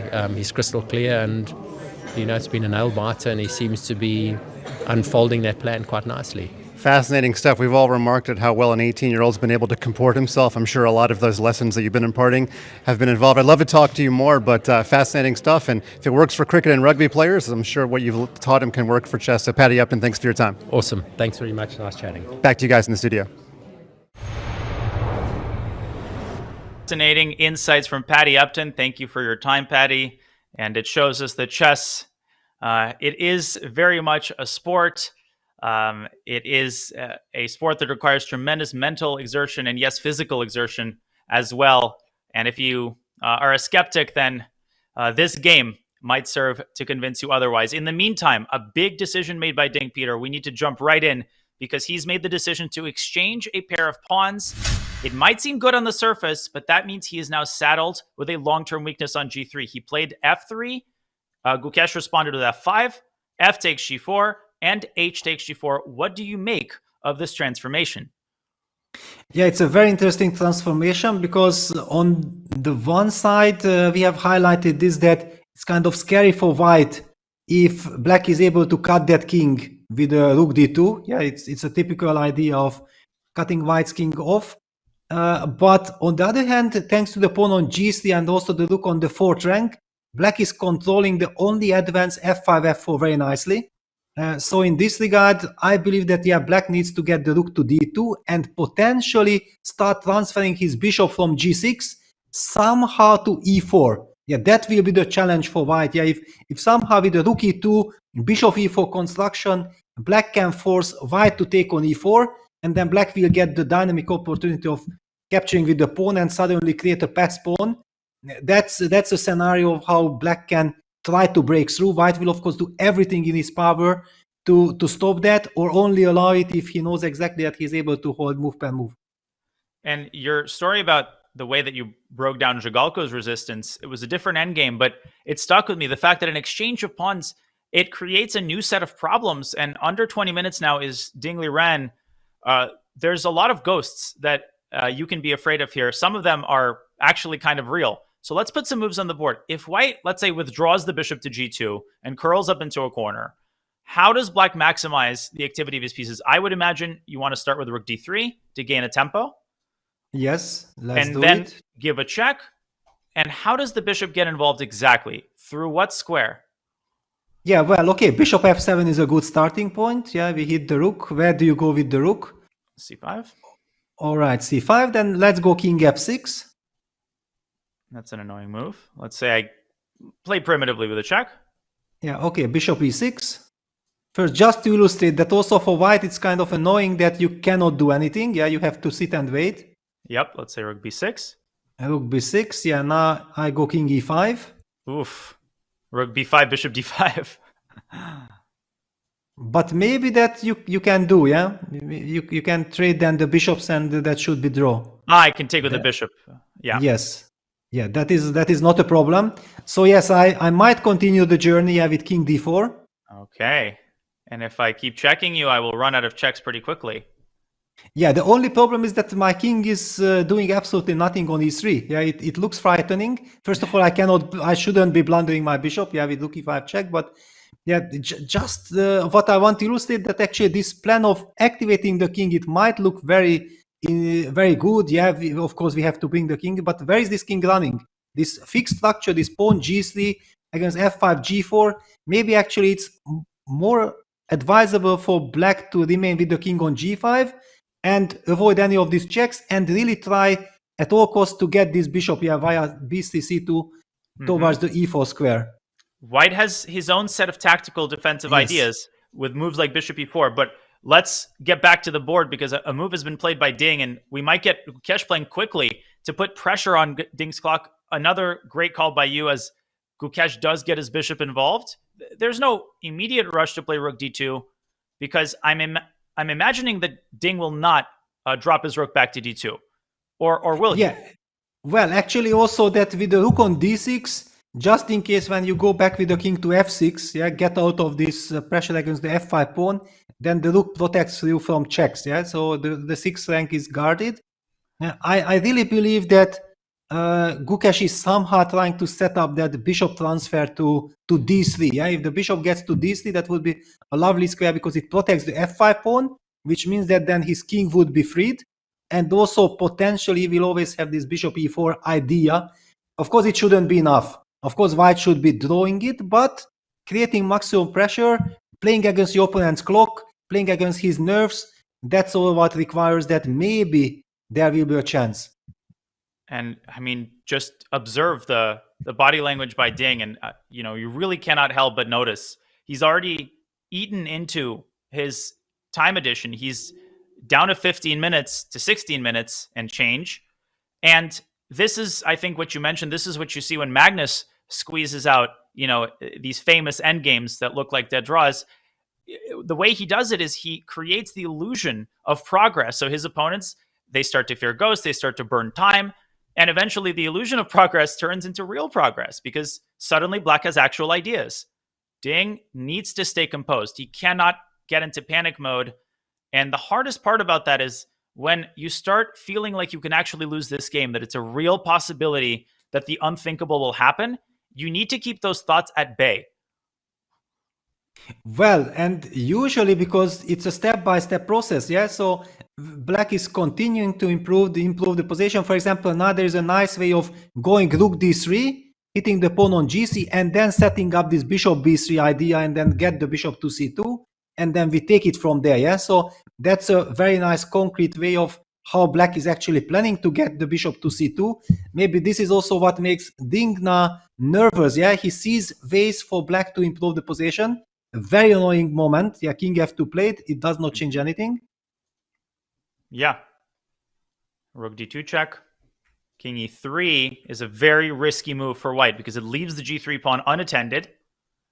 That's what they warn you not to do in an airport. Don't do it in a world championship match either. Yes, certainly, yes. It has a, but even if you worry about this, you can go rook d3, but of course rook d2 check, you provoke, you invite your opponent, okay, please be active, yeah, activate your king, but of course, yeah, Ding goes back to g1, now we're gonna see rook d3, the bishop lands on b3, and the bishop will go to c2, and that's when the real fun starts. Oh gosh, and you're talking about the bishop landing on e4. Under what circumstances would black desire the trade of bishops? Are you talking specifically like if white's rook is on b3 in this case and black's bishop is on e4? Is that a rook endgame that black wants? Well, yes, I think so, yeah, that if I can somehow force you to take bishop e4, fe4, and then even I get the chance to bring my king to e5, I think that it's just a winning position, objectively speaking, for black. And so, yeah, king f6 on the board. Very important point. A pawn endgame, and this is one of the most commonly forgotten about theoretical endgames, can be losing for white even without the f-pawn. If you imagine, let me very quickly put this on the board just because it's so important. I think potentially, again, please ignore all of the moves I'm making. I'm just trying to show the position as quickly as possible. This position is winning for black, Peter, and a lot of people don't know this. They think, but white can get the opposition, even though white loses the pawn. First, black shoulders the king. And the point is, because black's pawn is on the 4th rank, the opposition no longer matters. A king steps to the side, and black wins the game. So black can use this as leverage in certain cases to do stuff that he otherwise wouldn't be able to do. Yes, but now after king f6, exactly, Ding instantly used his chance of giving the rook b6 check. I'm expecting actually Gukesh to return with his king to g5. And this is the advantage when you are on the stronger side of this position, yeah, that you can allow yourself to play a move like king f6. Nothing happened. All right, you passed the test, you played rook b6 check. I'm gonna go back to g5. I still have my plan of transferring my bishop to this b1 h7 diagonal, setting up a potential bishop e4 idea. Clearly, I believe that white will be fighting with the rook on b4 against bishop e4. You just don't want to let that happen. But then already black's king walk will be all the more interesting, yeah, because eventually black's king gets to e3, and then you get bishop e4 in. That might be already objectively winning position, yeah. So many things. There are some scenarios where things can go wrong for white. Absolutely, still unlikely. I have no appetite for pretending, for the sake of hype that Gukesh is knocking on the door of victory. We're nowhere near that stage. Let's give Ding's defensive technique the respect it deserves, and also, he's proven his ability to hold much more difficult positions than this one. But at no time in the match has the nervous tension been greater. This is the final game. He has to hold it. If he loses, we have a new world champion. All of these thoughts running through your head, interfering with the thought process.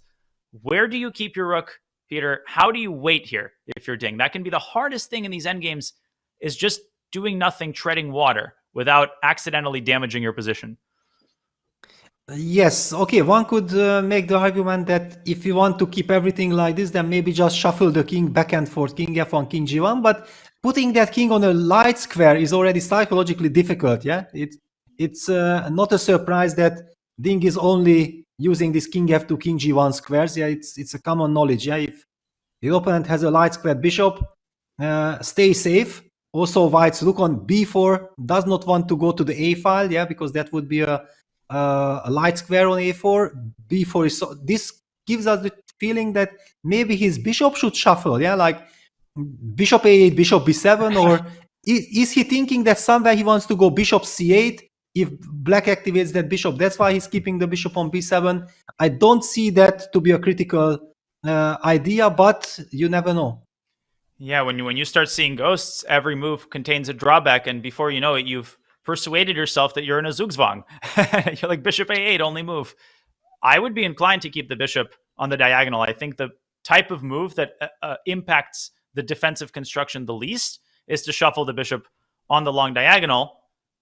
But yeah, you mentioned the black. How does he continue the journey with his bishop again? Well, now that he played bishop e6, he can also come back with the king to f6. Yeah, he's signaling that he actually just wanted to avoid this rook b6 check, and he knows that whenever he wants, he can transfer that bishop. Yeah, so this rook d3, bishop b3, bishop c2 idea kind of exists in all the positions. Wow. More and more uncomfortable. I feel like since the exchange of the f-pawns, the air feels different. It feels like White's defensive task has gotten more difficult. Well, it's a very funny situation. If Ding would have been under pressure throughout the game, I would be saying that, okay, it's fantastic. Yeah, he should already hold. There is nothing to worry about. But if we think about what happened before in the game and what we are seeing now, this together adds to the pressure. And then imagine that this is the last game of the World Championship. If he loses this game, the big question is, will he ever be able to forgive himself? Yeah, because this would be then a completely unnecessary loss that will haunt you forever through your life. And had a single move been different, had Ding played queen e2, had he avoided needlessly exchanging on b5, cooperating with Gukesh, the roles might have been reversed. We might have been sitting here at this very moment. Gukesh might have been the one under pressure for the entire middle game. Instead, look at the time disparity. He's got almost an hour up on the clock. An hour. He's got an hour, 9 minutes to 13 minutes for Ding. And as Grandmaster Nakeson suggests in the chat, the typical strategy, maneuver, milk White's clock down, preferably under 5 minutes, and then at some point, press the gas pedal. Get your king around and try to get the bishop to e4. And if Ding finds a series of accurate moves, you've done everything you could. Exactly. This is a very good point. Yeah, that there is absolutely no reason for black to rush because white cannot do anything. Yeah, you just pretend my strategy against Gigalko. Yeah, like you are doing nothing. I was going back and forth, making sure that we never have any threefold repetition. Yeah, that you have to pay attention to. Otherwise, you just exhaust your opponent. At the same time, you are already thinking about the position that you are trying to use later on in the game. So not to waste time, but you do that when your opponent has little time on the clock to maximize the pressure. Still thinking. He's now spent 4 minutes on this move, which is probably going to end up being a waiting move. White doesn't have any other type of move that he can make. What is he so worried about? Is it the prospect of the king coming around? And if so, could he be considering shifting the rook away from the fourth rank? Maybe that's what's causing him to spend so much time. Yeah, he's not comfortable. Yeah, we see also that he's constantly moving in his chair. Understandably, yeah. If I would be defending this position and the stakes would be so high, if you defend this position at home in a friendly game, okay, you will be tortured, but who cares? Yeah, first of all, you believe you will anyway hold a draw. You'll be also maybe laughing at your opponent. Okay, why are you torturing me? We both know that it's a draw. But when the stakes are so high and black can actually just squeeze you for absolutely free and play on your nerves, exhaust you completely, and you have to constantly make up your mind how do you play. For example, now he opted for rook a4. For some reason, he wants to keep that bishop on b7. Indeed. What is the significance of that piece? And black could dislodge with rook b2. And in general, common endgame wisdom dictates that the longer the distance between a rook and the king that it's cutting off, in the future, this could be good because it could prevent some defensive technique involving a zigzag toward the rook. But this doesn't seem like an endgame where that's significant because White's king is not even planning to abandon the g3 pawn. But where is White's bishop going to go in response to rook b2? Exactly. Just because of this fact that it took so much time for Ding to convince himself to move that rook from b4 to a4, it's somehow tempting, yeah, that okay, you spent time for rook a4, you didn't know what to do. Then let me ask another question. Where do you place that bishop from b7 which you don't want to move? All these psychological kind of small issues can add up. They might not mean anything, but you have to try them. And look at this idea. I'm going to put this on the board very quickly. Rook b2, let's say the bishop drops back. I'm already contemplating bishop a2, aiming, to go around the Cape of Good Hope, go through b1, and already threaten in some cases to complete the maneuver. how would white meet this idea? Would white stay on the 4th rank, or would white just try to defend actively? Yeah, well, for the moment he would probably stay, but when suddenly then the king starts to move towards f6 and e5, and that's why it's nice to have this bishop on b1 protecting the pawn on f5, then we don't have to worry about it. Then suddenly black's king is freed. What about this? Okay, rook a6. Ah, wow, you want to play bishop b1, Yeah. bishop d5, bishop f7. No, but Okay, it's not tricky. fast enough because rook g2 check in the end. So if I go bishop d5 and you go bishop e4, I cannot play bishop f7 because I dropped the pawn. Yes, And this- takes. Not This easy. is a very, yeah, but is it a defensive resource that you have now rook e6, king f5, rook e8, and you wait like this? Fortress, rook b3. Okay, you just sit and wait, king g2. It's very important because if black's king on e5, this is already extremely dangerous. It might be lost, yeah, but black's king is cut on the e file. This might be super important. Man, I mean, it's close, but you're absolutely right. It's a fortress, simply a fortress. And even here, black cannot make further progress because anytime you check me, the e-pawn will be hanging. Whew. But I mean, already we're in the territory where white's suddenly finding only moves, relying on fortresses by the skin of his teeth. And Gukesh, so professional, twisting the knife this way and that way and the other way. And white's clock, tick, tick, tick, down to 12 minutes. The reigning world champion, his defensive task looking quite a bit more daunting now. Yes, of course, it should be draw. Yeah, we are just saying that it's not an easy spot, and that's why Ding is also so nervous. Yeah, because he went for this endgame maybe assuming that it should be an easier task, and all of a sudden there are at least scenarios where you see that maybe potentially something can happen to you, and already this kind of things that maybe something can happen to me, it's already enough to make you extremely nervous. I'll offer my honest opinion. If I had this in a regular tournament game, given the time situation, like I absolutely would not be 100% confident in saving this game. We just showed already a serious idea, the bishop coming to e4. There's also the concept of the king coming around to e5. You might put the bishop on the wrong square, impeding one of the defensive mechanisms. Ding Liren clearly thinks there's something to worry about. Otherwise, he'd be playing instantly. But right now, he's losing time on every move. Still, I mean, even on increment, with good play, he should be able to draw. But, Peter, I think it's important for people to understand this is how such endgames are won. It doesn't happen in one move.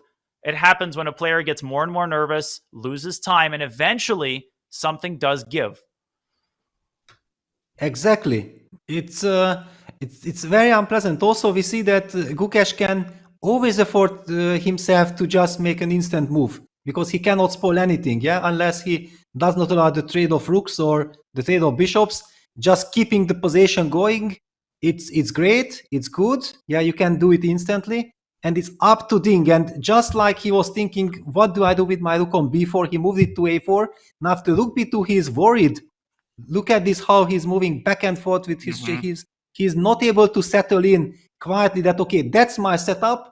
I know that, all right, it's scary, it's unpleasant, but there is no way forward for white. I'm not getting this signal from Ding Liren's body language, and that's what makes me a little bit nervous because there are so much at stake, and if you're already nervous and not knowing what is your defensive setup, that can drive you crazy.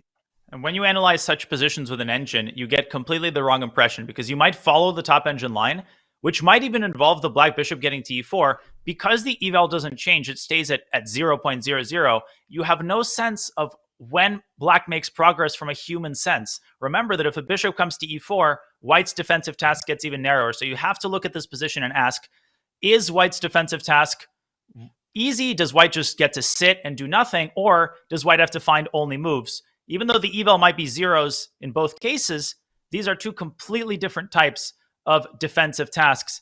Ding is under 10 minutes, bishop a8 on the board. Stop attacking my pieces, he says. Yeah, king f6. Played instantly by Gukesh. This is the advantage. This is the benefit of sitting on the stronger side, yeah, that you can always play a move. You know that you are trying to improve your position. Next move is maybe king e5. Maybe you already activate your bishop, and it's poor Ding who has to kind of work out his next move as well. Rook a5 allows the bishop to start maneuvering. It's this weird situation where zugzwang but not zugzwang. Like every move is a drawback, and suddenly you have to choose kind of the lesser evil. Maybe the bishop can drop back to g2, and you could chill on this diagonal. But then again, bishop a2 becomes a possibility. Rook f4 on the board. Yeah, he goes rook f4. Okay, it also does nothing, but he's maybe signaling that he wants to go rook f2, king h2. Is this the setup that he's trying to rely on? But then bishop going to e4 would actually win the game. Yeah, so be careful. So rook f2 here, rook b1 check. You could play rook f1, but then the rook pump fakes up to b3. Yeah, Okay. I just want to highlight that with king on h2 and rook on the second rank to sit. Yeah, rook f2 takes a a bishop blunder. d5! Takes a bishop d5! Takes a bishop d5! Wow, And Gukesh will be the world champion. unbelievable. What a blunder. And let's look at Oh my Gukesh, gosh. how he reacts.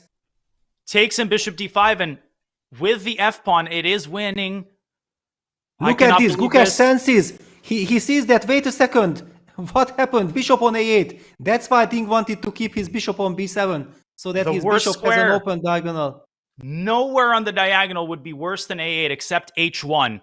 He's chosen the worst square. Gukesh can't believe it. This is a historic moment. If he exchanges rooks and exchanges bishops, we will get a handshake and a new world champion. The entire country of India just closed their eyes and turned their backs to the computer because I can't watch this. Gukesh, he is a moment away, one decision away, and look at the patience, Peter, forcing himself to double check. Exactly. He cannot believe. Yeah, he cannot believe himself, but he sees that he's winning. He is drinking the water. Absolutely correct. Very professional, because he knows if it's winning, it's winning. He just needs to calm down to be able to correctly assess everything. And Ding, I think he has. Look at this. He has realized what happened. Should I show why the pawn endgame is winning? Do we just sit here and soak in the Let's moment? just wait. Yeah, Yes. let's just wait. Yeah. Yes. We cannot miss history being made. Exactly, and it's a heartbreaking moment for Ding to lose the World Championship crown like this. It's unimaginable. He's done so much, made so much progress psychologically, emotionally. He's demonstrated his best self as recently as the game before last, but he will succumb. And the head nod, you know what the head nod means. It means he sees the path forward. Peter, there is no doubt that he's going to capture this rook. He will not miss this opportunity. Not after this much work. There it is.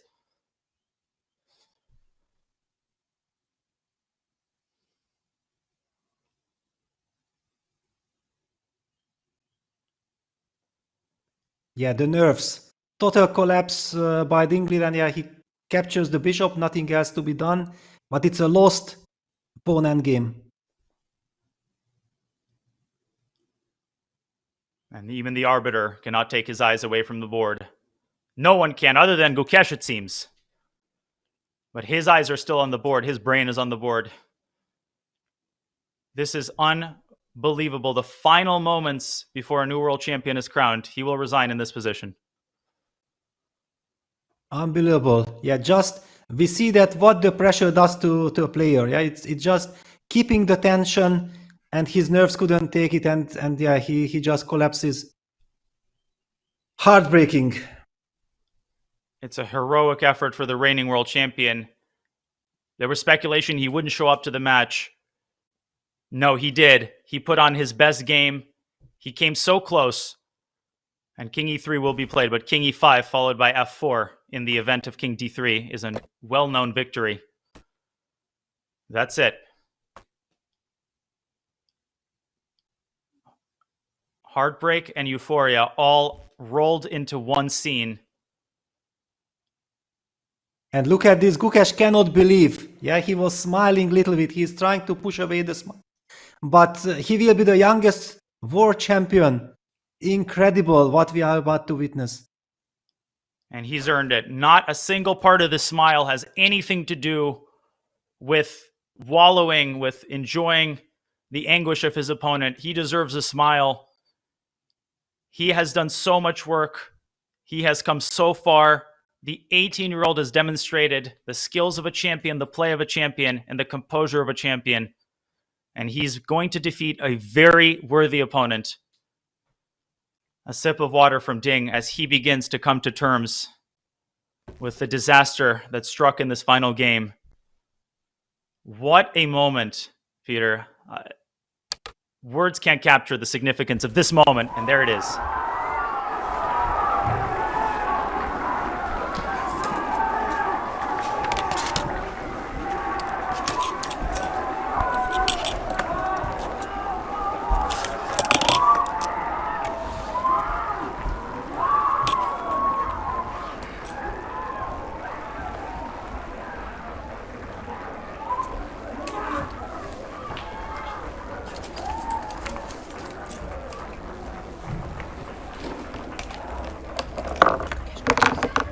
Congratulations, Gukesh.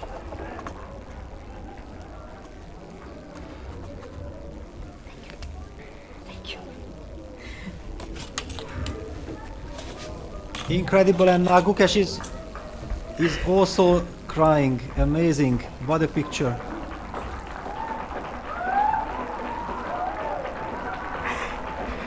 One dynasty ends and a new one begins. And after weeks of unspeakable hard work, the emotions spill out. I've got butterflies on my skin.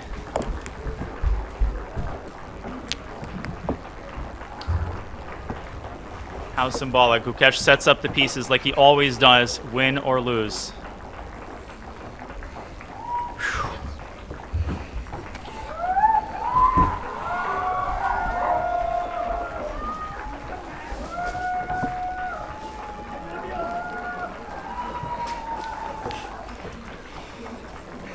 Don't cry, it's okay.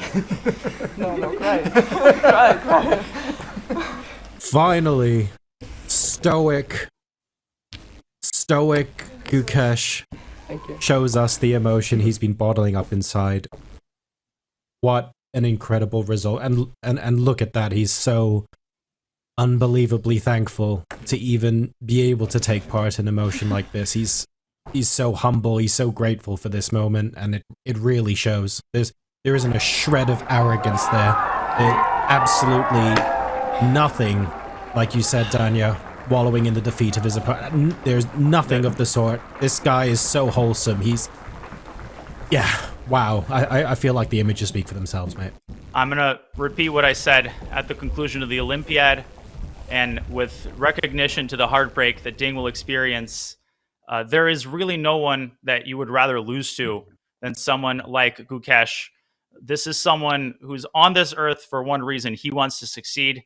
He loves chess, and he wants to win because he loves chess, not because he takes any pleasure in vanquishing his opponents. But what a moment, what a deserving world champion, and what an honor to be here to observe this moment. I'm having a hard time finding the words, John. I feel like I'm about to tear up myself. This is just so powerful to observe.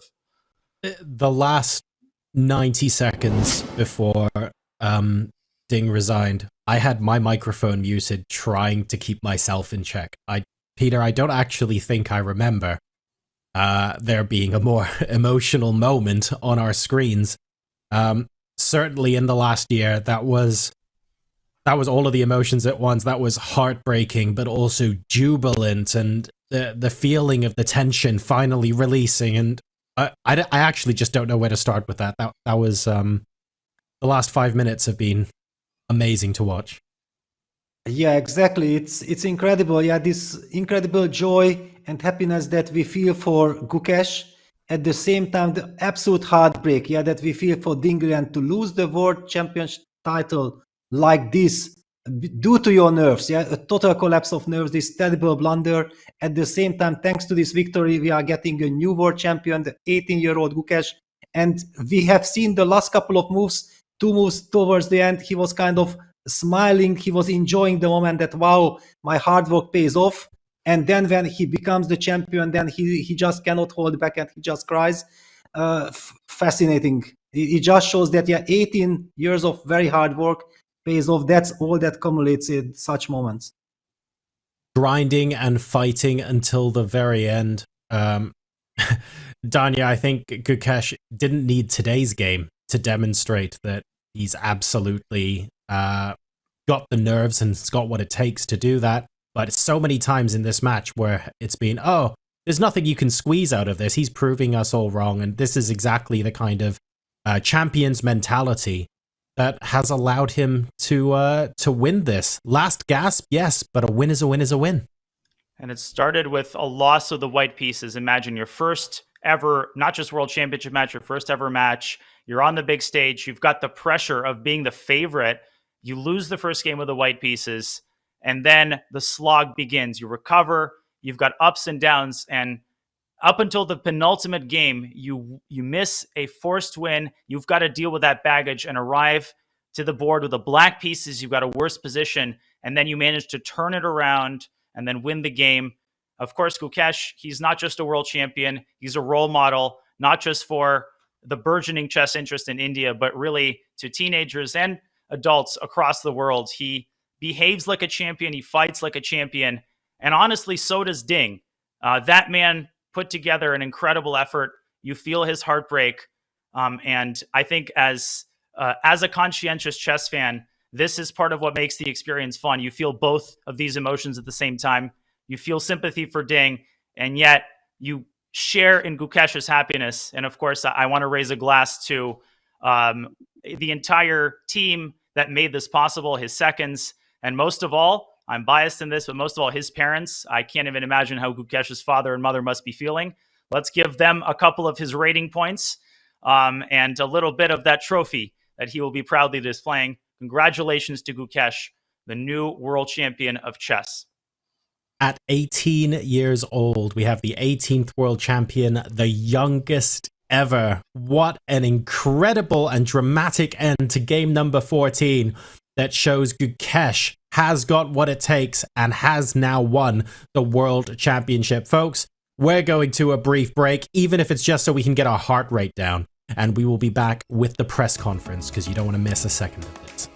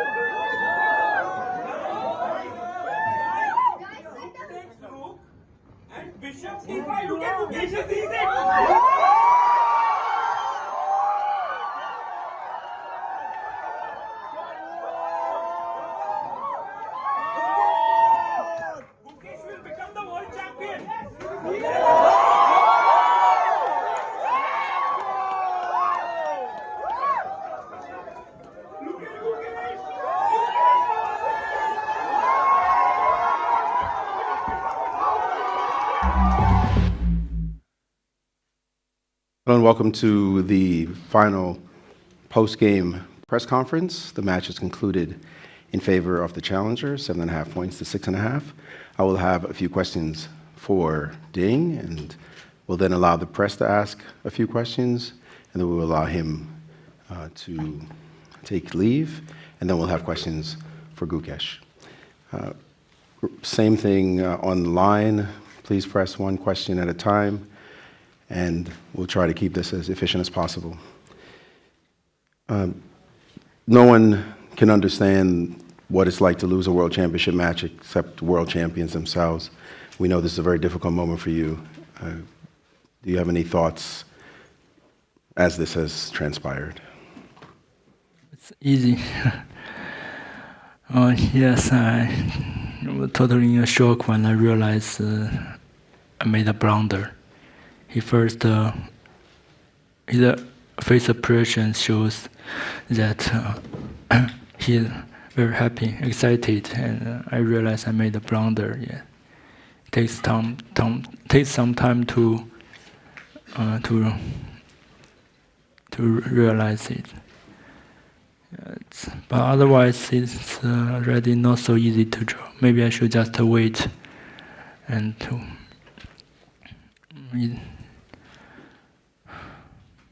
So yeah, no game tomorrow.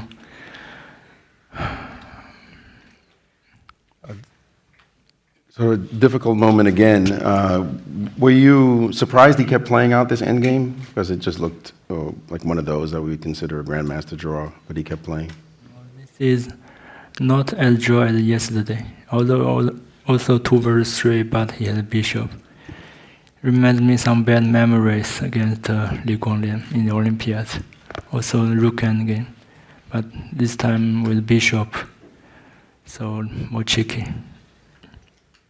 Is there anything you'd like to say to the victor in the match?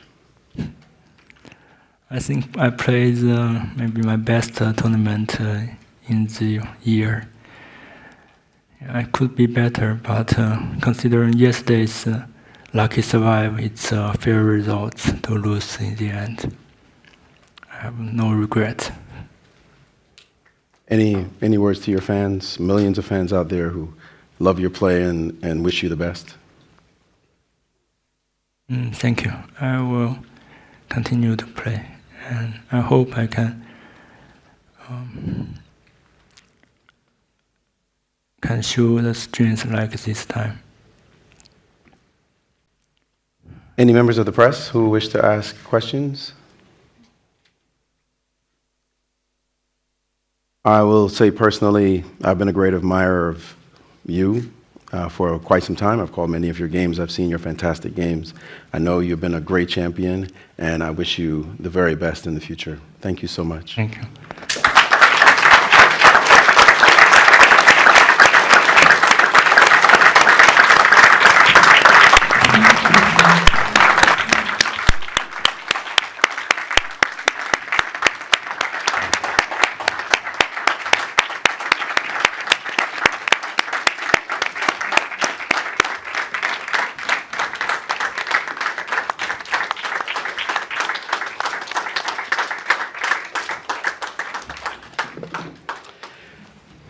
Let me say congratulations. The new world champion. Thank you. This position to all seemed like a draw, and somehow you kept pushing. What was your moment, your feeling, the moment he played rook f2? You must have wanted, you looked like you wanted to jump out of the chair. Actually, when he played rook f2, I didn't realize that. I mean, I was going to play rook b3 almost. But then I saw that this bishop is actually getting trapped, and after king e1, I have king e5 in the pawn ending, which is just winning. I mean, when I realized that, it probably the best moment of my life. You say the best moment of your life. What does it mean, this journey, 14 games, all the way to the final game, winning against the champion, and now you are the champion of the world? Yeah, I mean, firstly, I would like to say a few words about my opponent. We all know who Ding is, and he has been one of the best players in history for several years, and to see him struggling, and to see how much pressure he had to face, and the kind of fight he gave in this fight. In this match, it shows what a true champion he is. And no matter who, say what about Ding, for me he's like a real world champion. And this match.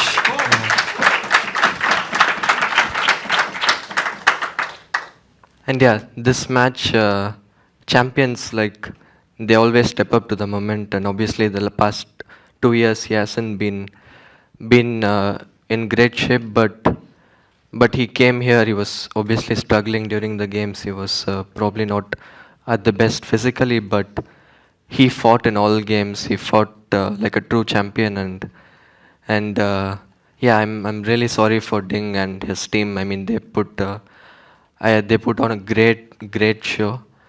I would like to thank my opponent first. This couldn't have been the same without my opponent. And yeah, my journey, it's been, since the time I started playing chess, like 6.5, 7, I've been dreaming about living this moment for more than 10 years. And every chess player wants to experience this moment, and very few get the chance. And to be one of them is it can only, I think the only way to explain is that I'm just living my dream. So I'd like to thank God first of all, because this whole journey, starting from qualifying to the candidates, and then coming till here, it could only be possible by God. There were so many miracles. So firstly thankful to God, and I'm really thankful to all the people who have been by my side in this journey. I'd like to thank each and every one of them, but probably I will have to prepare my speech first, because the kind of emotion that I'm feeling right now, I'll say something stupid. So so I'll prepare something nice and then thank everyone. Yeah. You won the candidates this year. You led India to gold this year. You stepped into the footsteps of the great Anand and fulfilled that destiny. And now, of course, all of India is cheering. What does that mean for your country, that you have now taken the title back to India? Yeah. I'm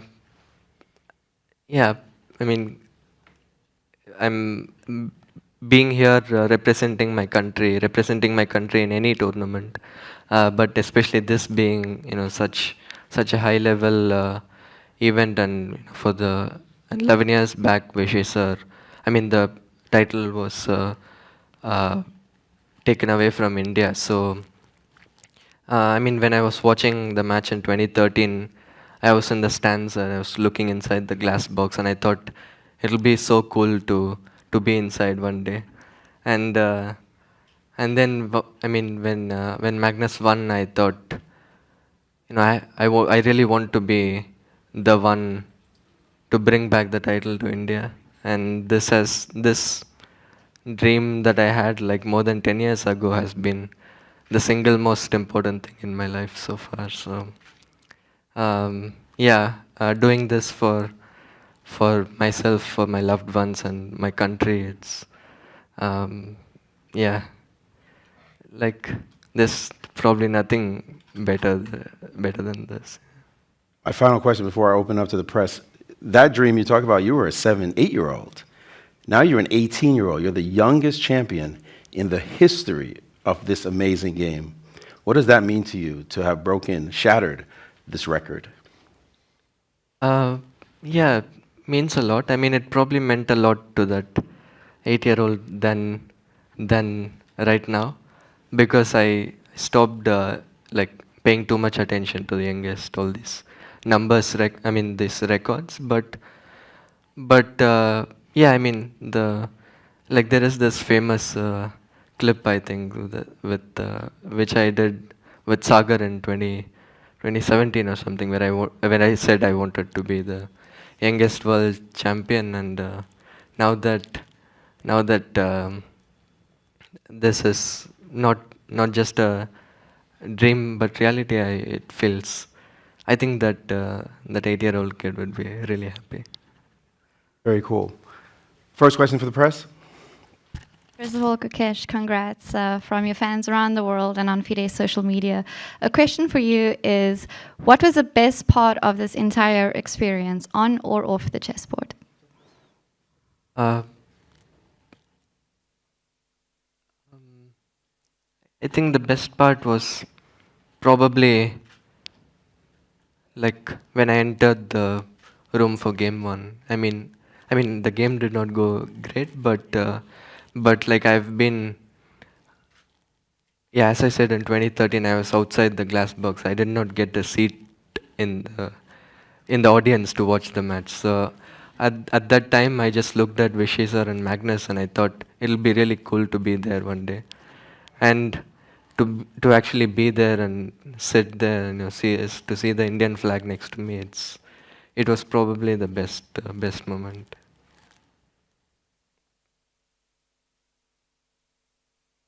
Congrats, Gukesh. I'm Atre from Rep Sports.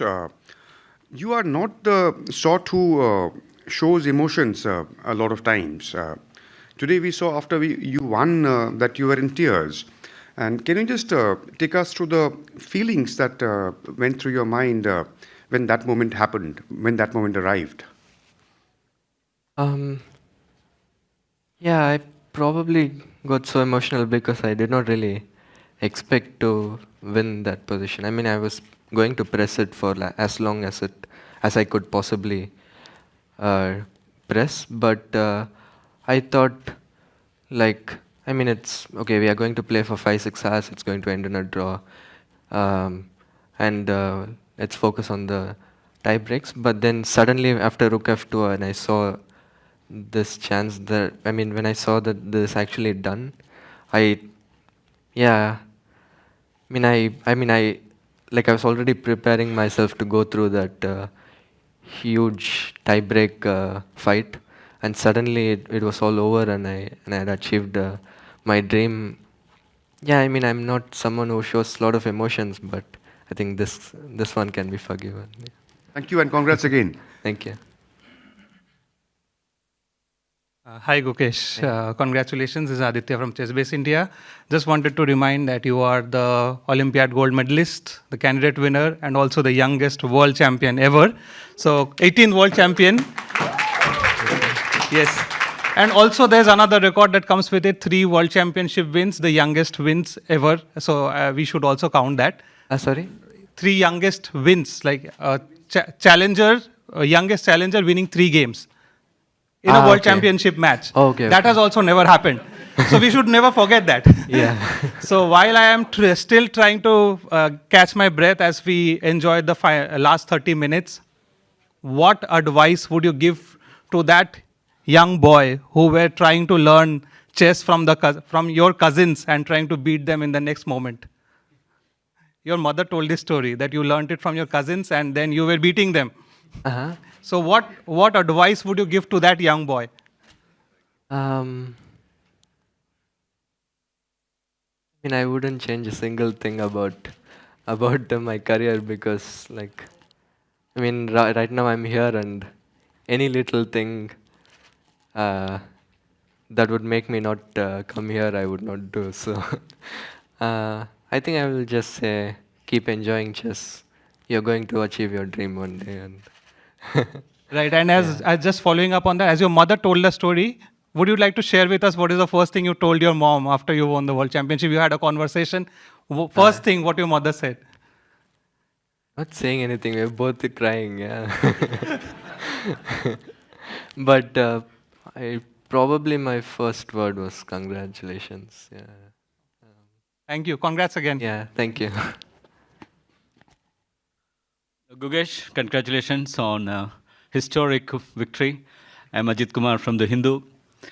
Is it time for you to reveal your seconds, your team? Yeah, I would love to. So firstly, Gayu, he has been my trainer for the past 2 years. I mean, he is someone who just works tirelessly for me. So huge congrats and thank you to Gayu. And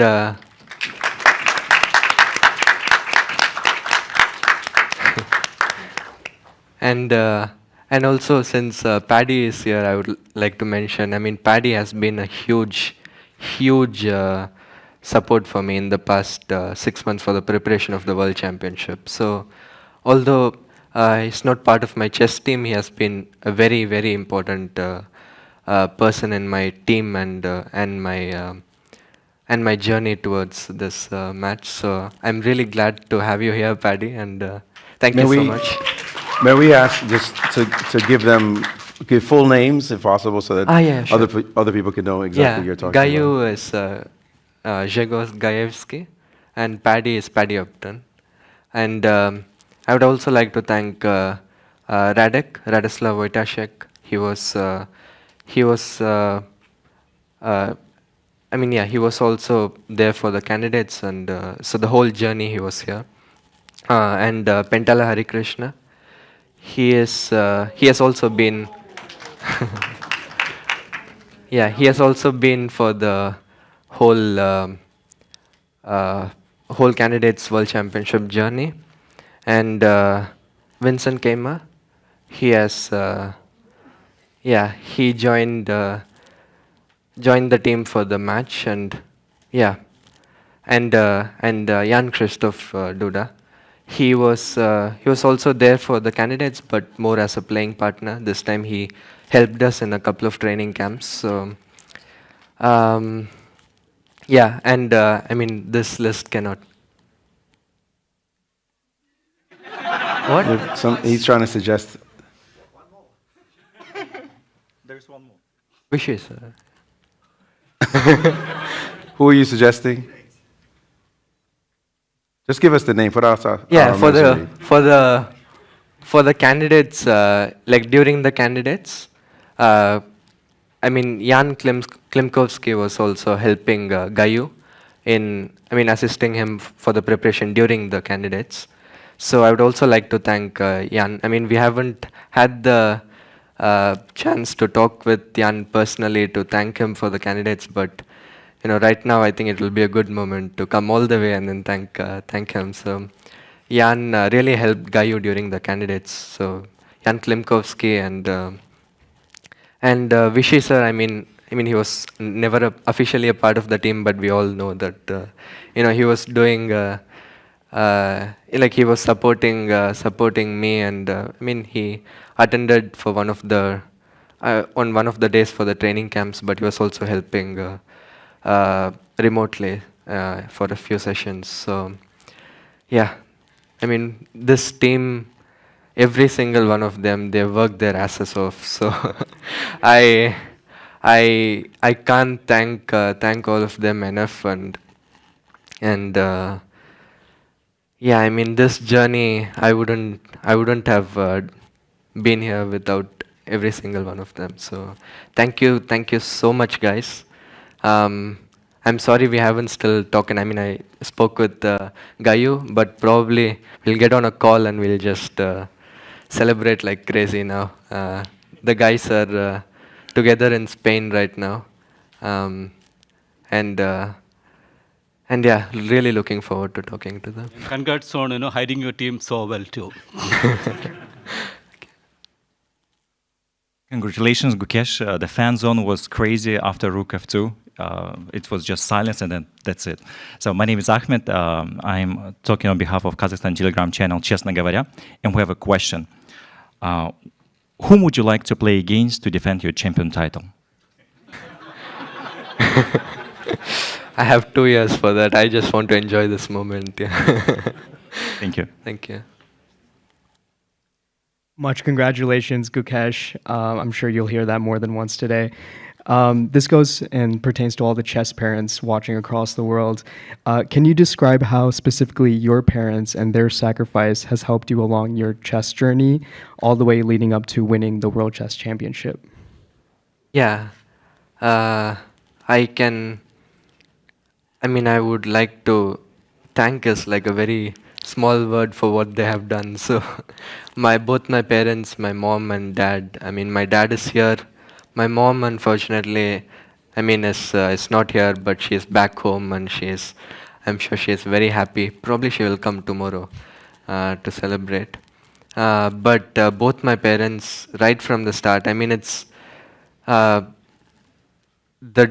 the dream was probably bigger for them than it was for me, because firstly, to start with, they both are sports lovers, and back in their youth they did not get the chance to pursue their passion, and when I was born they decided that whatever I want to do, they will do everything they can to support me in every way possible.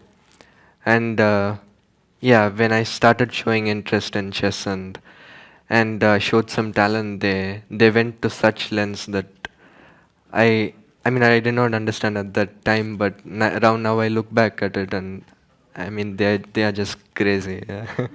So I can't thank them enough. Both of them have been simply the biggest support, and they are my whole journey, it's not only for me, it's for them. So yeah, I love them both and I thank them very much. Thank you. Congratulations to the 18th world champion. My name is Ankit Dalal and I'm from San Samachar. Gukesh, I'm going to ask you a very important question. It's regarding Paddy Upton, because the mental conditioning and what his role has not been spoken about in chess earlier, where we have seen other sports. He's also a celebrity in terms of he made Indian team win the World Cricket Final in 2011. So what was his role, and what would you tell the upcoming players how important mental conditioning is in chess? Yeah. So firstly, Paddy, we started working together. Around May, June, with the help of Sandeep sir, my sponsor Westbridge. They arranged. Sandeep sir introduced me and Paddy, and I just thought that especially for the World Championship and what it is, what are the stakes, the right mental state I should be in is very important. And we decided to work with Paddy at that time, and the work has been, as I said, very enjoyable and very instructive. We've had so many conversations through these months, and there have been many things that we discussed. Obviously, one of the important things that I had to deal with is, the uncertainty with my opponent's form or the approach and stuff like that. Although Paddy does not understand chess very well, but he understands sport and understands the psychology and stuff behind that. Not only the mental part, but also he helped me plan some workouts to stay in shape physically as well. and mostly it was about having conversations, sharing my thoughts, and some feedback. He would listen to the thoughts. He would suggest a few things, um, and yeah, it's really cool that Paddy helped Indian cricket win 2011 World Cup, and this time he has helped chess 13 years later. So it's Paddy has been a huge role played a huge role in this match. I would like to thank him very, very much. And my advice for chess players, I mean youngsters, would be like there are many sports where like when athletes work with mental trainers, mental physical trainers, but in chess it's somehow like not that popular. And I think it makes sense in chess because chess is a very mental sport, and it's all happening here. So yeah, I really see the psychological side of chess growing in the next years. Thank you so much. Congratulations, Gukesh, sir. Mike Klein with chess.com. There's been a lot of great questions about family and legacy, but I wanted to ask you about the match. You were pushing in a lot of equal positions for a win, and today was like the breakthrough. Do you feel like in some way you were rewarded for your tenacity by getting a win in such a relatively equal endgame? Of course, you were up a pawn, but do you feel like there was some sort of justice that you won one of these objectively drawn positions? So firstly, I mean, obviously this position is a draw, but with the bishops on, this 3 versus 2, I thought there are just a lot of stuff that could go wrong.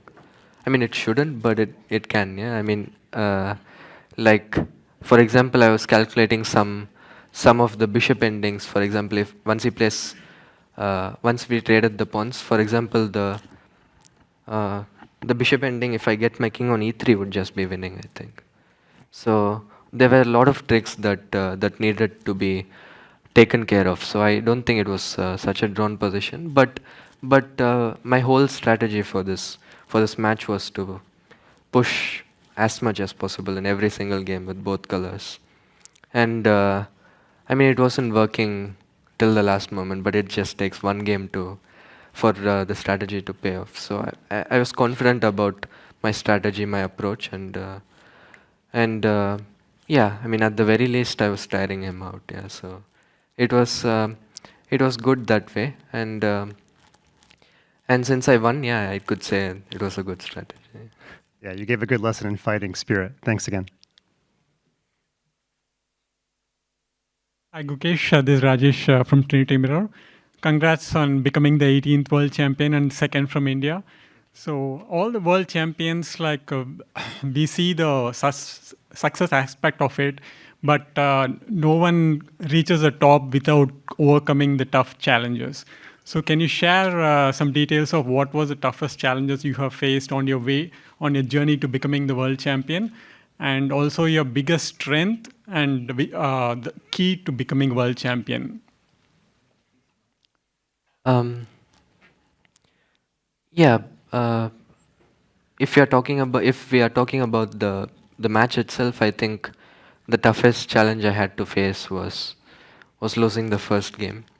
I mean, I knew it could happen. I was prepared for it, but it's like no matter how much you prepare for it, you come here as an 18-year-old and you lose the first game like the way I did. It's humiliating a bit. So it was quite tough to handle that, but after the game, there was a nice moment because I was walking back to the hotel in the lift, and Vishy sir was also in the lift, and he told me, I had 11 games, you have 13 games, and that's the only thing he said. And I realized, okay, it was a nice moment. It was a nice reminder that it was just one game and it's still a long match. I will get my chances. So yeah, I needed some mental toughness at that point, and there have been many games where I was so close to winning and then missing my chances, which was also frustrating. So I had to endure these things, which was quite tough, but yeah, in the end it worked out. I was talking about your career as a whole. Like your Okay, childhood dream, like was being world champion. So, what are the sacrifices? You mentioned there were a lot of problems you had to overcome. Like your family had to make sacrifices. From that point of view as well, the Right, yeah. challenges. Yeah, in my career, I would say, I can't really say I personally have made many sacrifices because there's just something that I have always wanted to do, and it's just, yeah, I mean, I wouldn't have my life any other way. So, but my parents, but yeah, the most sacrifices I think are done by my parents, my family, friends. I mean, my parents had to, like, once I started growing in my career, they had to. I mean, we were not a very what to say, well-off family, so they had to face a lot of financial struggles. But I mean, I did not really realize it at that point. But the kind of lens to where they went, and for at some point in 2017, 2018, I could only play tournaments and I could only train because, I mean, we were running so low on money that actually my friends, my parents' friends, they came forward and they sponsored me themselves to help me play tournaments. So all these things my parents had to endure, and all these lifestyle changes they had to make for me just to get a chance to play a tournament. So it was, yeah, the best sacrifices are done by my parents and also my team. Yeah, I mean, all the guys in my team, but especially like Gayu, Radek, and Hari are also fathers to little kids. So it's not easy for them to in this intense preparation. It's not easy for them to stay away from their family, especially having little kids, and the way that they were able to stay away for so long and do some amazing work and fight till the very moment, and that too for me. So it was really a selfless sacrifice from them, and yeah, I mean, there have been many more sacrifices, but we can keep I think we can keep going on and on, but yeah, everyone has done a lot for me to reach here, and I'm really grateful to all the people. Thank you. The second part of the question was about your biggest strength, which was key to you becoming the champion. Right. I think the people around me itself. Like whenever I feel low, I think about what these people are doing for me, and yeah, I think about what these people are doing for me, and all the energy that I need, I get from from my loved ones, and also God. I have faith in God, and He has helped me in so many ways that, like for example, in last year 23, after the Grand Swiss, I just gave up for the candidate spot. I was not even qualifying for the candidates, and then God made me. I mean, God gave me so many opportunities, and first of all, winning this Chennai Grandmasters taking place, and me winning it despite being in such horrible form, and then winning the candidates. I mean, last round, I mean, it could have gone to tie breaks, but God helped me, and even here it could have gone to tie breaks, and still, yeah. I mean, it on and on. Yeah, like so many things that God has done, and it couldn't have been by anybody else. Congrats, champ. Yeah, thank you. Hi Gukesh, this is Karthik from Time to Chess.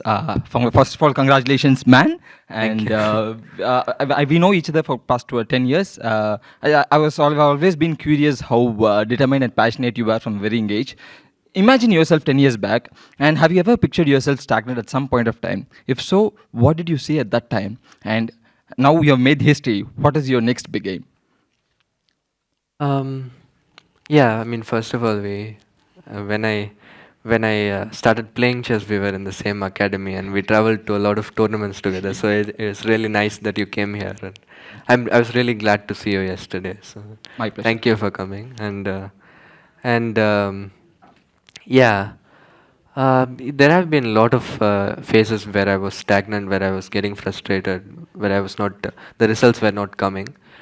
But there wasn't any point in my life where I thought my game is not improving, because I was like, apart from maybe small moments where I was like a bit distracted, but most of my career I have been quite disciplined and doing the right things and working hard, staying focused on my career, and yeah, I've always thought like when you do the right things, even when the results don't show up, it's going to at some point. So when I was doing those right things and the results didn't show up, but the results didn't show up, it was I mean it was obviously very frustrating, but yeah, the main thing I guess was to just keep doing the right things, and when you do the right things, usually good things happen. I believe in that. So yeah. Superb. And what is next big game? That was the following question. Yeah. Now we have made history. So what is the next big game? I mean, the dream. I would say this has always been just a part of the dream, a very very big part of the dream. It is a huge step. I'm very happy for that. But my goal in with my career has always been to be at the very top for the longest time possible. And I mean, my career is just starting now. Like, I've had 10 years. I want to play for as long as I can. I want to have a very very long career, and to stay at the very very top by obviously becoming the world champion doesn't mean that I'm the best player in the world. Obviously there's Magnus, so it's also a motivating factor that, you know, there is someone at a very very high level, and something that that will keep me doing the right things, working hard, and trying to reach the level of greatness that Magnus has achieved. Super. I can hear you say it's just the beginning, and kudos to your team, Magnus. Thank you. Bye-bye.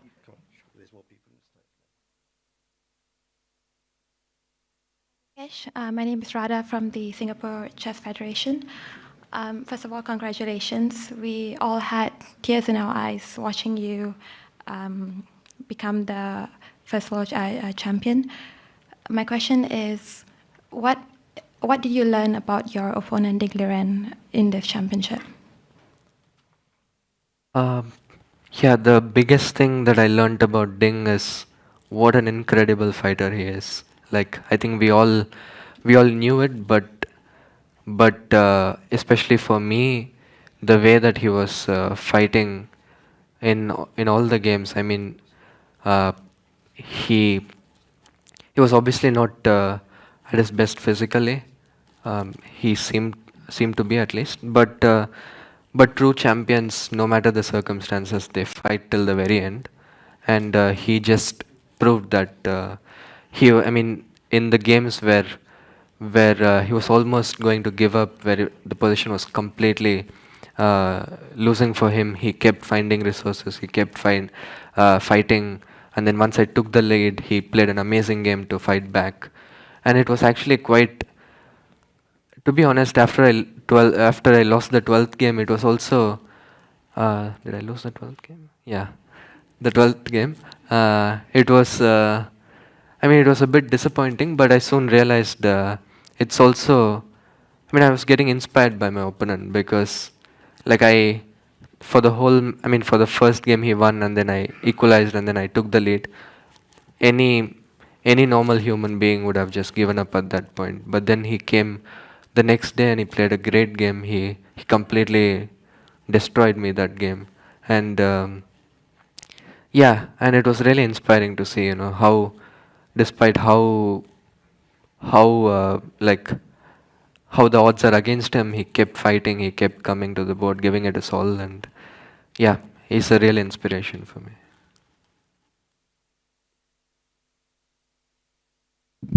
Hi, I'm Kyla, representing the local organizing committee. First of all, congratulations. Secondly, I watched a video of you giving a room tour to ChessBase India, and I saw that you kept all of your major trophies and medals right there in your bedroom. But for this World Championship trophy, are you going to do anything special? I don't know, I haven't thought about it. First I have to like lift the trophy. But Like, will you keep yeah, it I mean, in your it room? deserves a like special place, I think. So we'll think of something. Okay, thank you.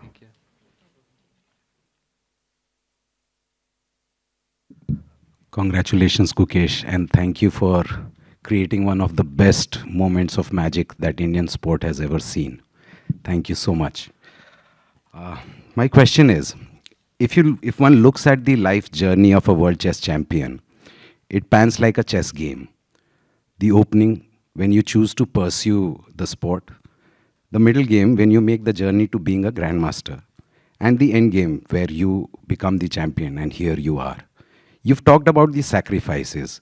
At every stage, can you tell us about the best moves that you and the people around you have made in your journey to getting here? I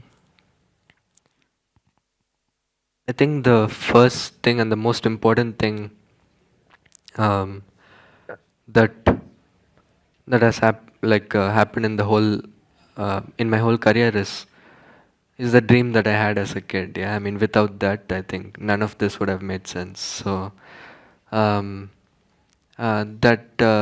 dream was the driving factor for everything, and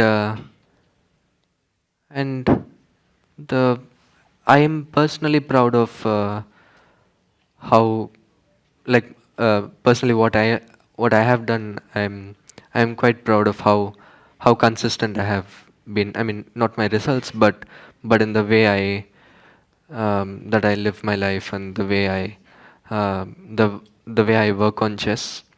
It has been like, it was easier to do like a few years back when I was still a kid, but then after I became a teenager, obviously, like, chess is not the only thing on your mind. But I'm quite proud of how I was able to, like, keep away all the distractions and focus fully on what on achieving this dream. And I would say the best moves have been made actually by the people around me. My parents, to start with, as I said, they have done so much. I mean, apart from their sacrifices, whenever I needed something, they all made sure that it's there, whether it's emotional support or some things or anything. They've made sure that it's there, and my team have done a lot of great moves. I mean, we saw so many exciting ideas in this match. So yeah, the best moves have been made by God, by the people around me, and I have made a few good moves which I'm happy about as well. Thank you, Gukesh. I hope your best is yet to come. Thank All you. the best for that. We have a few more questions. Michael Rahal from the FIDE press office. So, Gukesh, first of all, congratulations on a magnificent game and being the new world champion. Your next major event is the World Blitz and Rapid in 2 weeks in New York. As new world champion, can you confirm to us you will participate in both events? And again, have you planned any special preparation or special training camp for this new event? Thank you. To be honest, at this moment, I haven't thought about it. I thought I was going to play before the match started, but right now I'm not sure. I can't say whether I would play or not. Right now I'm just not sure. but I mean, it's a very important event, very exciting one. Whether I play or not, I wish it is it is a great tournament. Hi, Gukesh. This is Chunhan from the Wall Street Journal. Congratulations for becoming the next current world champion.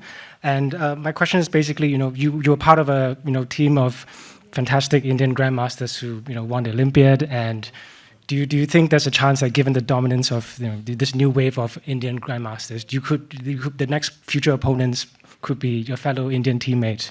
And if not, how would you prefer that your next challenger could be Magnus Carlsen coming back to take you on? Yeah, I mean, obviously, playing against Magnus in a world championship would be amazing. It will be a huge challenge, the toughest probably. There is toughest challenge there is in chess. I mean, it is up to Magnus, but I would love to test myself against the best player in the world. And the Indians. Yeah, I mean Arjun, Prag, yeah, Nihal. Lot of these guys. Lot of these guys have, are doing a lot for chess and Indian chess. We won the Olympiad, which was a beautiful experience in itself for me and the team. And I certainly hope, throughout, I'm sure we are going to have like very long careers, and I'm sure I hope all of us we will keep fighting against each other, keep pushing, keep motivating each other, and also in the team tournaments we'll play together and win a lot more. I would also love to play against an Indian opponent in a world championship or any other tournament. I mean, they are great guys, great players, and I wish them the best, and I hope this win motivates them and they will achieve more things that will motivate me even more. So thank you. Thank you. Hope to see that happen. Vasudevan from Tarancia, Trinity Mirror and Chess.Ninja. Congratulations to the 18th world champion. So you brought home the title after Vichy. So at this moment, what is the message that you would want to give to your millions of followers whom you have made happy, yourself and them? Can you answer it in Tamil? Yeah, firstly,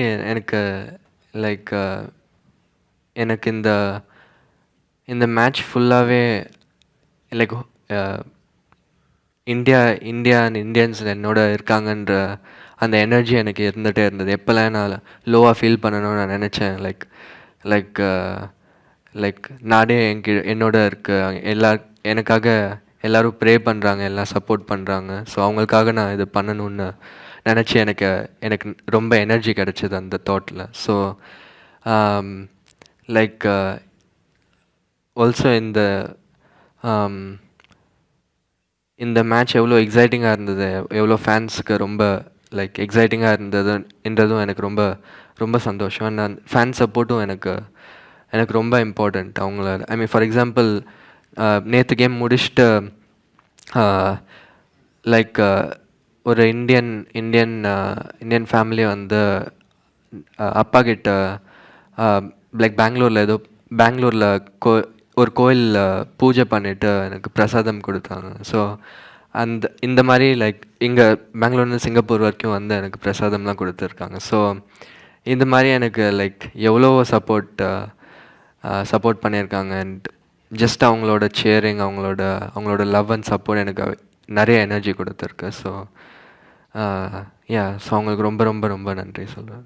Oh, he is thanking the millions of Indians who prayed for him in moments of difficulty, and he wishes to thank one Indian family that prayed in a temple in Bangalore and got those blessings for him all the way to Singapore. Hi, this is Lokesh from India. Congrats, Gukesh. One question: for last 3 weeks, as a fan, we were sleepless. How was your sleep? Was it good, restlessness, or how was it? Can you just describe that? To be very honest, my sleep wasn't great either. But I think that is understandable. But actually, after the on the rest day after the 12th game, I spoke with Paddy about this. That I mean, the last few days before 12th game, I wasn't sleeping well. I was feeling a bit groggy on the board. So I asked Paddy for some advice, and he gave me some little. I mean, he suggested some little changes which I did. I set up the environment in a better way, and the last 2 days I slept very well. I was sleeping at least 8 hours, and yeah, like I made some changes on the rest day, and it really helped. And yeah, the previous game, the game 13 and game 14, I felt quite fresh on the board, and I was able to play long games and put a lot of pressure on my opponent. So yeah, sleep is a very important part, and I would like to thank Paddy for for suggesting these changes, which really helped. Thank you. Abhidaya from Chess Base India. First of all, huge congratulations to you. The entire nation is very proud of you. When India won the Olympia, you created a celebratory dance, if you remember. Do you have any plans? What do you want to do this time?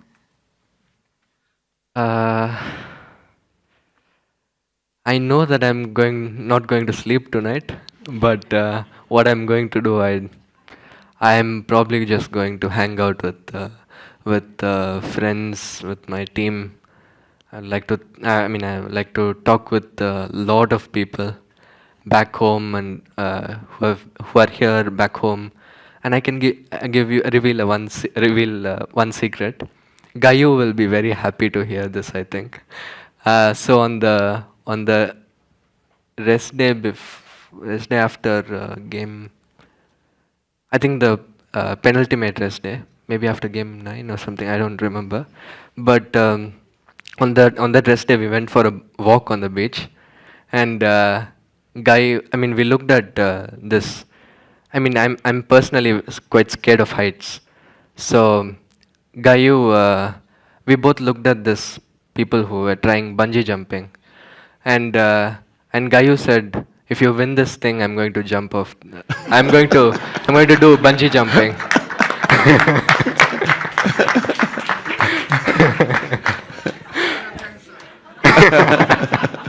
And then you can go 3, so yeah, and then I don't know why I said this, but I said I'll also join you. So now yeah, probably also Paddy can join. So probably now looking forward to jumping off a bridge. We'll wait to shoot that. Yeah. Thank you so Sorry? much. We'll wait to shoot that. Yes. Okay. Thank you so much. you. Congratulations once again. Thank you. Before last question? Oh, sorry. I'm usually away, cannot stay in the queue. Maria for the chess, congratulations. I have to reveal, I was crying twice during this tournament.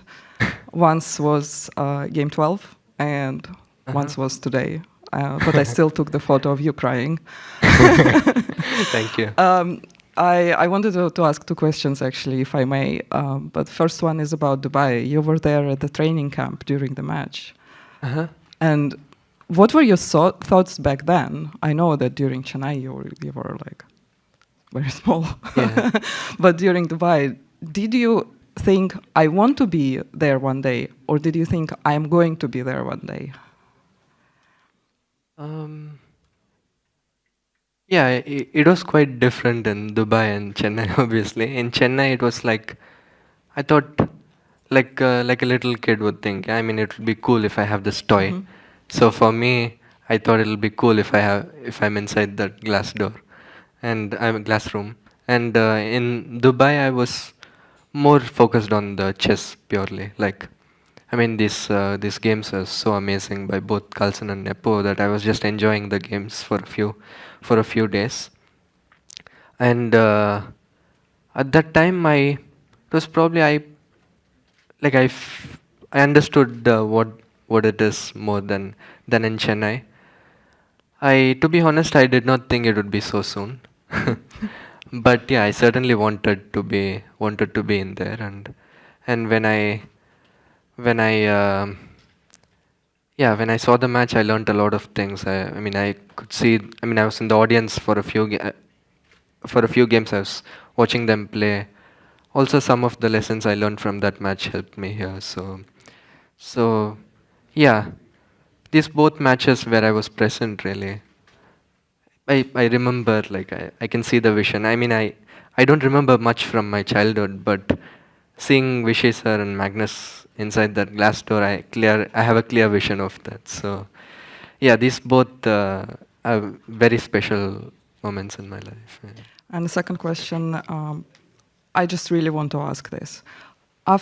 When I asked my first question after game 3, I actually got a lot of criticism for it, for asking you about what Magnus said.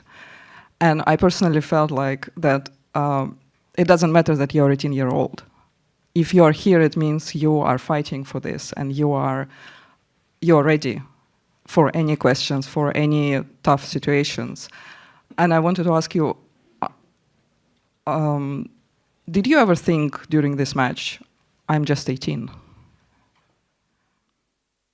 I mean, I thought if I win this, I would be 18 and I would be so the world champion at such a young age. But you're completely right. I mean, if I'm here, I have to handle anything. And for me, it was not like I was not hoping in any kind of way that because of my age, people will take it a bit easy on me. I was ready to face the toughest challenge on the board and off the board as well. So, and also it's kind of nice sometimes to know that people are criticizing you. It kind of fires me up. So it's yeah, in the future maybe like I could hear more. I could like it would be nice to have more criticism so that I'll get fired up even more. All right, Internet, we will be there for this, and you handled it very amazing, that question. Thank you. Last question, please. So, Gukesh, I'd like to introduce Bharat Singh from the All Indian Chess Federation. I think he wants to say a few words. Hi, Gukesh. Big congratulations and thank you very much giving such a wonderful moment to all Indians. So many people every day they are watching, shouting. I think we are all grateful to you giving this wow moment to all of us. Thank you. I'm also grateful for all the support. Yeah, thank you. Before I ask my last question, I'd like to let everyone know tomorrow the closing ceremony and the crowning of the new champion will happen at 6 p.m. Local time in the same playing hall where they have played. I just have one last question for you, and that is a one-word answer. When you hear the words, world champion Gukesh Dommaraju, what's the word that comes to mind? Everything. Yeah. I mean, so it has basically been everything for me in my life so far. Everything indeed. Well, congratulations. You are the new world champion. Everyone, congratulations to Gukesh Dommaraju.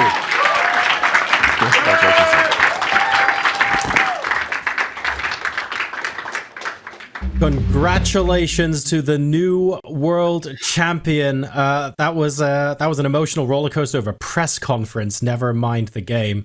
But let's wrap our thoughts up on the game, especially for those of us who have just joined the stream. We've gone, wait, hang on a second, Gukesh has won, let me tune in, and you've just watched the press conference. Let's wrap up the final moves of the game now that we're slightly less emotional than we were an hour ago, and take a look at that. Peter, let's hand over to you to show us over the board. Yes, actually we have seen some dramatic final to this incredibly extraordinary match. And I want to highlight just the very critical, the final phase of the game. There was quite a lot of action before. We have reached this end game, and exactly at this moment was the moment when with Danya we started to worry for Ding. The position should be draw, but clearly Black can play. Black is up a pawn. There are ideas we have been discussing with Danya, so I'm not going to be showing those ideas. just the fact that Ding was moving up and down with his chair, he was visibly very nervous. We could sense that maybe potentially something would go wrong. If Ding would have played this position at home, I'm pretty sure that he would have easily made a draw. So what happened here? He moved his rook from b4 to a4. The first sign of nervousness. We kind of claimed that the rook on b4 was a very nice piece. Why do you do that? All right, we were saying that probably Ding wanted to keep his bishop on b7. What happened now? Gukesh very professionally asked that bishop. You have to ask this question to your opponent, that you wanted to keep that bishop there. Where do you move it? Again, we have seen sign of nerves from Ding, not being sure how to react. Finally, after quite some thoughts, he put the bishop into the corner, bishop a8. All right, okay. We continue the journey. Black played the move king f6, and suddenly the move rook f4 happened. Somehow all these moves don't add up. They give a very nervous impression, but still we couldn't have expected what's about to happen. So after rook f4, Gukesh has played the move king e5, and all of a sudden Ding has played the move rook f2, which also, to be honest, we haven't even realized that it's a blunder, because in general terms, in all these positions, whenever white trades the rooks, it's a dead draw position. It's just this very special element that white's bishop is so unfortunately trapped in the corner that gives this extraordinary possibility for black to capitalize on the rook exchange. And this is the reason how Ding Liren, with all the nerves, could have made this blunder, because he simply thought like rook trade is always a draw. He opted for rook f2, the losing move, which cost him the title. Gukesh has mentioned as well in the press conference that he almost automatically played the move rook b3, which would have just continued the game, and most likely the game would have ended a draw. But luckily for him, he realized that, wait a second, yes, that bishop is trapped, and what a very unfortunate coincidence. Everything had to fit together so that finally we get this result. The rook trade takes, bishop d5, the bishop on a8 is trapped, white is forced to trade the bishops, and unfortunately, to everyone's horror, for Ding Liren and of course all the fans of Ding, had to understood that suddenly this is a hopelessly lost king and pawn endgame. There was nothing left to do after king e3, king e5. Ding Liren had to congratulate Gukesh, and Gukesh became the 18th world champion at the age of 18. A very big congratulations to him one more time.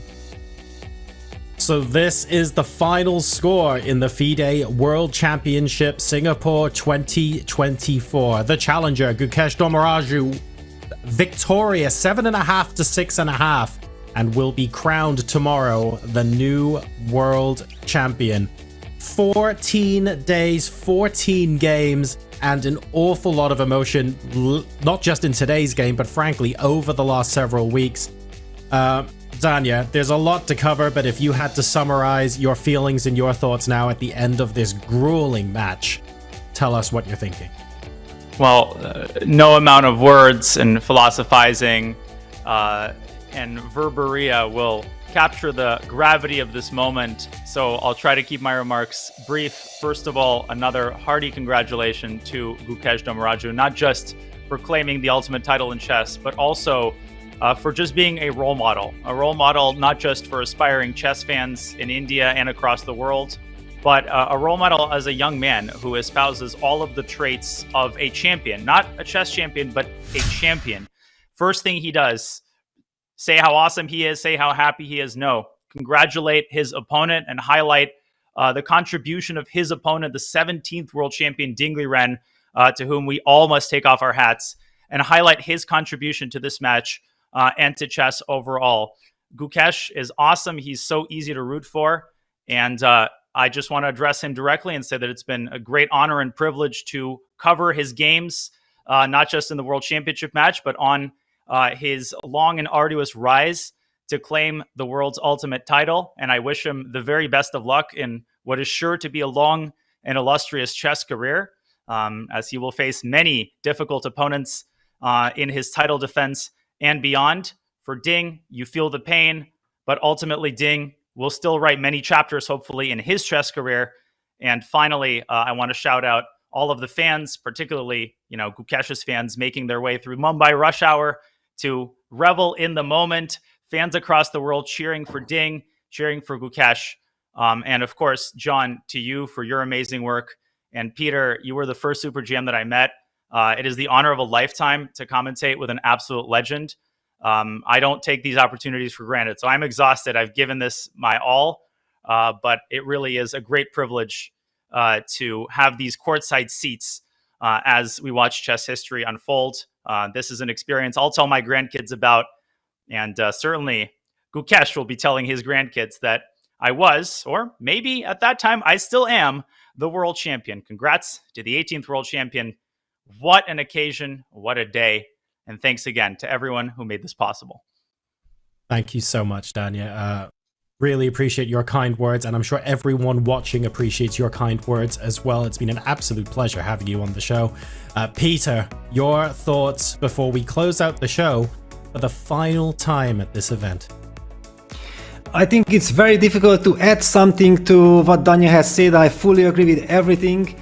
I would like to highlight also that it has been a fantastic journey for myself also to be part of this World Chess Championship. It was amazing. What a journey. And how it started. Gukesh losing with the white pieces the very first game, and then finally winning the very last with the black pieces. He becomes the 18th world champion. Big congratulations to him. A heartbreak for Ding and his fans.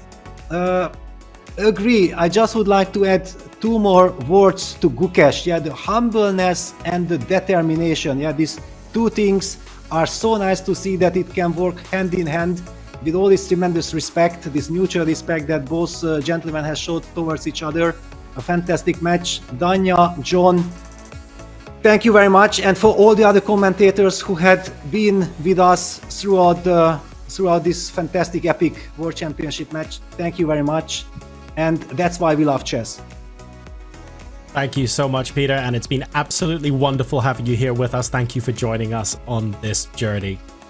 So what an extraordinary finale to the FIDE World Championship. Gukesh Dommaraju has etched his name into history, defeating Ding Liren to become the 18th world champion.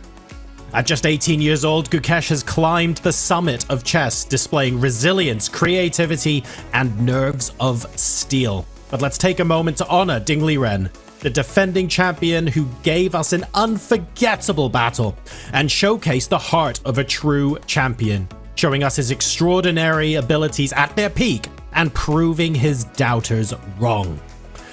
Here in Singapore, cultures collide, but they are celebrated together as well, and we have witnessed history in the making. This match will be remembered not just for its intensity, but for the legacy of two giants of the game. From all of us here at chess.com, both in front of the camera and the multiple teams of people behind the scenes who make events like this possible, congratulations to Gukesh, who has been an absolute class act for becoming the youngest world champion in history, but thank you, our viewers, for joining us on this remarkable journey. Until next time, wherever in the world you are, stay safe and keep playing, keep dreaming, and keep celebrating the beauty of chess. Good night. World champion Ding Liren with the white pieces will be pushing for a victory, of course. Gukesh, though, extremely hungry for it. We've seen his fighting spirit. Knight f3 is on the board. Yeah, it's a psychological game. It's the last game, a brutal one. Ding Liren going for the rated defense with knight f3, g3, and we see c5 played. Okay, so this is kind of a reversed Grunfeld. Indeed, d4 on the board. A reverse Grunfeld in its purest form. Kind of expecting the move bishop c5. No, knight g7. Wow, that's a huge surprise. Bishop b6. I'm to be honest completely shocked by this move. I have seen the move, but I did not even wanted to mention it because this is just bad. Now white might get a free advantage. Now white jumps with the knight to d5 and white has stabilized his advantage. We'll be looking forward to a very nice middle game. And look at this. And b5 on the board. Yes. Right away.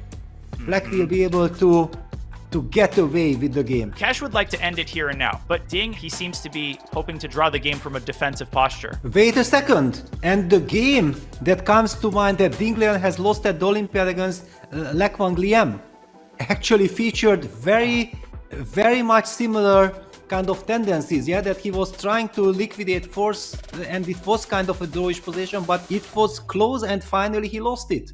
Be careful. It's visible that Ding is kind of nervous, yeah, he senses, he feels, he knows that, yes, it should be a draw, but yeah, this is not an elementary draw, it's not like you can lean back on your chair. He knows exactly, I want to torture my opponent, I want to grind this position. H2 and rook on the second rank to see. Yeah, rook F2, takes him bishop blunder. d5! Takes him bishop d5! Takes him bishop Wow. d5! And Gukesh will be the world champion! He's chosen the worst square. The entire country of India just closed their eyes and turned their backs to the computer because I can't watch this. Heartbreak and euphoria all rolled into one scene. And look at this, Gukesh cannot believe. Yeah, he was smiling a little bit, he's trying to push away the smile. But he will be the youngest world champion. Incredible what we are about to witness.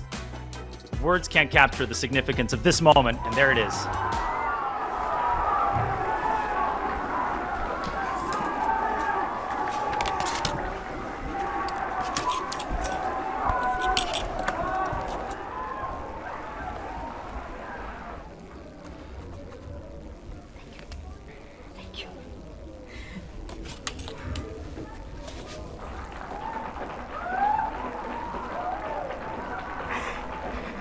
One dynasty ends and a new one begins.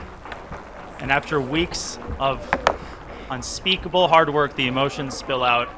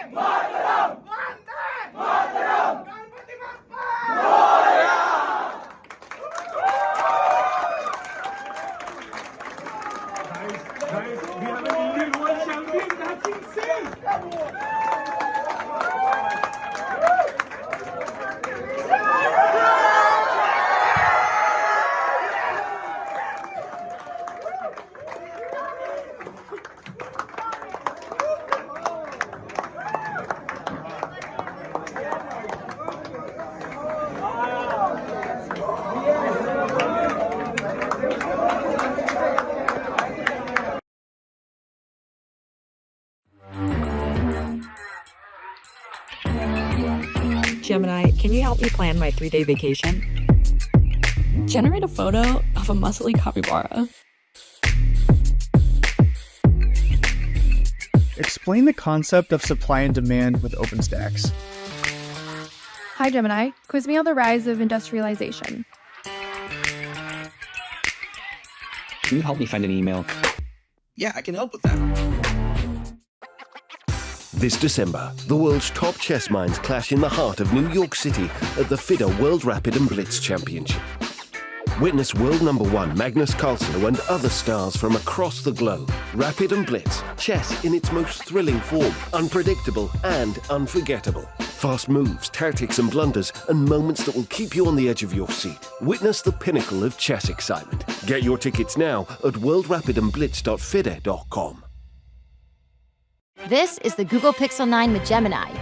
And this is a look behind the scenes of a heated Fantasy League group chat, where Gemini's already made an image of a quarterback with noodle arms, a running back that's a snail, a Swiss cheese secondary, that's a new one, and now coming in hot, some wide receiver gloves made out of butter. Oh, let's see how they come back from that one. Still anybody's game, or anybody that has Gemini.